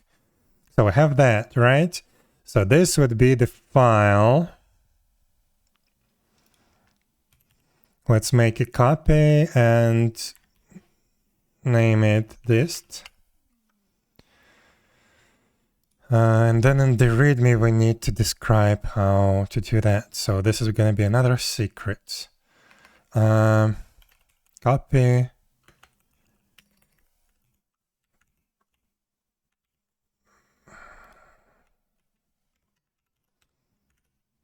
This the dist to this.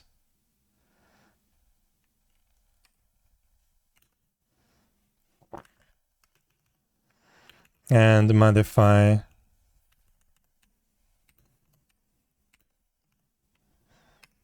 external DB credentials. And modify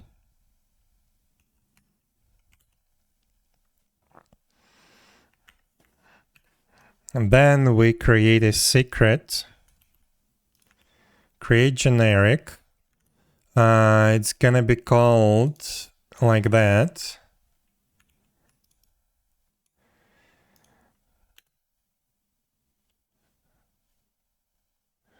Then we do from file like that.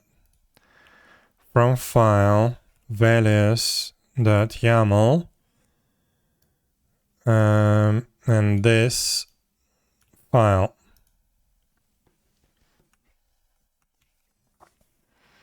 Okay. So now I can probably, so I copied, I have some values, right? Don't care about the actual values inside. I just want to see that it's working. So let's create that. That's created. Now we can deploy this thing.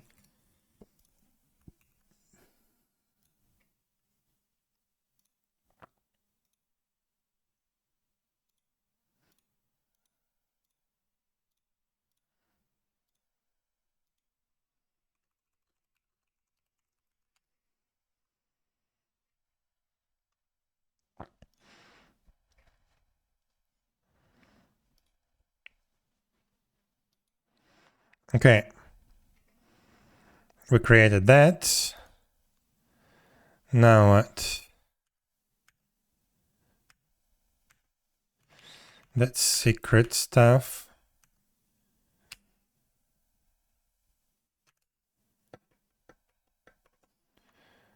So we have a v4 release.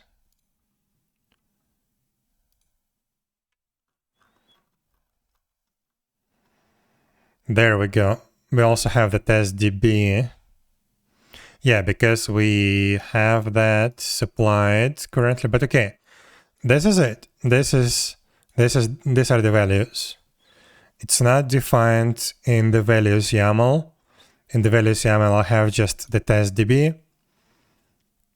And that's good. It's gonna be gone in the future. It's just for now. I have that. Let's see. Deployment.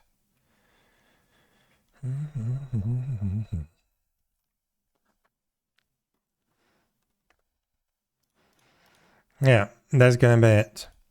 So I will put all of that into a secret and deploy it. And so the Flux can load the data from there. Okay.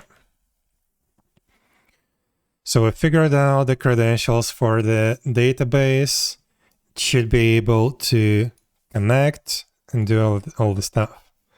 That's good.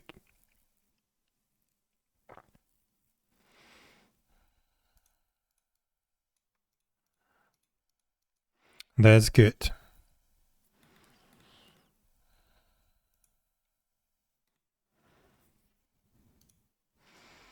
What's next?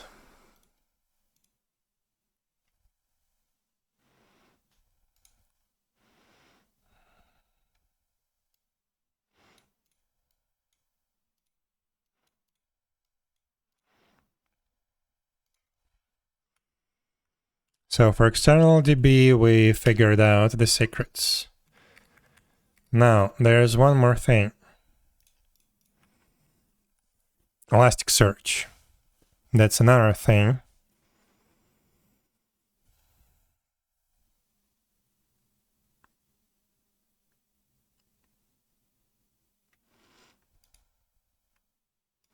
How do I enable that? This thing.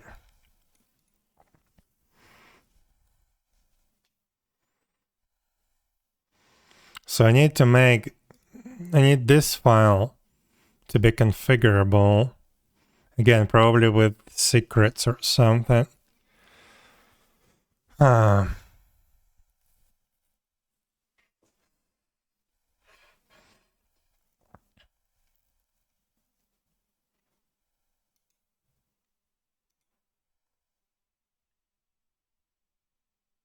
Wait.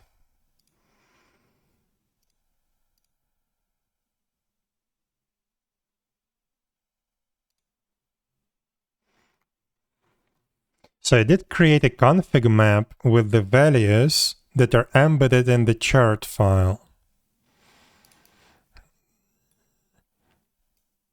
I don't have it locally. Those are actually embedded inside the chart file in the conf directory.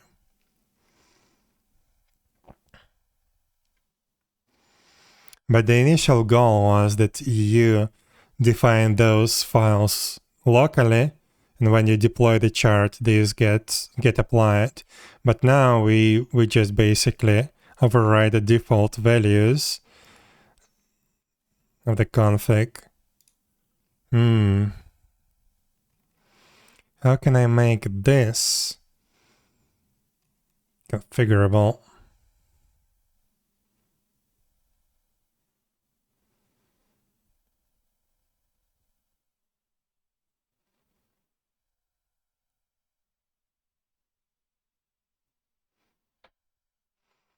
I don't think I can.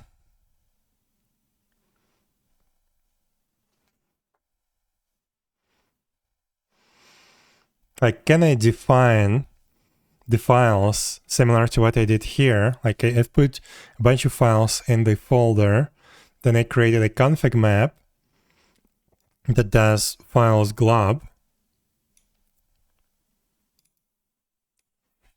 Let's see, I need the Helm documentation.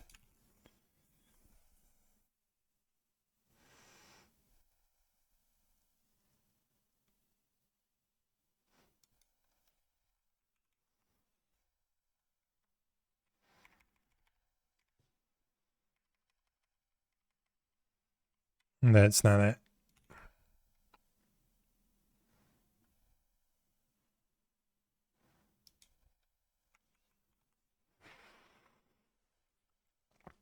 As your chart grows, you may find you have a greater need to organize your files more, so we provide files glob method to assist in extracting certain files with all the flexibility of glob patterns.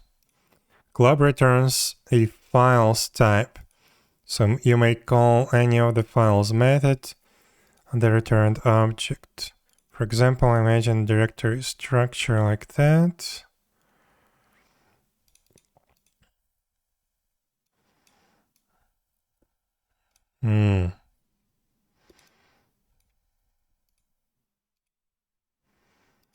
As config.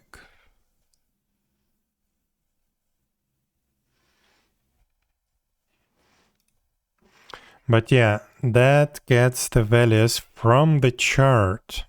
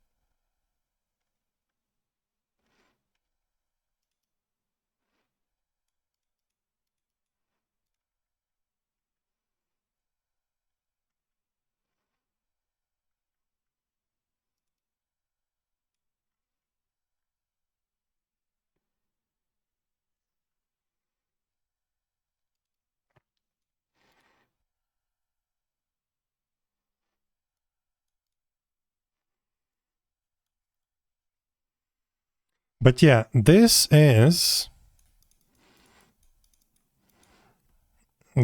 just accessing the files within the chart itself. It doesn't allow the users of the chart to supply their own files, right?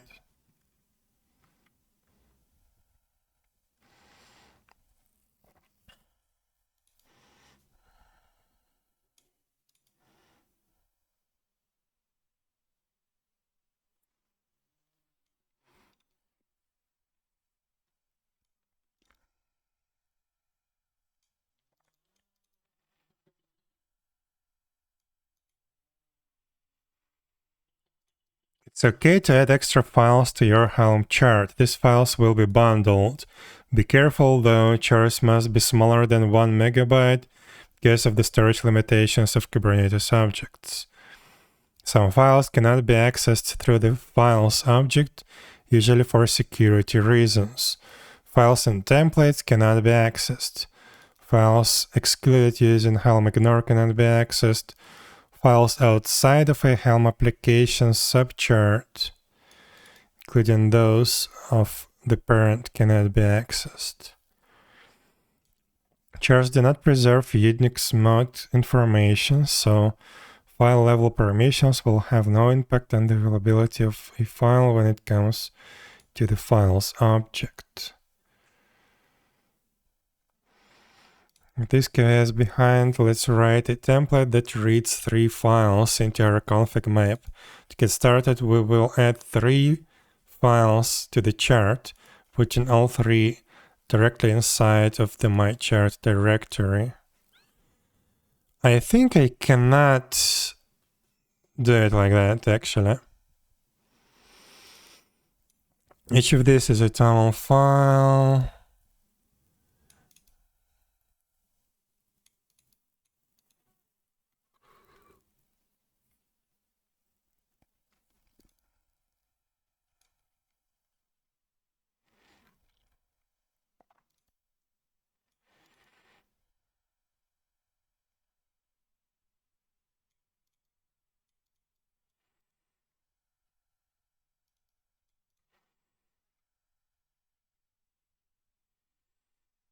Yeah, I guess I cannot supply a file to a chart, right?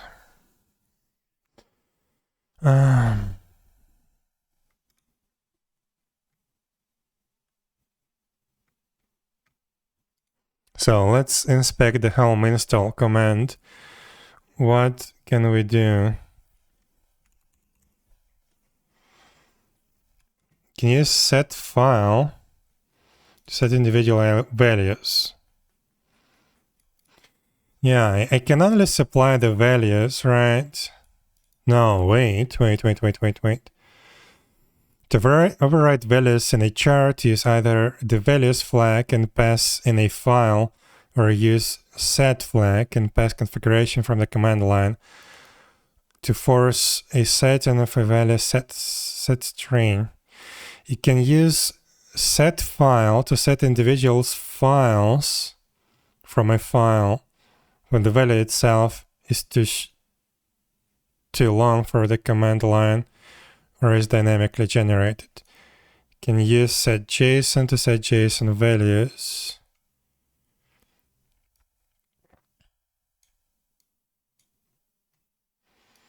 Set string, set file, my script.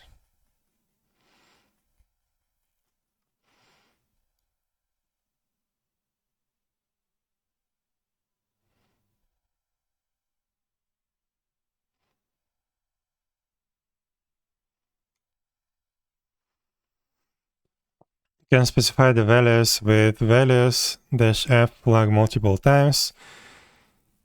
Okay.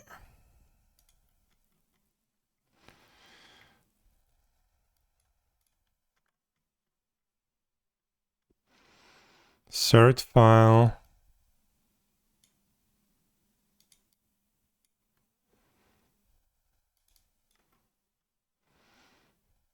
Set values from respective files specified via the command line.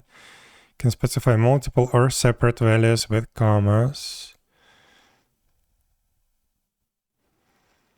Hmm.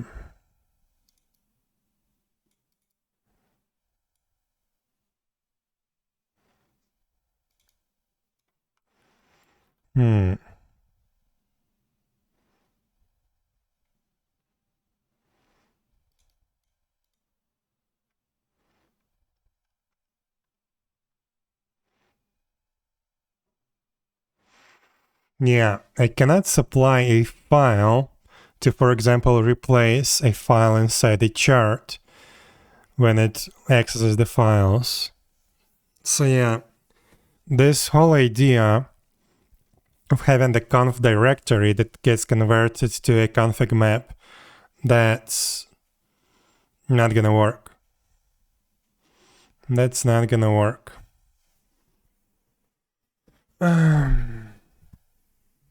I mean, I can create and bundle the files. They will be included. It's just I wouldn't be able to change them dynamically through the values somehow, or through the input into the Flux Helm chart object.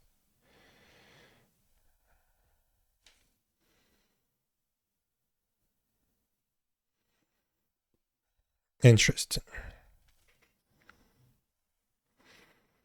And so, for example, I have where I have that.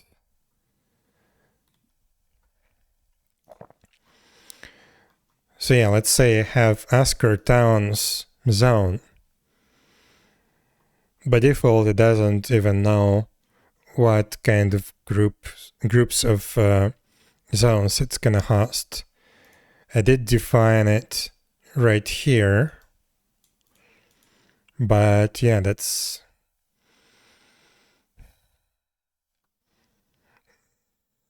not gonna work if I decide to like add another world, not Asker, but something else, or add another group of zone servers without changing the default chart thing. So yeah, that's not something that we can use at all. Vault server settings again. I don't know.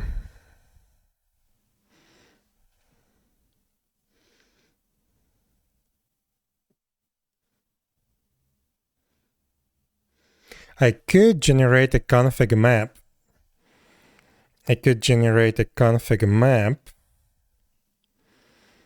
Like I did where here. Yeah, config map generator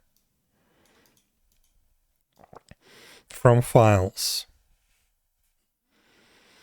So I could put a bunch of files here.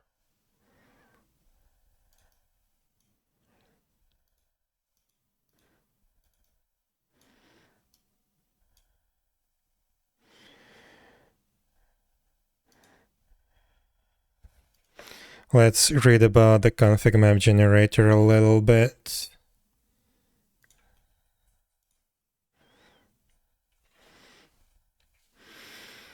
You may manage this config map and secret resources any way you wish, but there are several benefits to mapping. Wait, what?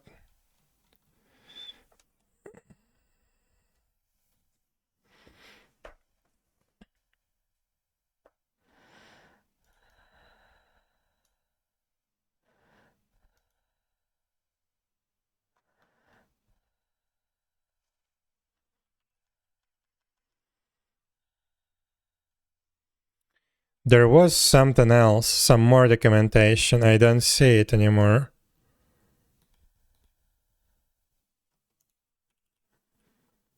This documentation. Algolia doesn't find it interesting enough. Okay, can use this. Probably.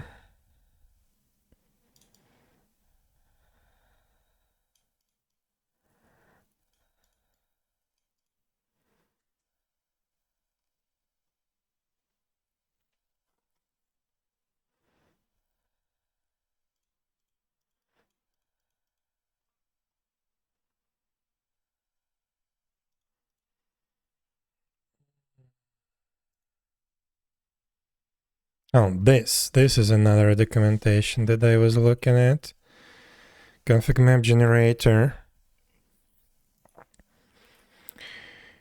Each entry in this list results in a generation of one config map resource. It's a generator of n maps. Okay. The example below creates config maps. First the names and the contents of a given. Wait, let me take a look at the example. Behavior merge.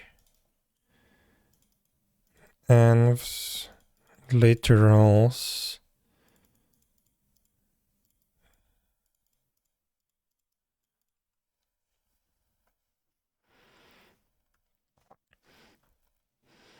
Each config map generator item accepts parameter behavior, create, replace, and merge.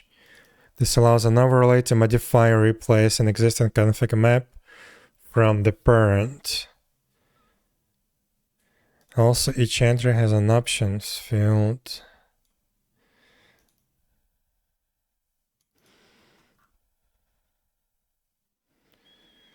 It's also possible to define a key to set a name different than the file name.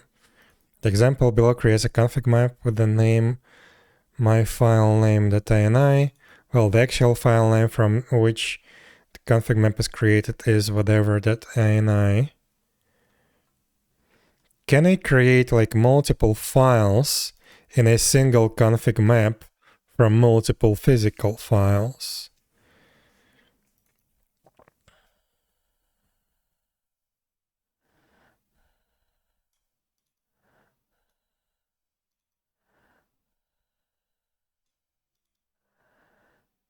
The contents of each file will appear as a single data item in the config map keyed by the file name. Yes, that answers my question.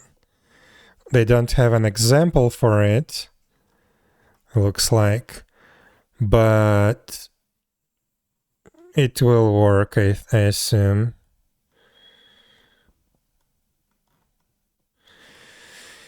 So, okay. Yeah, that means that I need to change the way I'm working with these settings. So this needs to be gone from the chart. Instead, I need to move this to the infrastructure repository. So here, for example, I create a folder called conf, right? I need to take all these files and put them here. Right. And now here I can probably create, so this is Helm release, right? This is values. Now, I need a config map generator to be not on the Helm release, but be on a customization here.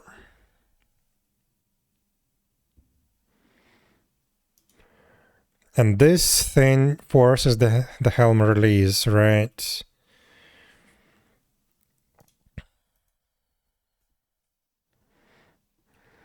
So I can probably use that. Ymirheim server conf. Here I am just gonna do general.ini equals conf / general.ini,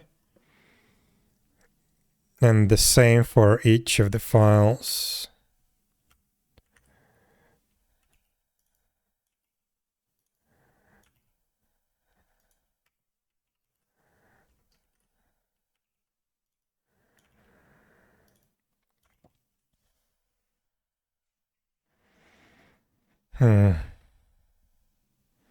Yeah, I guess.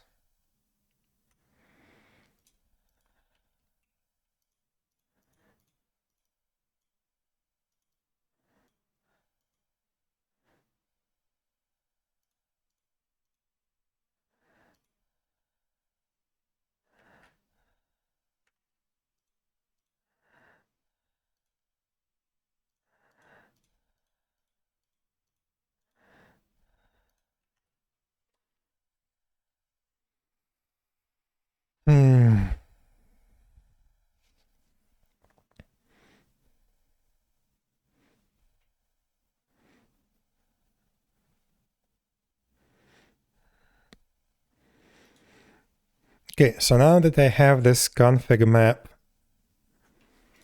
let's actually test if we do have it. So I need to make a new release. So far we just created 3 files. I'm gonna test with these 3 for now. And let's add this whole directory for now. So config files test.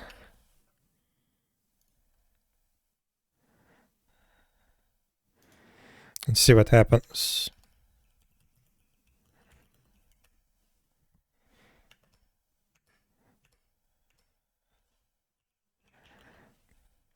So flux, get customization.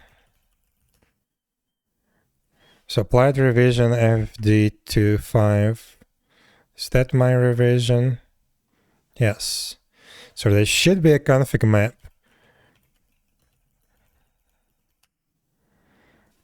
There it is. 3 data entries.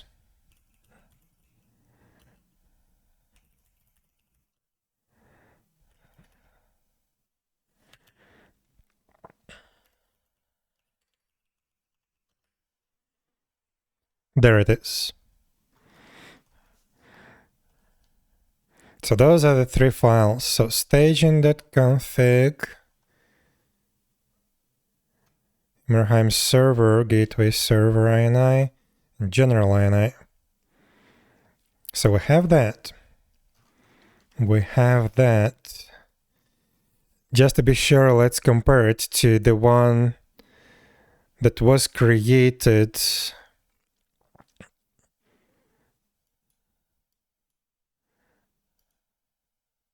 this one, YH.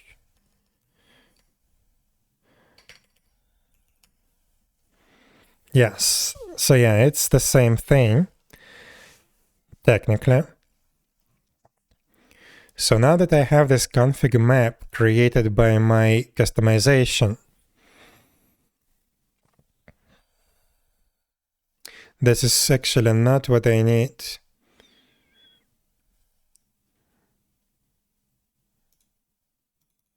So this config map generator,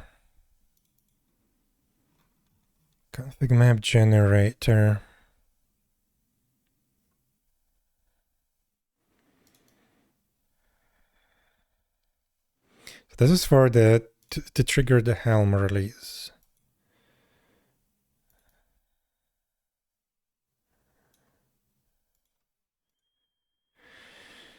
But what I need is for it to just create a config map with a specific name.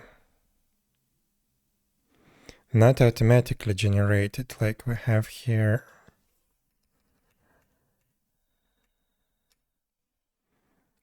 Like it appended the hash, some kind of crap at the end. I need it to be like this, so I can then reference it in my Helm chart directly.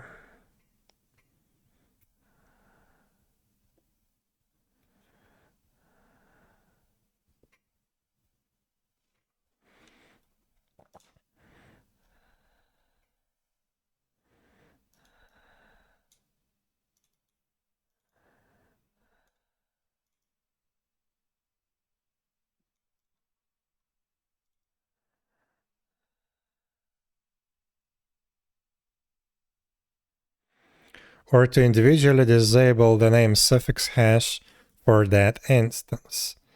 Labels and annotations added here will not be overwritten by the global options associated with the customization. Okay, so I can disable the name hash like that. Here.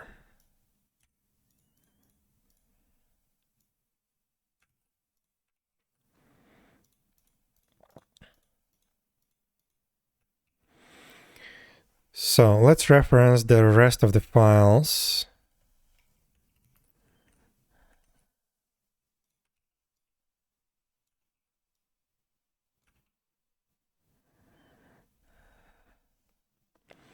So gateway, login.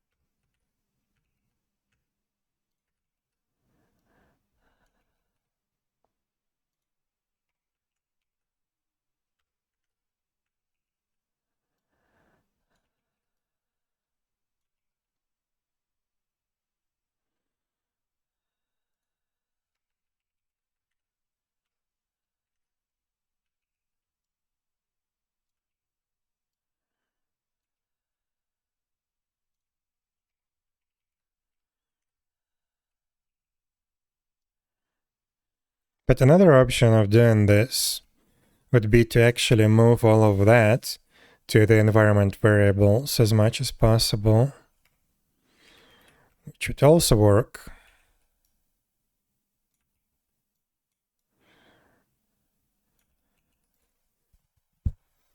But I think this is gonna be much more convenient.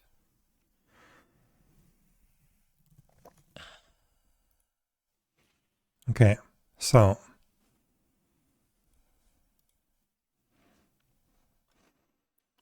what do we have? 1, 2, 3, 4, 5, 6, 7, 8, 9, 10.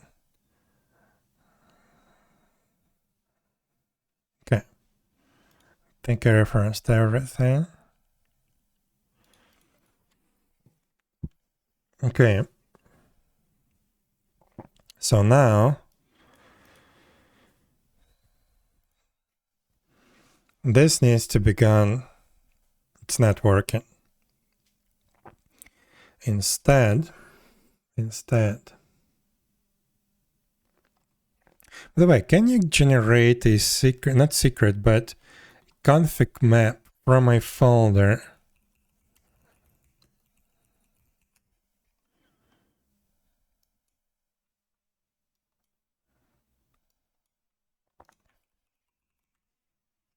No.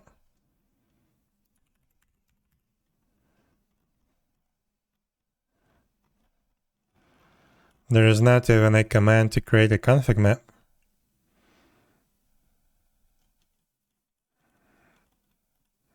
Like there is one for a secret, but not for a config map, I guess.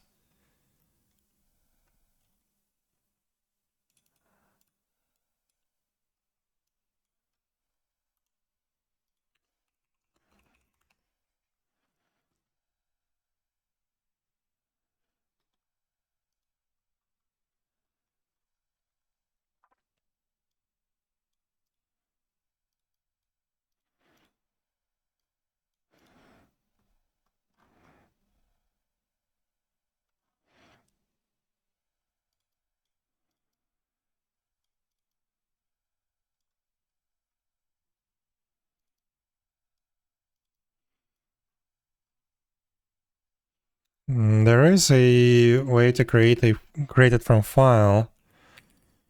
𝙽𝙴𝚁𝚂 create config map. Maybe we can have from file, right? /, try run.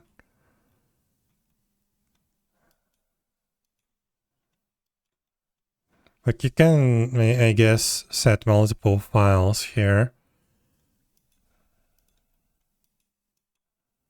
Yeah, you cannot do that from folder, but you can supply multiple files. Okay, we don't need that. So if we get rid of that, that means that this config map needs to go away. This config map, but we mount it to the stateful set.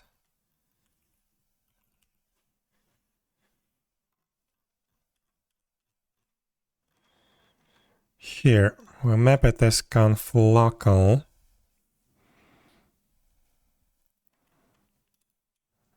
From here. So what I want to do now, maybe I can make this configurable. So I configure the name of the config map to mount. Yes, let's do that. So to do that, oh my god, I have too many things open. Let's close all of that. Let's close all of this. Let's open the values.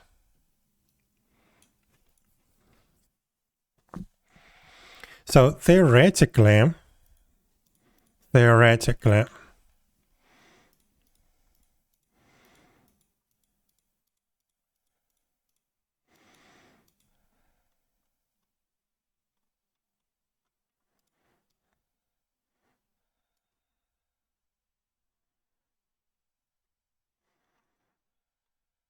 by the way, I made it possible that like we have now 3 config directories. Default, then I think it was called platform, let me double check. And the third one was the local.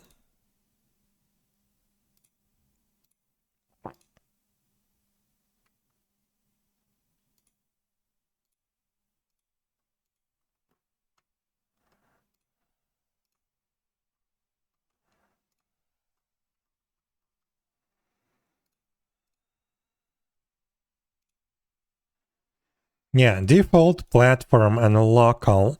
So we can actually get use of that and mount, like let you specify the config maps for platform and for local. Let's do that. Let's do that. And yeah, I'm gonna delete this folder. Okay.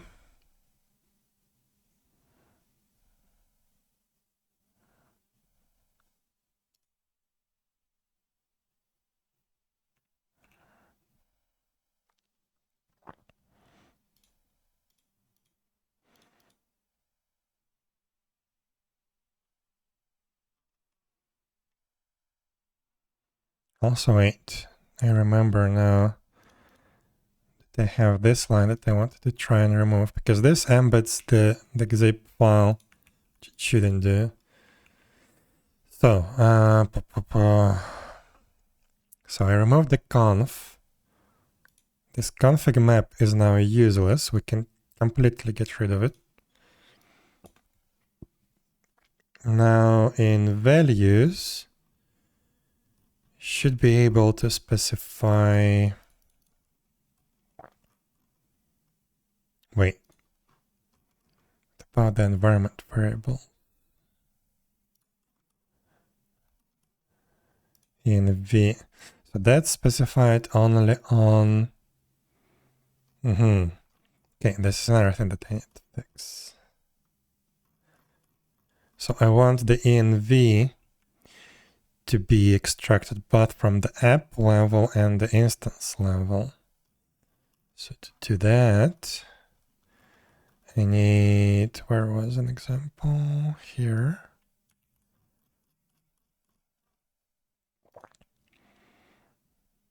So I have that env, one sec.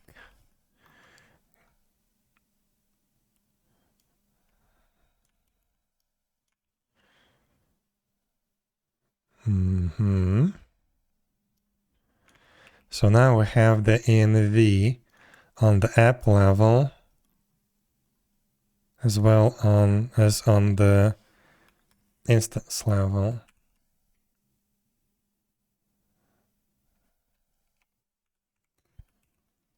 Okay, that's one thing.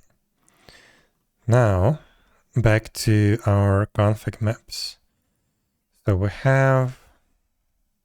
now don't have this config map, so that's gonna be gone. We need to make it configurable. So let's leave the game data as it is. Then below, we need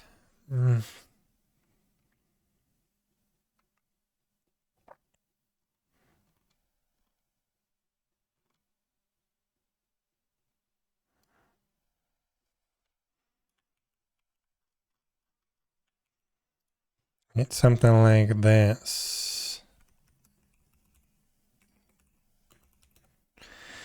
So let's do platform config.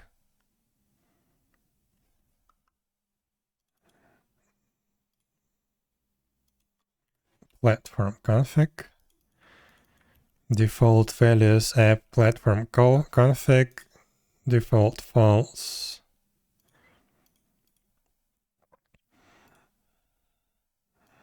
Then we just supply that name.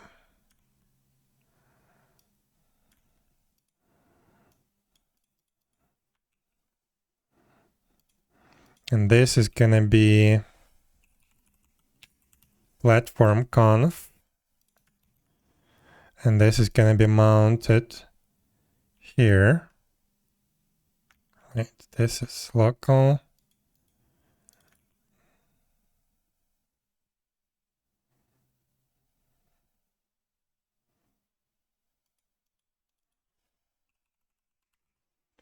This also needs to be conditional. Because if the volume is not there, then yeah, we just cannot mount it. Like that. So if platform config is set, we mount it there. Here, if platform config is set, we define the volume from config map, platform config.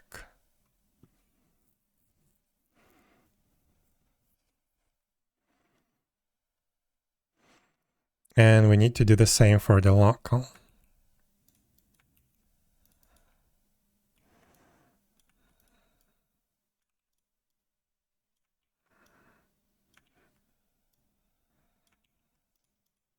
And this is gone.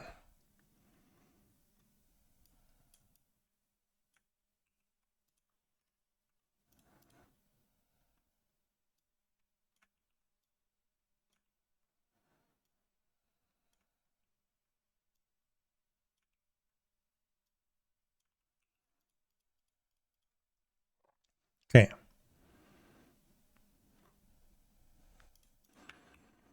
So I have platform conf now.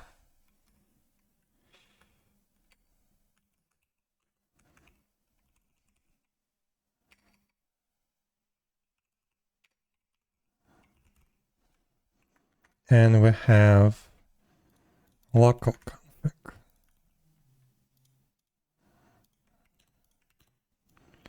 And the same is true for, where do I add it? Let's do it here. Next to the env.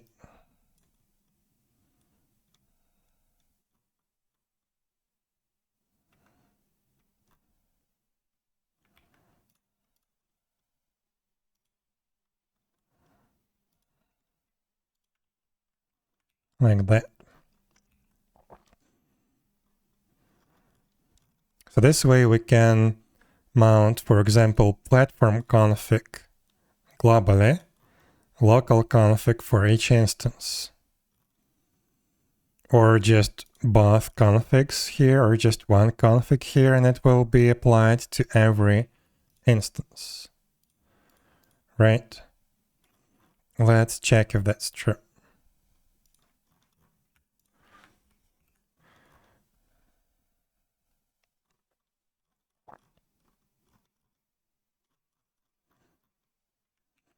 So let's see here. Helm template, this. Volumes, game data, and mounts game data. And that's it. Right? Then let's try the global thing. Platform config.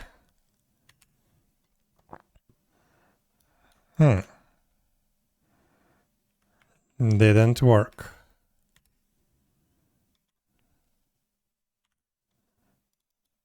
What? Didn't work. If I define it here, didn't work. What? Is this not working or what?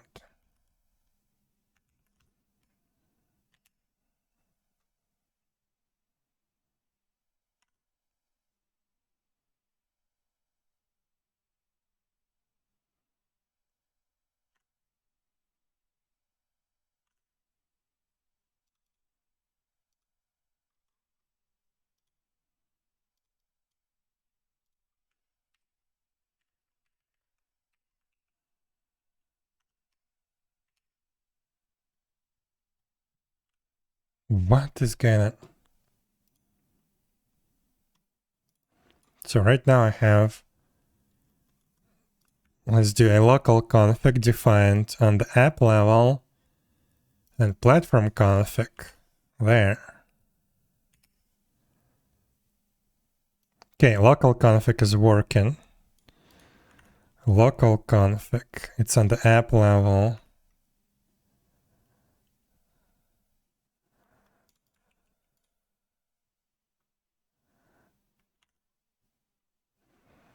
Why doesn't the platform config work?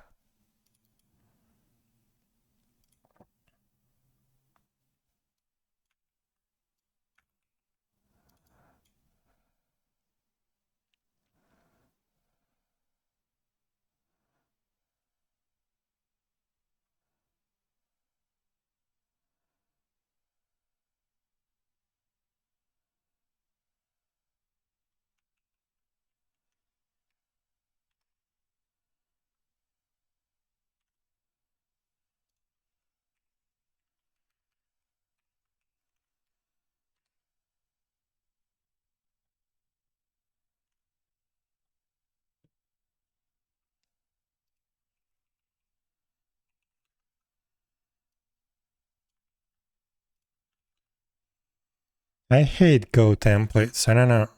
This is just ridiculous. Doesn't work.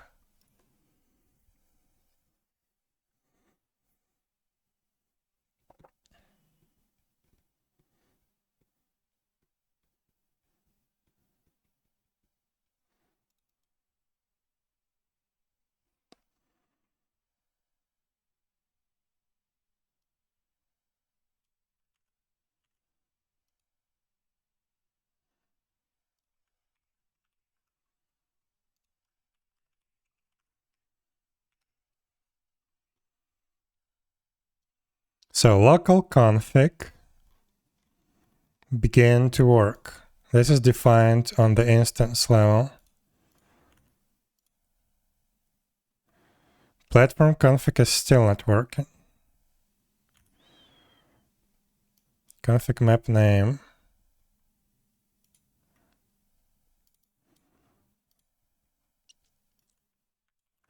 I don't understand. Did they made a typo or what?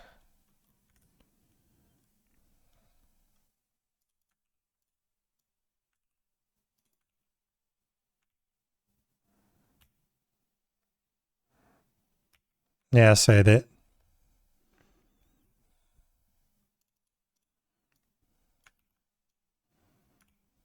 Yes, I did.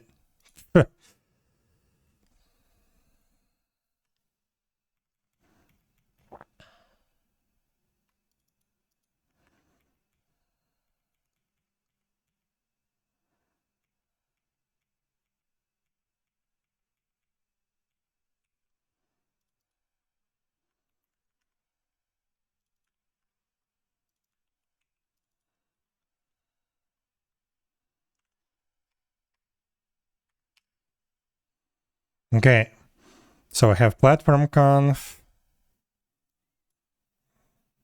local conf.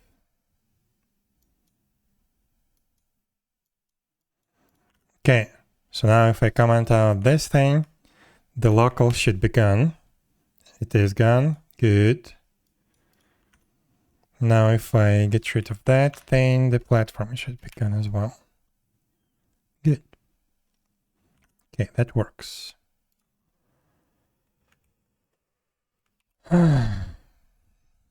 Okay. So that works. Now what?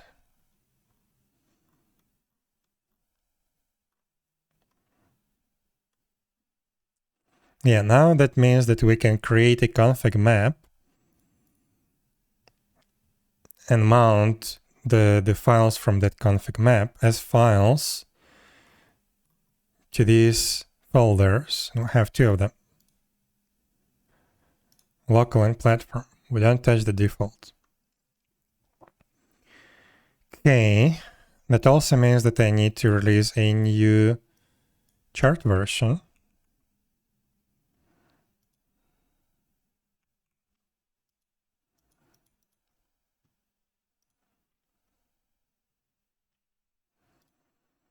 So, conf folder is gone now. Config map is gone. Stateful set now accepts the env from both levels, the app and instance level. And we also can mount config files from specific things, specific config maps. Okay, looks good. New chart version, some examples. Oh, I need to uncomment this spec.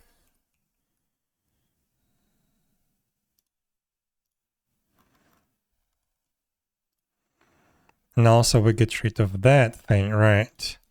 So let's do a few commits. So first of all, and stage everything. And let's stage this one.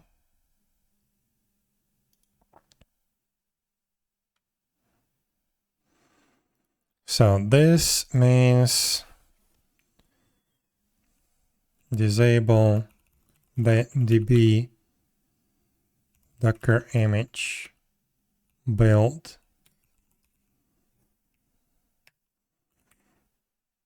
the migrated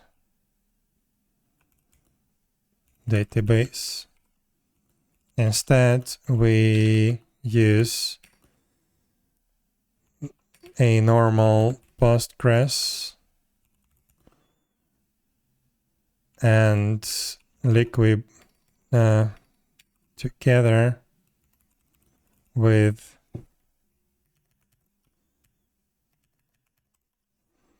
liquid base migration init containers.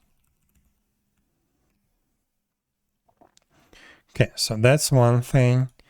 Then, yeah, also this thing. So this is gonna be disable Helm dependencies update during the Helm chart build. Okay.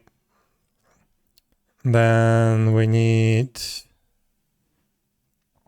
this and this.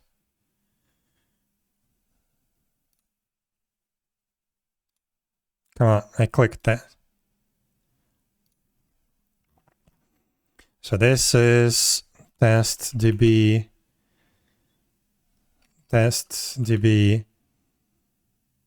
image tag argument removed from the CI trigger. Okay. And the rest are these values, config maps. Okay. Stage everything. So,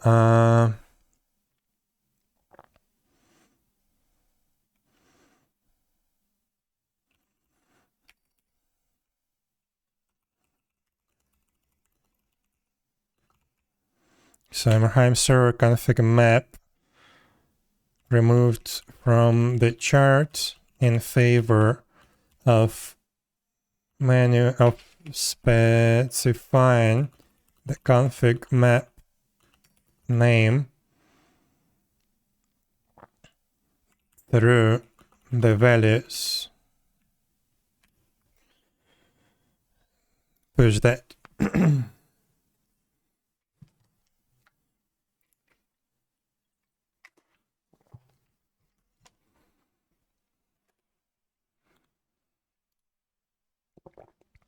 So now we need to upgrade the chart version in here. Where? Here. So we created the config map. That's good. We have its name. That's good. Now we need to change the values here. That's the config map name. And this is going to be local.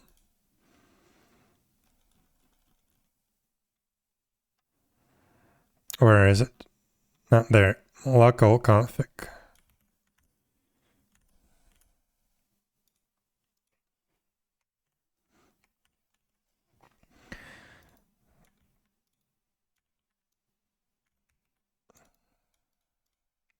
Okay.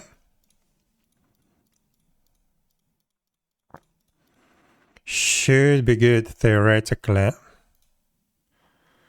Right.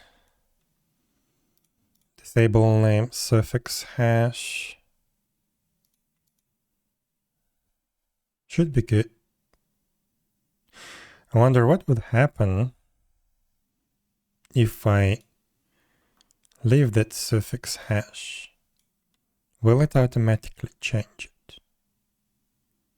Probably not. No, 100% not. I'm certain of it. So I'm gonna disable that.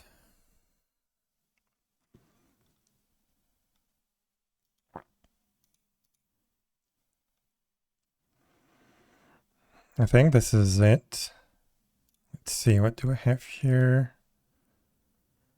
Yes. Yes.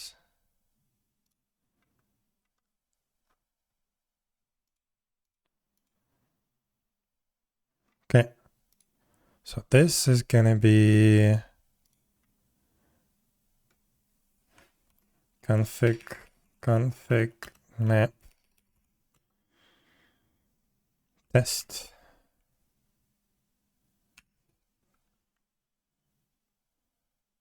Push. And let's see what happens.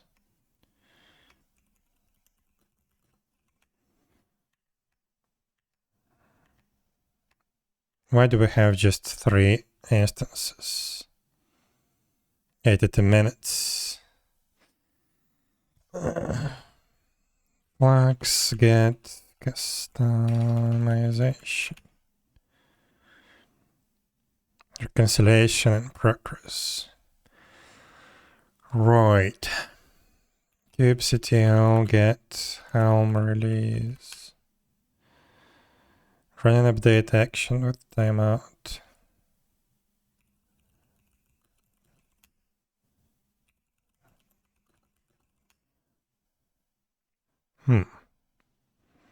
Interesting.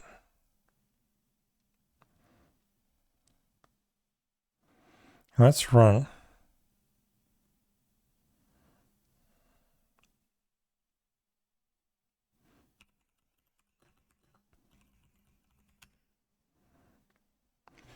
So now that thing contains 10 files. So that is updated. Values are updated as well.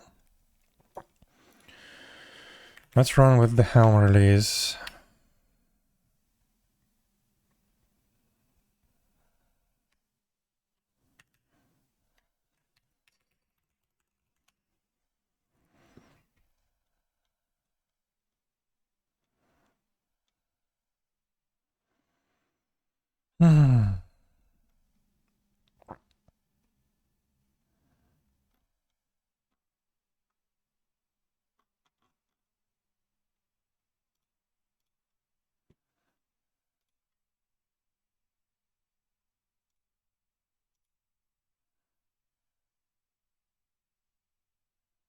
Hello?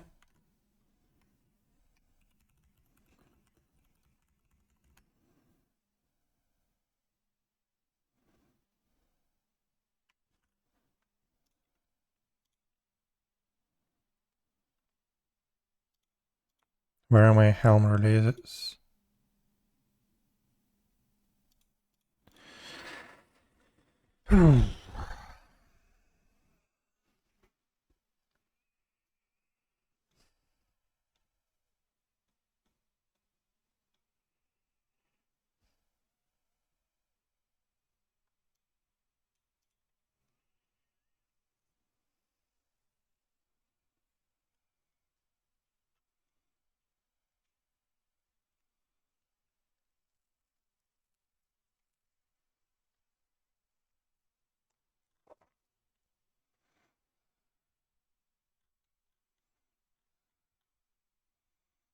I don't even know where to look at.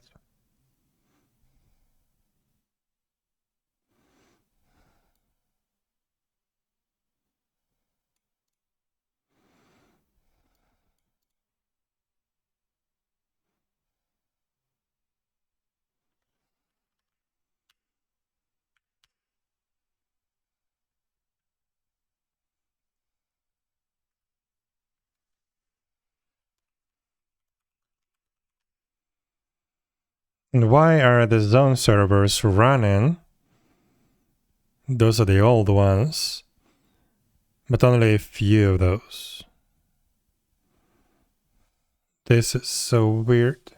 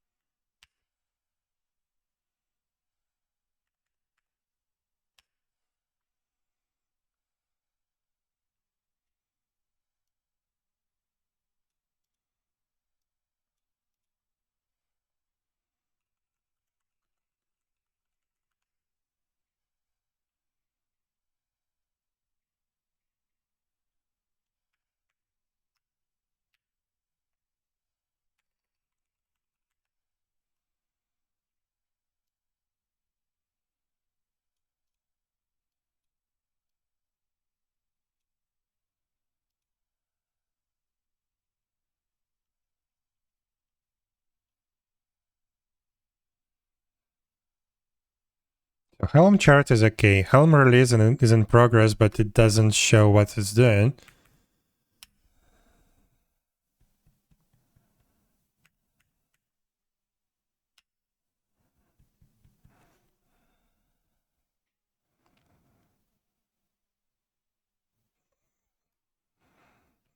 Okay, so we have Helm logs. Error received when checking status of resource gateway client rate limit. Wait returned. From where?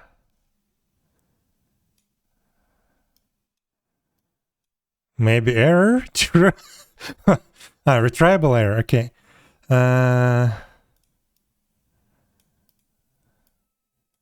What?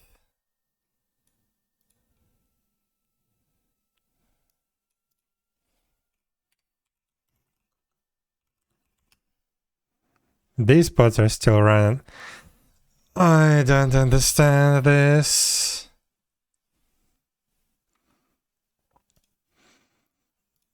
Okay, how do I delete a customization?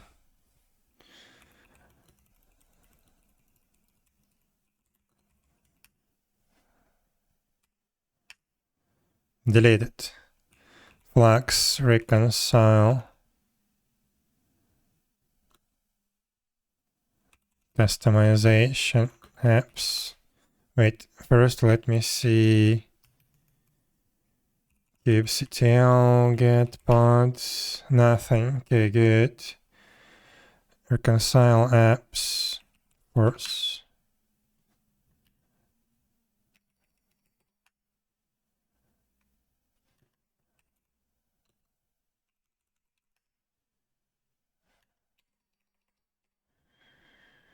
What did they do?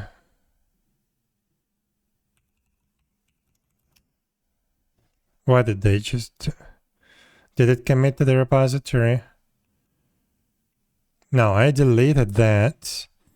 It didn't commit anything to the repository, I'm sure. Yeah. So I need to reconcile customization.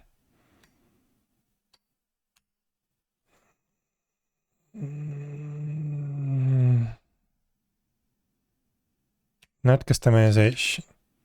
Git repository.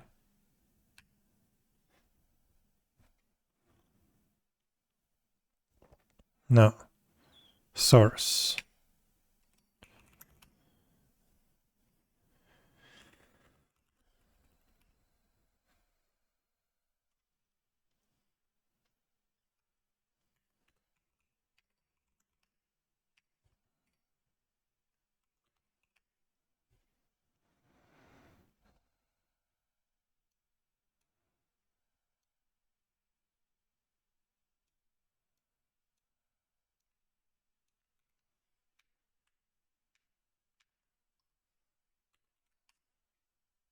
What? Git.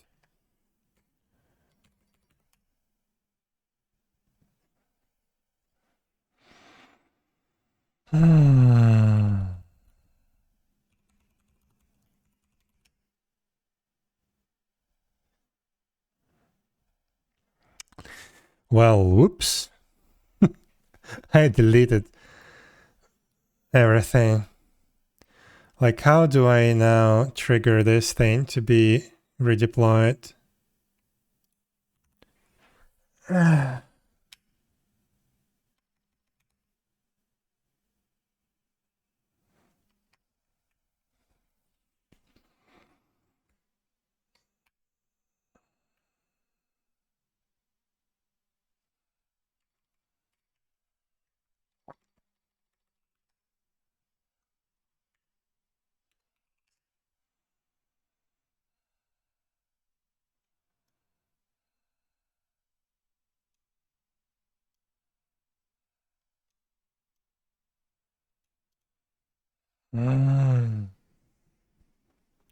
I don't know.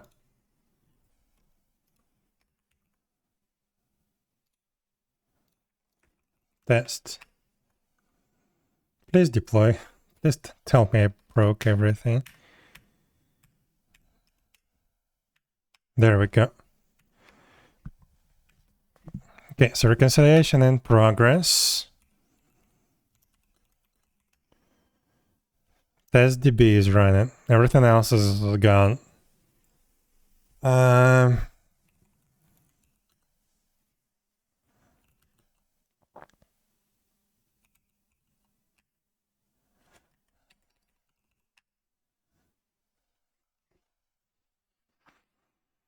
Okay, so stateful sets are there.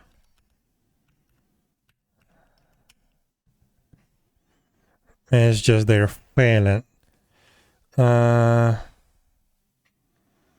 Services are there.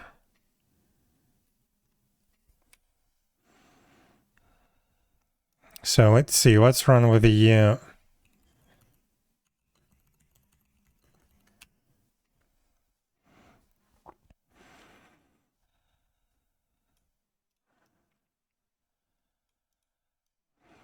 invalid value local conf. A lowercase RFC label must consist of lowercase alphanumeric characters or dash. It must start and end with an alphanumeric character. Okay. Sure.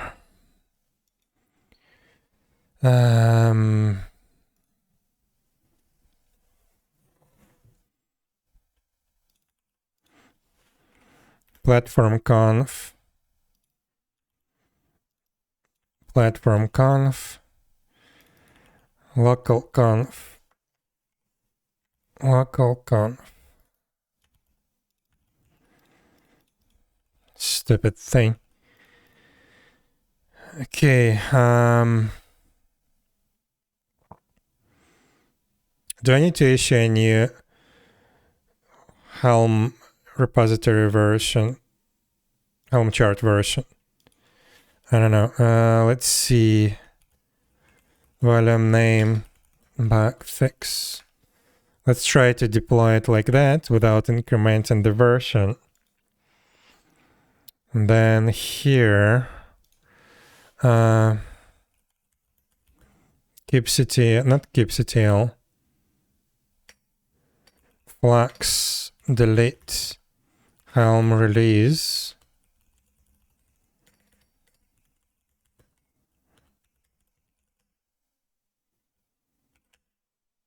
Delete it. Now flux reconcile customization app.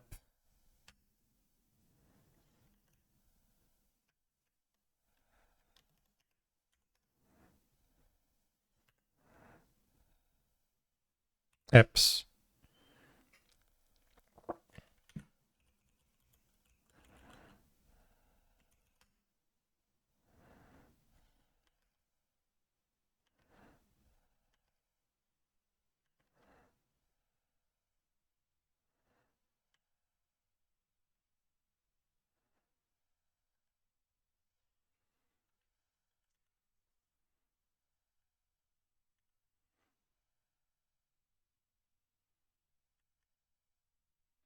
It's probably not gonna fetch the new chart because the version didn't change.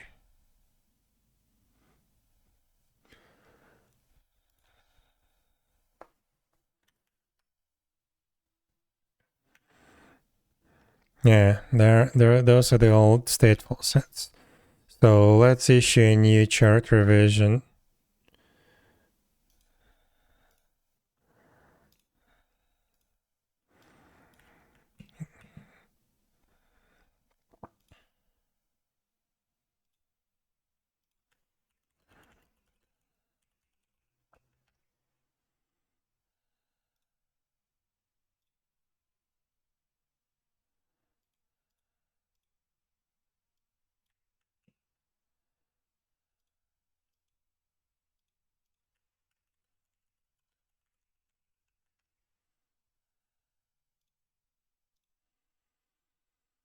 Let's check this out.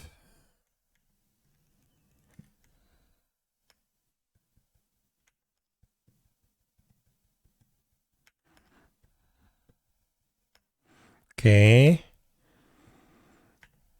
That looks promising.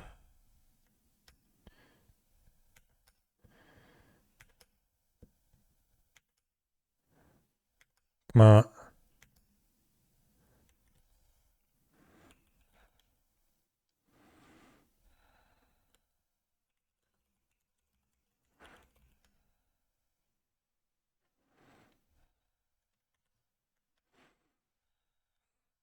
What the hell? Maybe that was too soon. Maybe the chart was not yet built or something.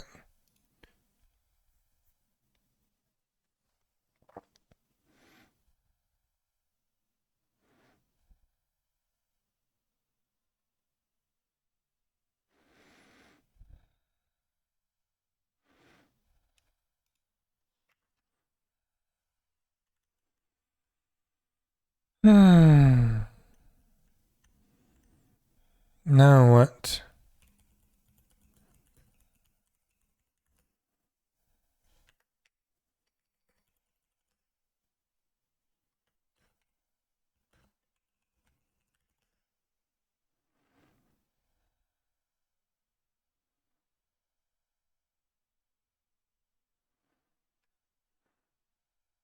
Interesting.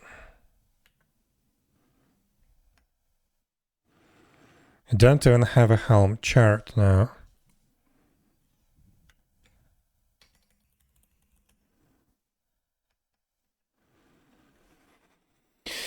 Yeah, probably I triggered that thing too soon. And now it's waiting for I don't know what.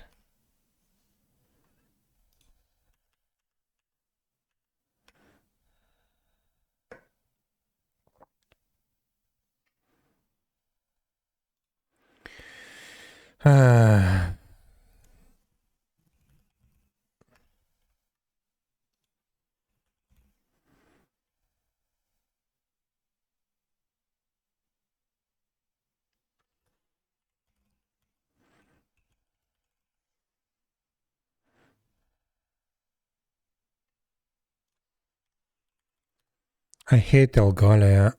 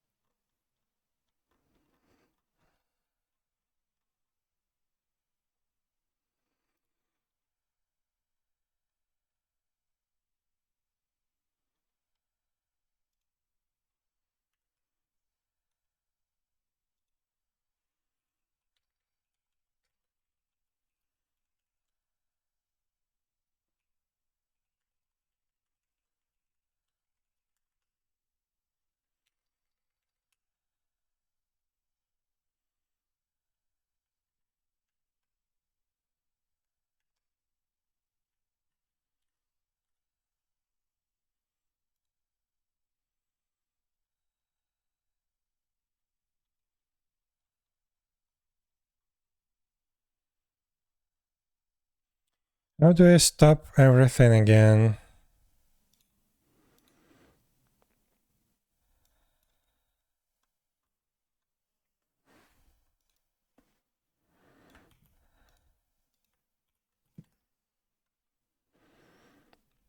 Helm release not found. This is ridiculous. Reconcile. Helm what? Helm repository.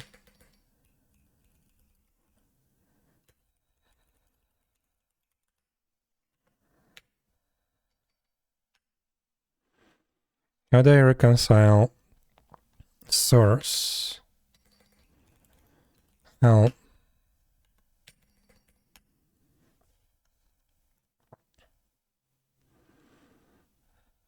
Helm.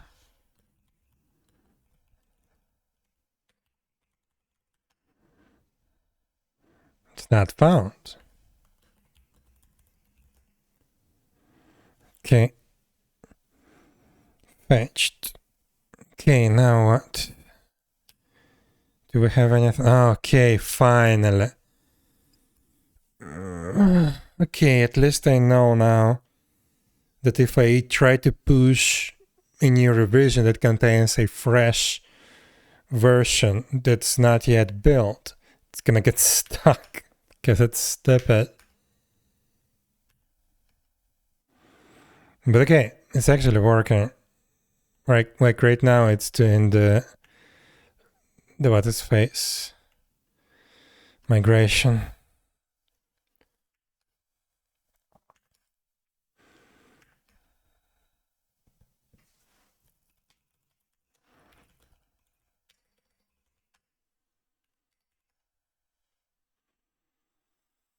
Okay, let's take a look at, I don't know, login.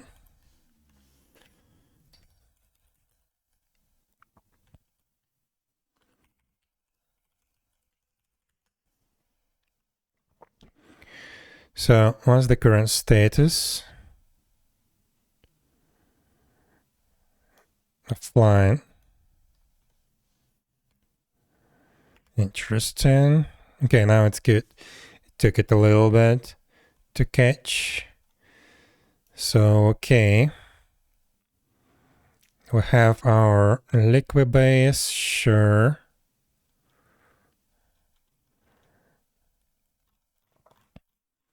So looks like it works. We have the debug, which means that we do have our configs. Oh.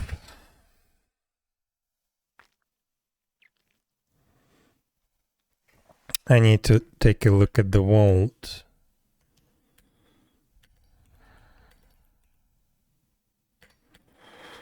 I can't even type anymore. Vault dash asker.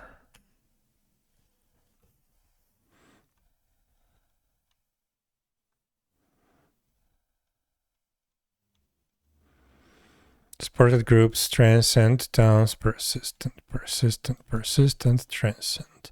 Okay, we definitely have our configs. That's great. So that works. That works. So now this is here. This is gone. Why is there a Prometheus folder and it's empty? No, let's delete that. Okay.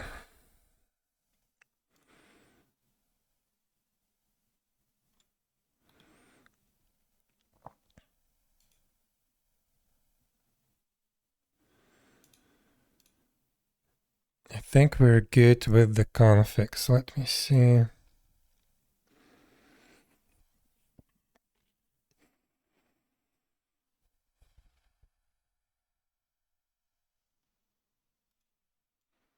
Yeah, I figured out how to inject additional config files.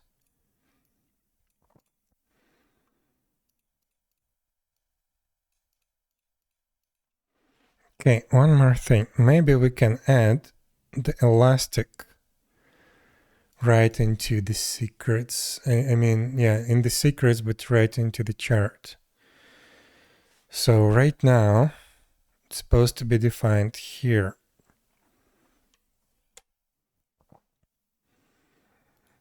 But I would prefer it to be a secret.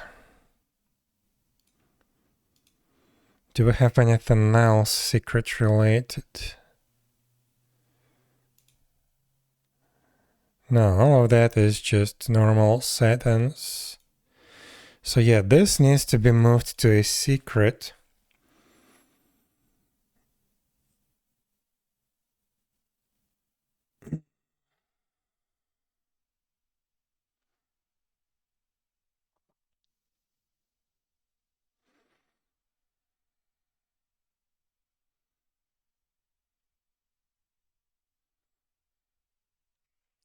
You can probably just do that manually.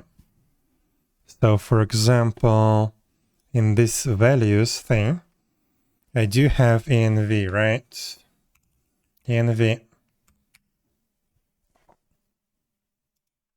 So the way it's supposed to work is it just adds these values right here. So I can configure something like this. Like, wait, where was it? Where was the file? Too many files open again. General INI. Login elastic. Login elastic URL. Would be something like that. Then username and password should come from a secret. All right. How do we define that?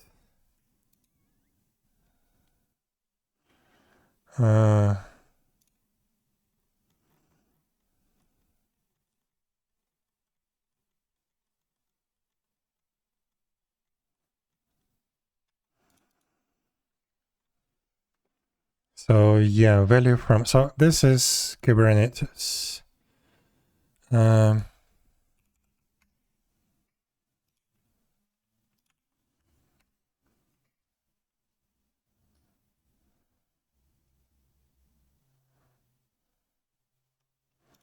Secrets maybe, values from.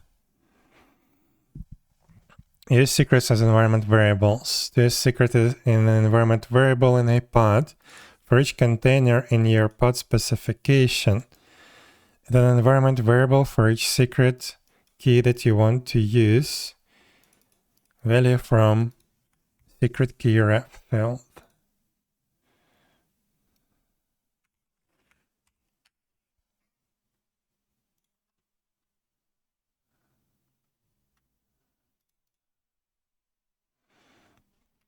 Okay.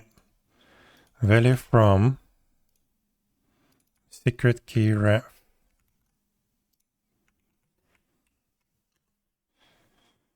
And we specify a secret, right? But modify your image and our command line so that the program looks for values in the specified environment variable.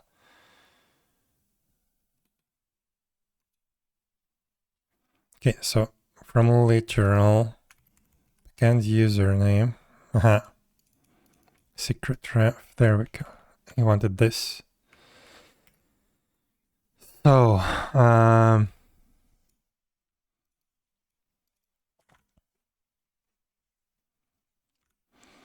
so this is gonna be, how do we call our secrets again?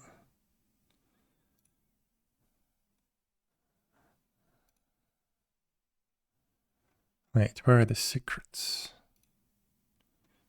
Here. So something similar. This is going to be Ymirheim server, Elasticsearch, Elastic credentials, username.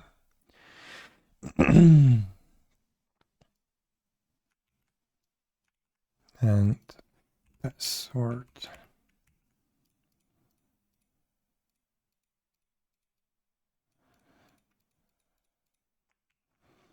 And this will be the URL. Okay. And this should be the URL to the actual external Prometheus. Okay. So I need to create a new secret. External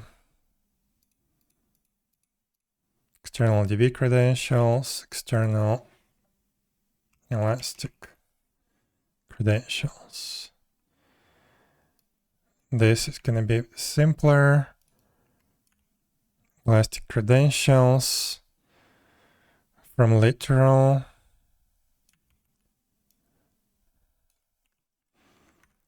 So from literal username equals username and password equals password.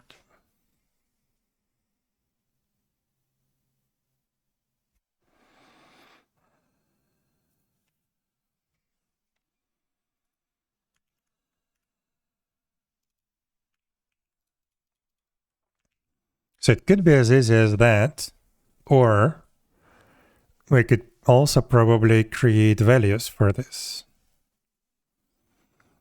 and configure that like we do here.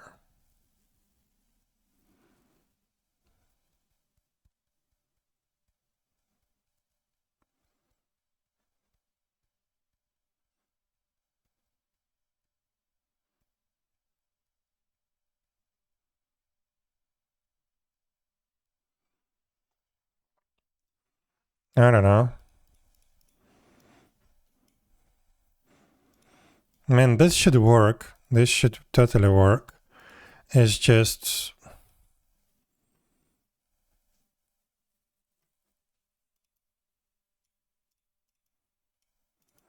Also, I want to rename this local config map name, because right now it's a little bit obscure what you're supposed to set here.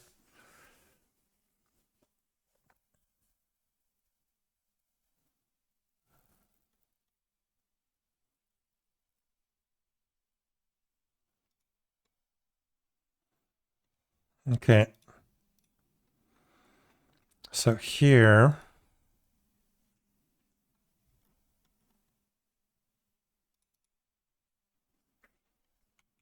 let's rename this. So platform config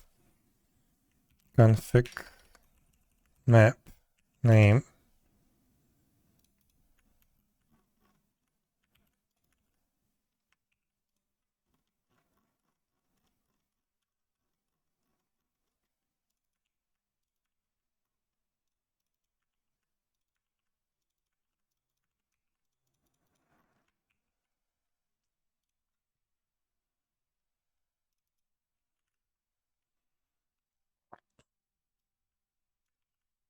And the same for local config map name. Maybe local conf dir, conf directory.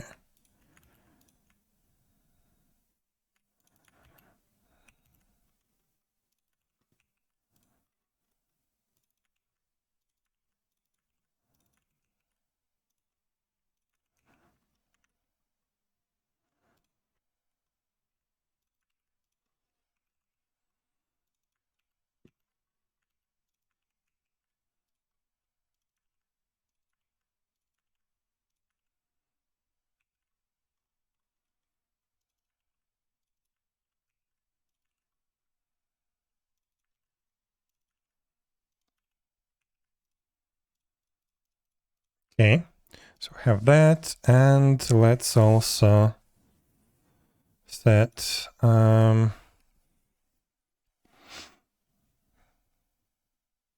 elastic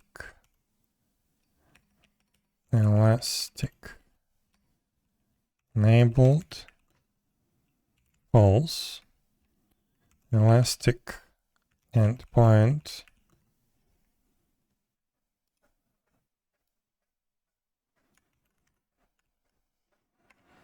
elastic username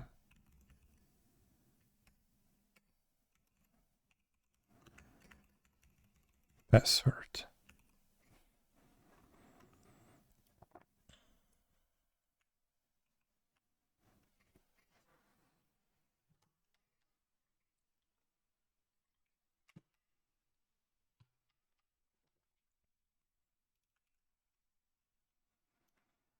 I guess we duplicate that here as well.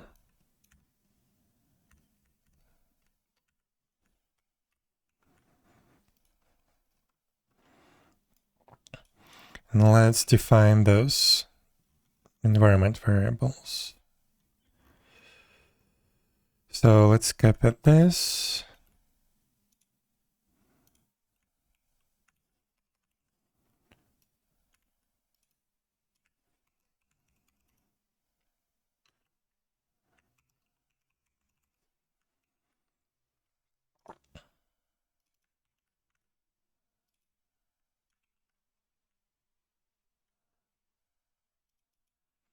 So this elastic enabled, or no, enable elastic login.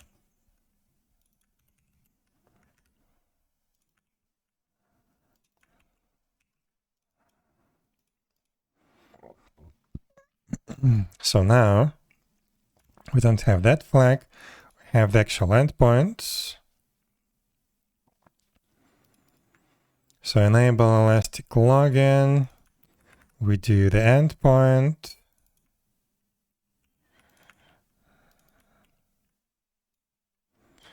Default that.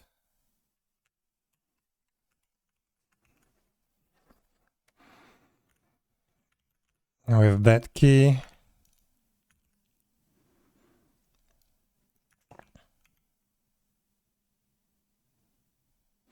Username and password.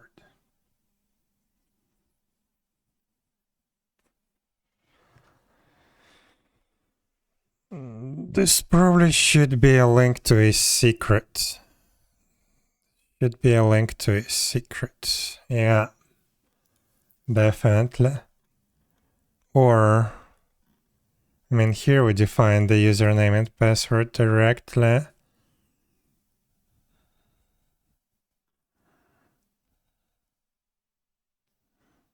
Oh. That may be a problem that we define those directly.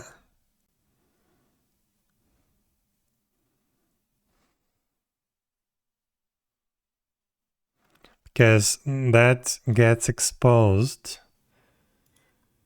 in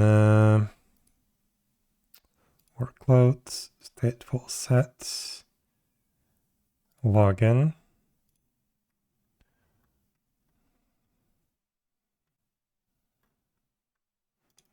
Yeah, that gets exposed.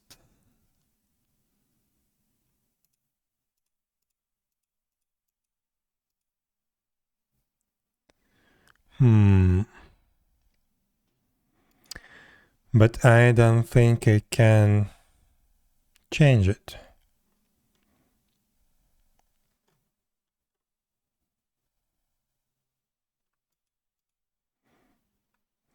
So I need the connection string to be an actual connection string. But technically, this is an environment variable. I can compose it.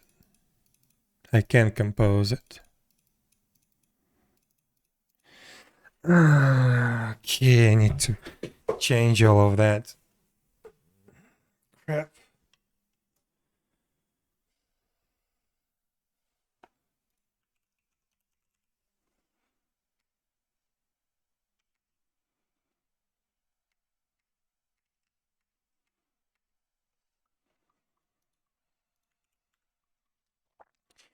Yeah, so the problem with this, like, wait, where was it? With this specifying username, password, is that it gets exposed in the environment variables directly if you try to inspect. But secrets do get hidden if they're actually defined as secrets. So even though this works, I would prefer it to be something like credentials secret or something. And the username and password would be a separate secret or something. Oh, I don't know.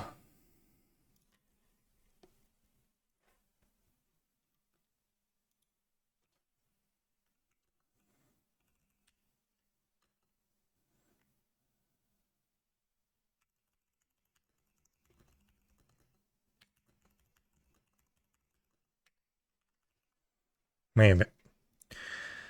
Then here, well, for now we can just go to that real quick. So we need a URL, we need a username,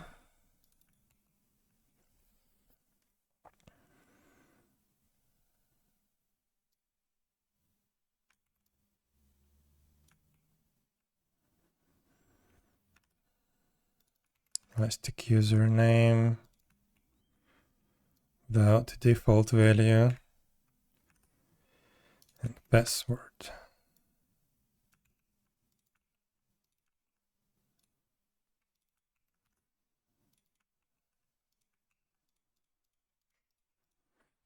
So that should work.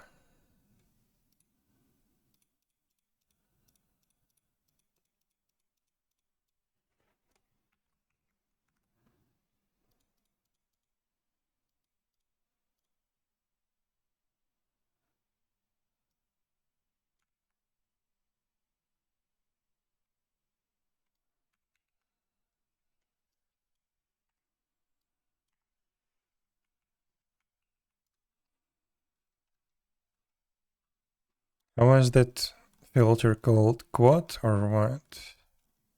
Quad.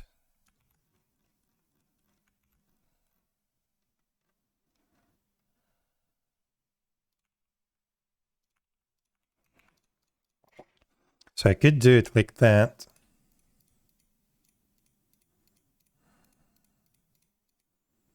But yeah, this would expose username and password in the actual description page. Instead, I would actually like to use secrets here. So this also needs to be moved to secrets.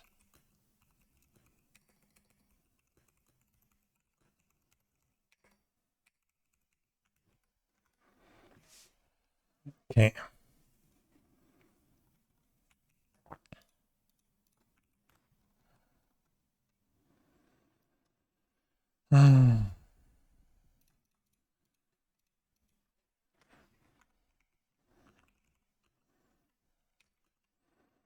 This can be composed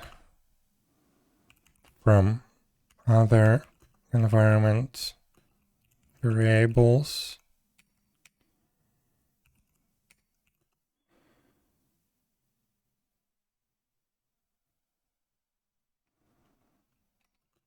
Which in their turn could be secrets. Okay.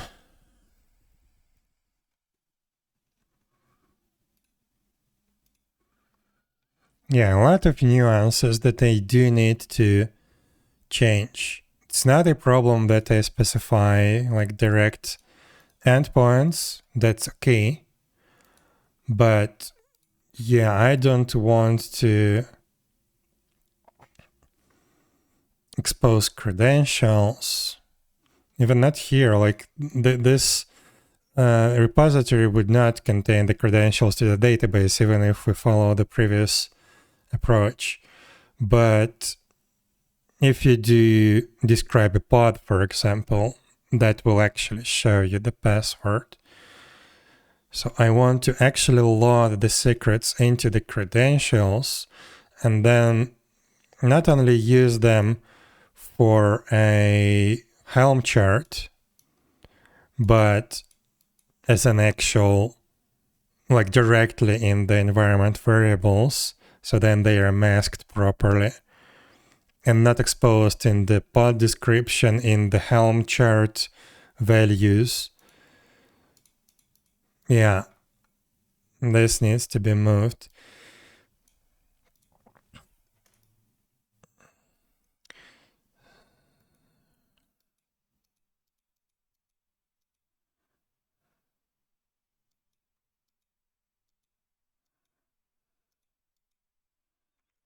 But okay,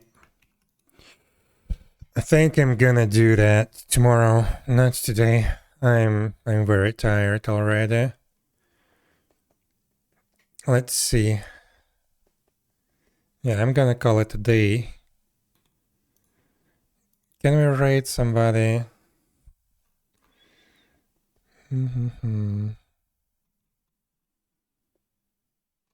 Wait, where did... Oh, I'm looking at the wrong page. Yeah, my brain is not working anymore. So, who do we have? I don't know. let's rate 𝙽𝙴𝚁𝙸𝚂.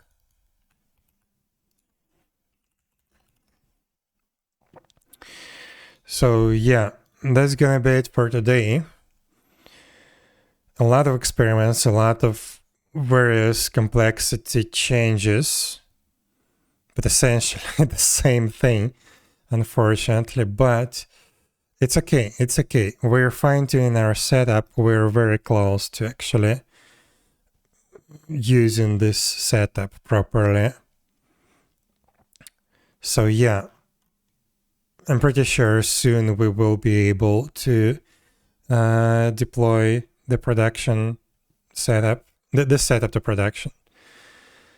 Maybe not this week, but maybe next week, because I still want to, like after I finalize all of this, I want to let it run inside the cluster for a little bit and just watch how it behaves, so I don't have any surprises in production. Especially when we push something and it auto deploys or something like that. So yeah, this is gonna be it for today. Let's rate 𝙽𝙴𝚁𝙸👂. I will probably be back tomorrow. So yeah, thank you everybody for watching, and I hope to see you next time. Bye bye.